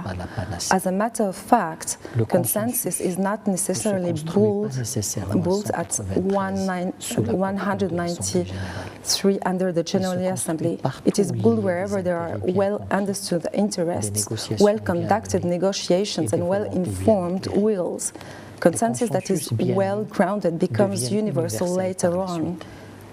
In the meantime, their implementation is nothing more than effective multilateralism à la carte or variable geometry, no matter how we call it. These paradoxes are not incompatible, but that the specificity of our multilateral system lies in their proper balance. Excellencies, ladies and gentlemen, we have a responsibility to give substance to the ideal of multilateralism of action. We are, indeed, confronted with the immensity of the challenges that await present and future generations. I am thinking of the development of a safe, effective and accessible vaccine against COVID-19. I am thinking of the challenge of quality education, which has suffered greatly from the pandemic.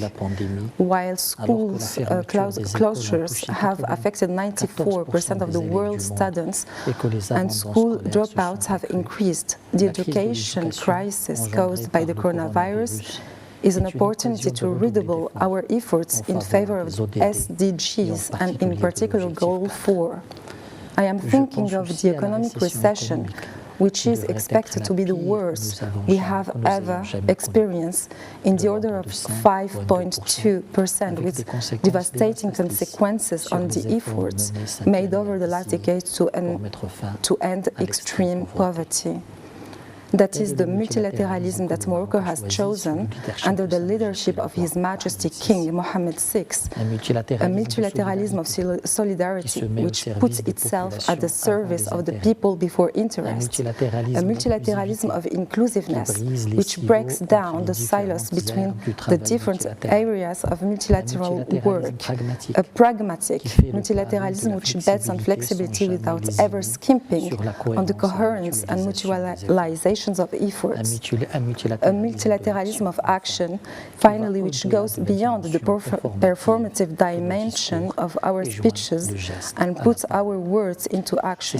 That is indeed Morocco's ambition, which intends to replace a weakened multilateral system with a multilateral system of proximity, one that provides solutions and breaks efficiency. I thank you.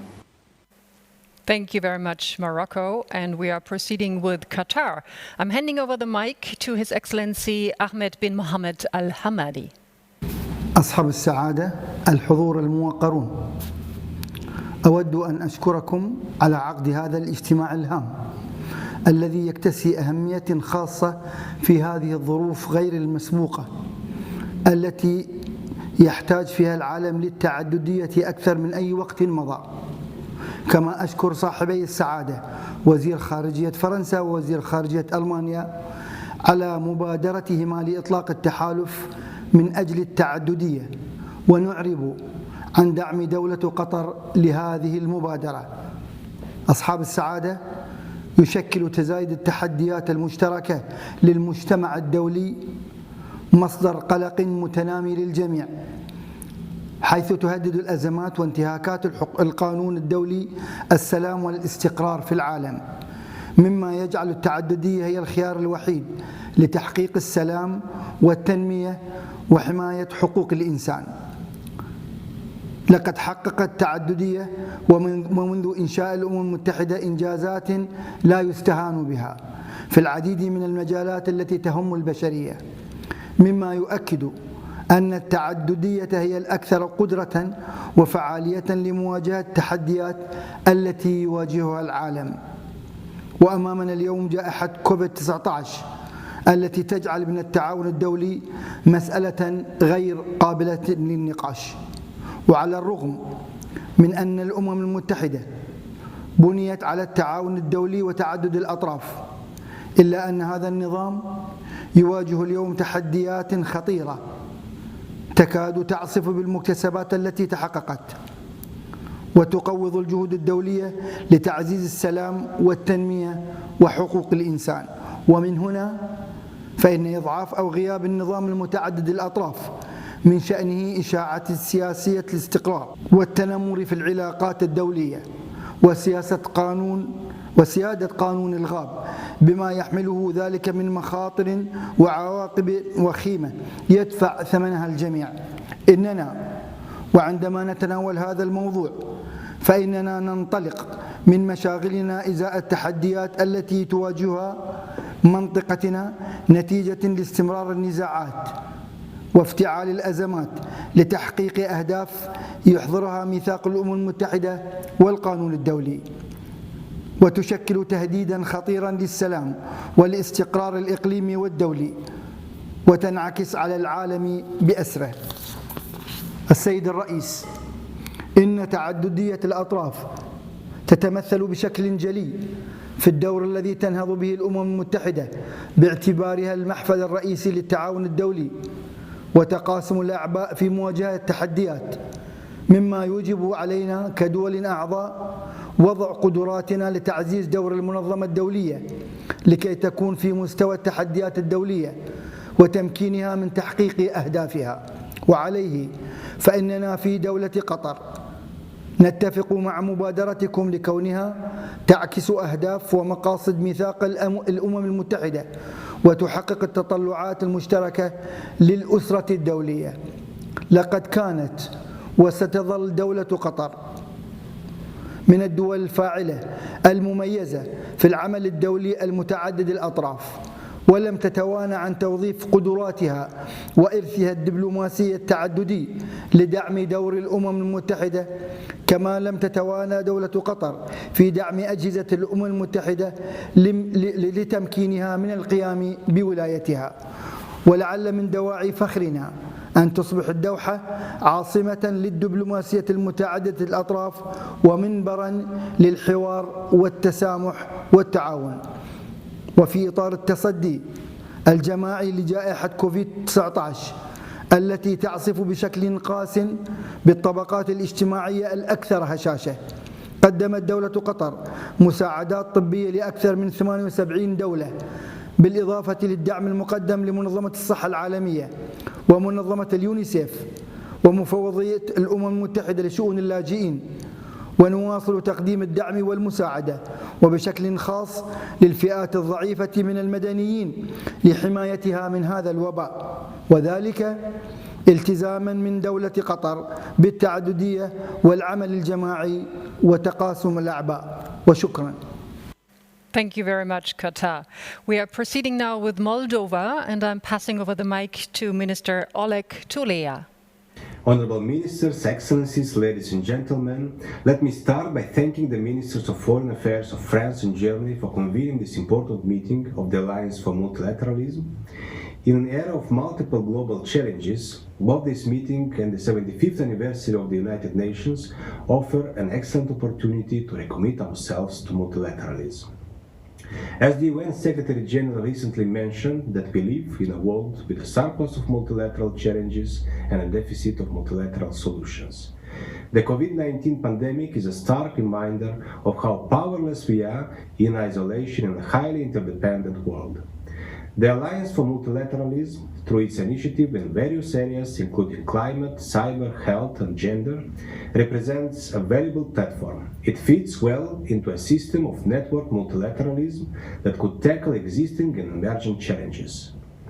The Republic of Moldova has already joined to the Alliance's previous valuable initiatives, such as the humanitarian call for actions and the Paris call for trust and security in cyberspace, that constitute important contributions to the broader international efforts. The Republic of Moldova fully acknowledges and supports the purposes of the Alliance for Multilateralism. In this context, I would like to announce Moldova's endorsement of the Declaration of Principles, which outlines common future actions for promoting effective rules-based international order and multilateral cooperation.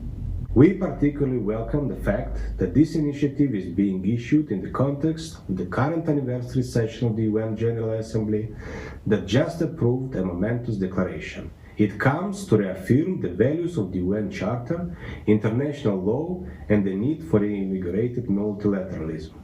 Excellencies, Moldova will continue to actively participate in the work of the Alliance for Multilateralism and support its future actions, as also stressed in the statements of our German and French colleagues. We are confident that the Alliance will continue to be an indispensable international actor in the inclusive framework of multilateral system built on the respect of human rights law and internationally agreed norms. I thank you for your attention. Thank you so much. We are glad that Italy is joining us today, and I'm passing over the mic to Vice Foreign Minister Marina Sereni. Excellencies, dear colleagues, the current pandemic has generated a widespread sense of uncertainty. While recognizing that the COVID-19 virus has not been defeated, it is our duty to look beyond, towards a sustainable, just and resilient recovery. This is the moment to lead the way from this fragility towards a new vitality. The most effective and structural answer to the challenges we are facing lies in a reformed and enhanced multilateralism. Only a rule-based international system centered on universal values, fundamental rights, equality and inclusiveness will be able to lead to a long-lasting solution to the present crisis. In this vein, Italy endorses the Declaration of Principles of the Alliance. The agenda that we are shaping for our incoming G20 presidency will hinge on three main concepts: people, planet, and prosperity. First of all, people.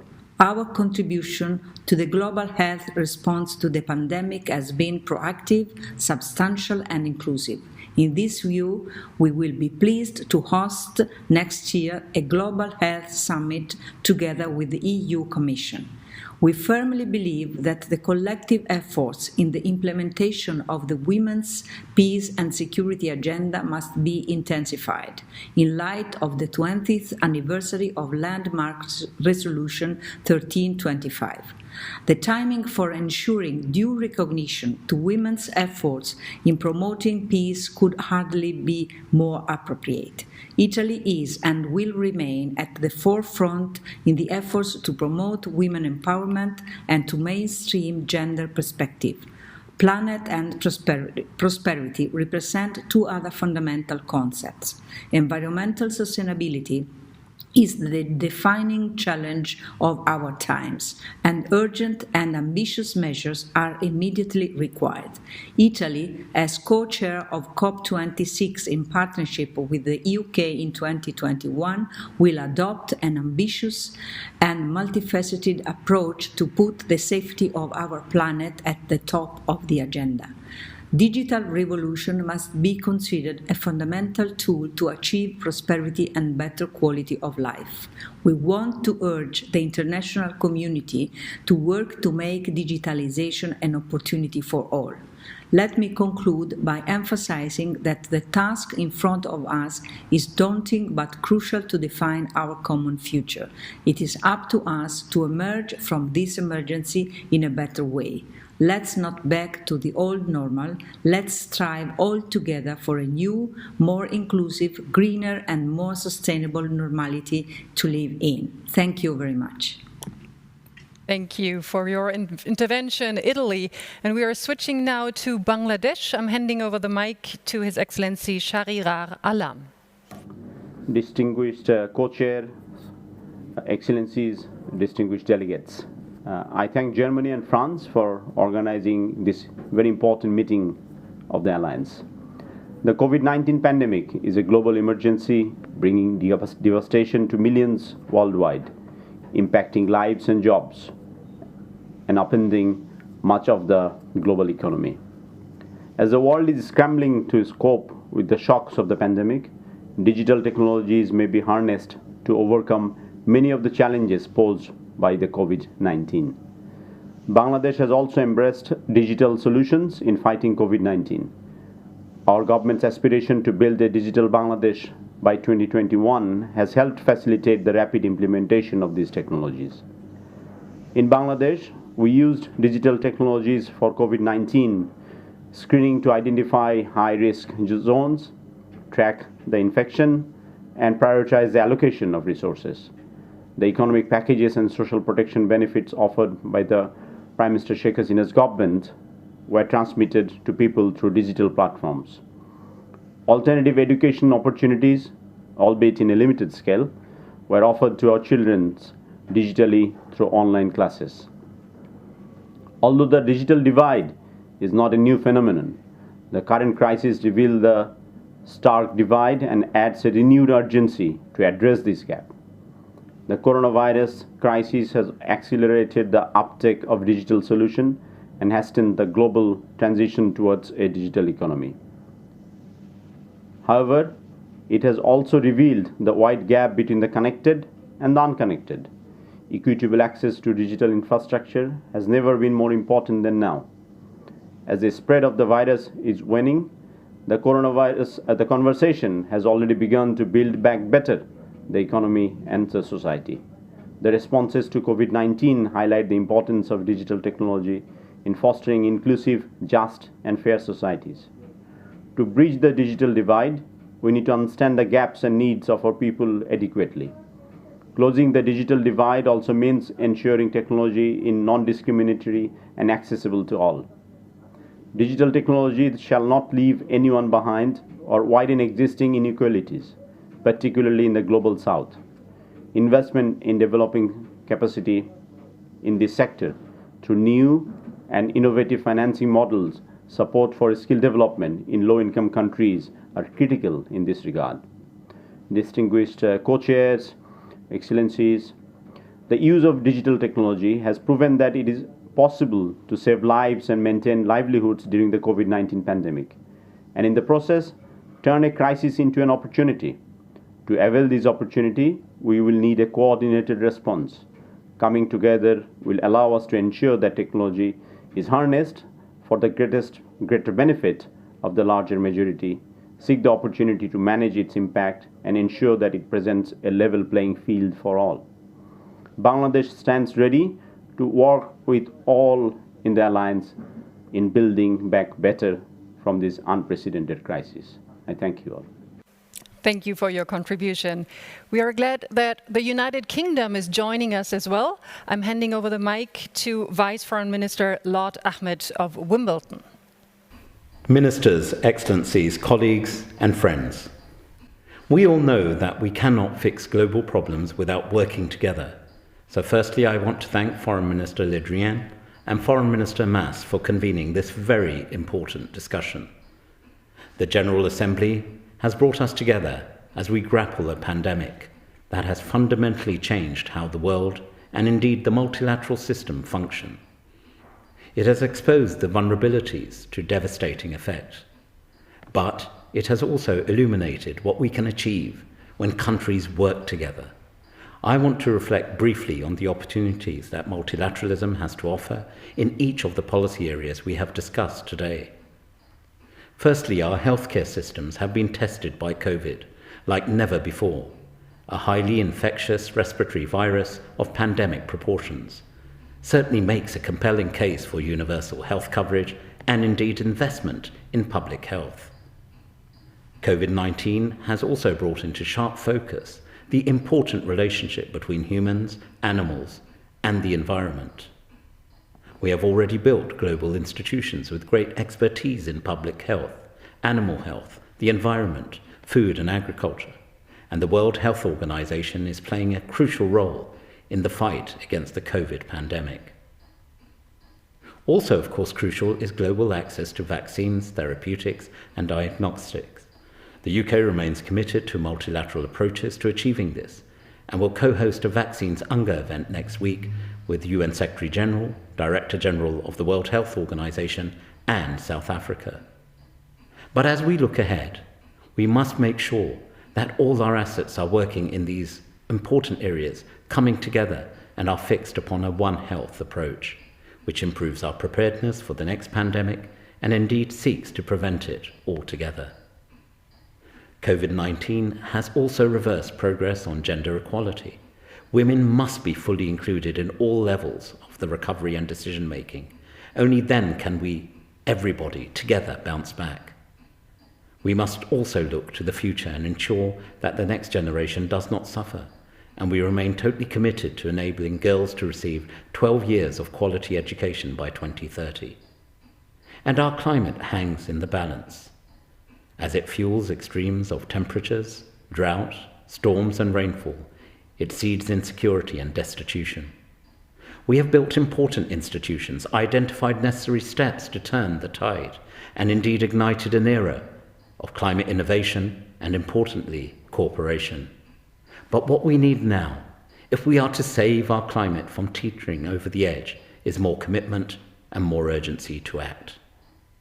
If we find that commitment and demonstrate that urgency, we can build back greener, healthier, more inclusive, and more resilient societies. Digital technology underpins almost everything that we do. Good digital governance and infrastructure are also crucial. And that is why the United Kingdom supports the Paris call for trust and security in cyberspace, and the Secretary General's roadmap for digital cooperation. Let me assure you, the UK is dedicated to multilateralism. We're committed to it, determined to work with all our partner countries, with all countries, to come together to build back better. And I want to finish with a few words of hope. Together, over recent months, we have replenished the Global Vaccines Alliance and backed the Global Polio Eradication Initiative so that it can make polio a disease of the past. Also, together, we have funded and deliver the Global Partnership for Education and the Education Cannot Wait Fund, which will help some of the most marginalized and battle-worn children gain a quality education. Together, we can also use COP26 to turn the commitments made in the Paris Accord into concrete actions. Together, all of us can achieve so much more. Thank you. Thank you very much for your contribution. And now comes our last speaker for today, Afghanistan. I'm handing over the microphone to Vice Foreign Minister Mirwais Nab. Bismillahirrahmanirrahim, distinguished co-chairs, excellencies, ladies and gentlemen. My delegation welcomes the timely convening of this important meeting at the backdrop of the COVID-19. We once again appreciate the initiative of Germany and France for launching the Alliance for Multilateralism and support the theme of our commitment and contribution to building back better, as well as the Declaration of Principles of Alliance. My country, Afghanistan, is an active member of the United Nations, is committed to UN Charter and the principles enshrining it. Therefore, we fully support rules-based international order that could further support international stability and peace. Today, the world has changed to a global village. Thus, there is more use for the multilateralism than before, as the global challenges, including climate change, health, especially COVID-19, cybersecurity, and international terrorism, are common threats to humanity. Therefore, global responses through multilateral cooperation is required. We also welcome the recent joint declaration on COVID-19 by the allies. Afghanistan fully supports a strong and rules-based multilateral system and welcomes the initiative taken by Alliance for Multilateralism. We are proud to have contributed to the meeting of Alliance in the past and hope to further engage with its works as we move forward. Afghanistan strongly believes that the nation cannot address global problems alone by themselves. And there is need for the critical importance of multilateralism and collective action and partnerships. Afghanistan, as an LLDC, is dependent on the regional cooperation and trade for its economic development. As a country affected by terrorism, we know the importance of the global anti-terrorism efforts. The success of the current Afghan peace negotiation will depend on the commitment and support of our international partners. Afghanistan also believes in the importance of the regional cohesion and cooperation for the building of a stronger relationship and partnership which can guarantee a sustainable and inclusive level of development that's conducive for peace and economic growth in our region. In this regard, Afghanistan is committed to transfer ourselves into the hub for connectivity that connects Asia and bring us together in the spirit of civility and integration for a better future. To build back better and address issues related to the climate, health, digital, and gender, we need more multilateral cooperation and partnership. As one of the co-coordinators of the COVID-19 draft resolution in the General Assembly, Afghanistan was proud to reinforce the call for renewed multilateral cooperation. We decided to propose multilateralism and solidarity as the subtitle of the subsection of the resolution to reinforce this belief. Afghanistan is a proud member of the international community and a diligent supporter of the multilateralism at the United Nations and elsewhere. At the UN, Afghanistan is working to strengthening multilateralism in response to the global challenge. We, for example, co-chair the group of Friends of the Women in Afghanistan with the United Kingdom and the group of Friends of the Peace with Ireland and the group of Friends of the Victim of Terrorism with Spain. We are proud to have held a seat at the Human Rights Council and to take up a seat at the Commission of the Status of Women. Afghanistan further believes that the multilateral cooperation must go beyond seats and engage non-state actors, the private sector, regional organizations, and other stakeholders. The complexity of the issues facing the world today cannot be addressed by states alone. Further action must be taken to strengthening the voice of young leaders in multilateral discussions. Afghanistan is therefore committed to bringing the voice of the Afghan civil society, especially women and youth, to the United Nations. In this regard, we thank the government of Germany for sponsoring the Afghanistan Youth Delegates Program on an annual basis. I want to conclude by saying that the theme of the 75th session of the United Nations General Assembly has reinforced our desire and commitment for the multilateralism, and as well as choosing as the future we want, the United Nations we need, reaffirming our collective commitment to multilateralism. Thank you for your kind attention. Well, thank you very much indeed. We are almost at the end of this remarkable conference. We thank you all for your great contributions. It has been a very inspiring, very forwards-driven and decisive conference. And it's encouraging to see that so many countries today reaffirm their commitment to support the alliance of multilateralism. And I think it really feels good in such difficult times to have strong partners aside. So I'm saying goodbye now. We are showing you some more impressions showing the wide range of challenges the global community still has to face.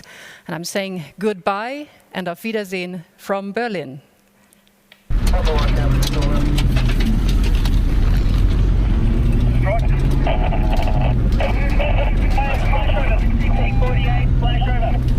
Our world is facing unprecedented challenges.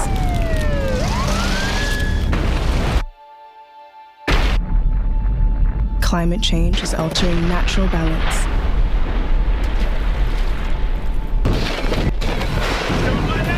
And our precious wildlife is struggling to survive. We are battling a new era of conflict and violence.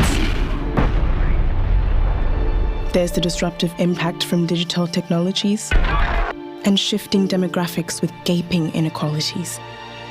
Now, a global epidemic is reshaping our world as we know it. We are at a crossroad at a time when our world seems so divided. Our world is struggling to breathe.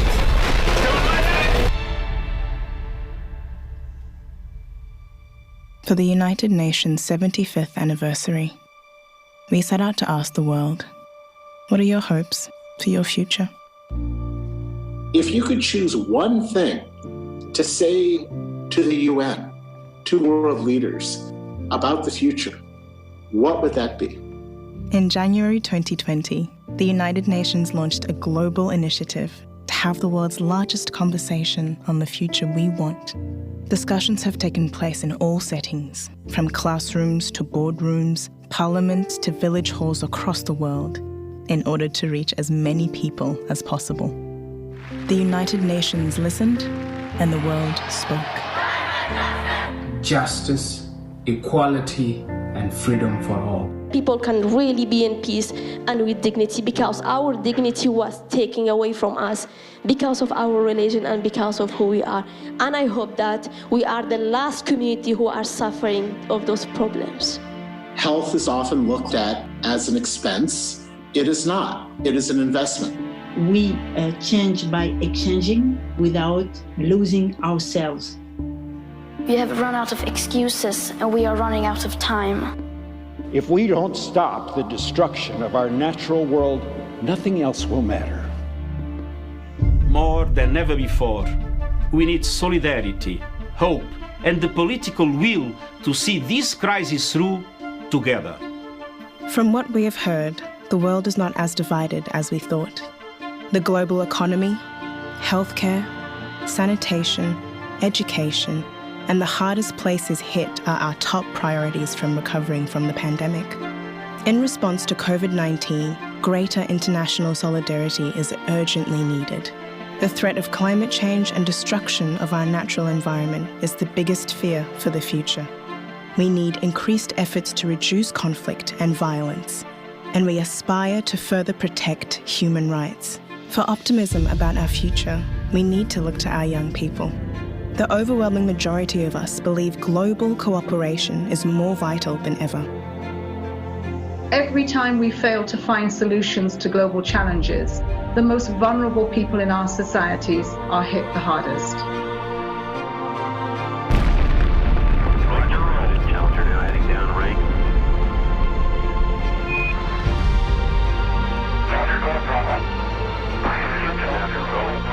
Throughout history, we have accomplished unimaginable things, propelling each generation further than the last. There is no limit to the amount of good we can achieve together to make this world, our world, a better place. The challenges before us are universal, and we know that these challenges demand global solutions. We have the blueprint to achieve a better and more sustainable future for all. The Sustainable Development Goals. In 2045, the United Nations 100th year, let's see the change we have implemented today that will shine a light on our children's tomorrow.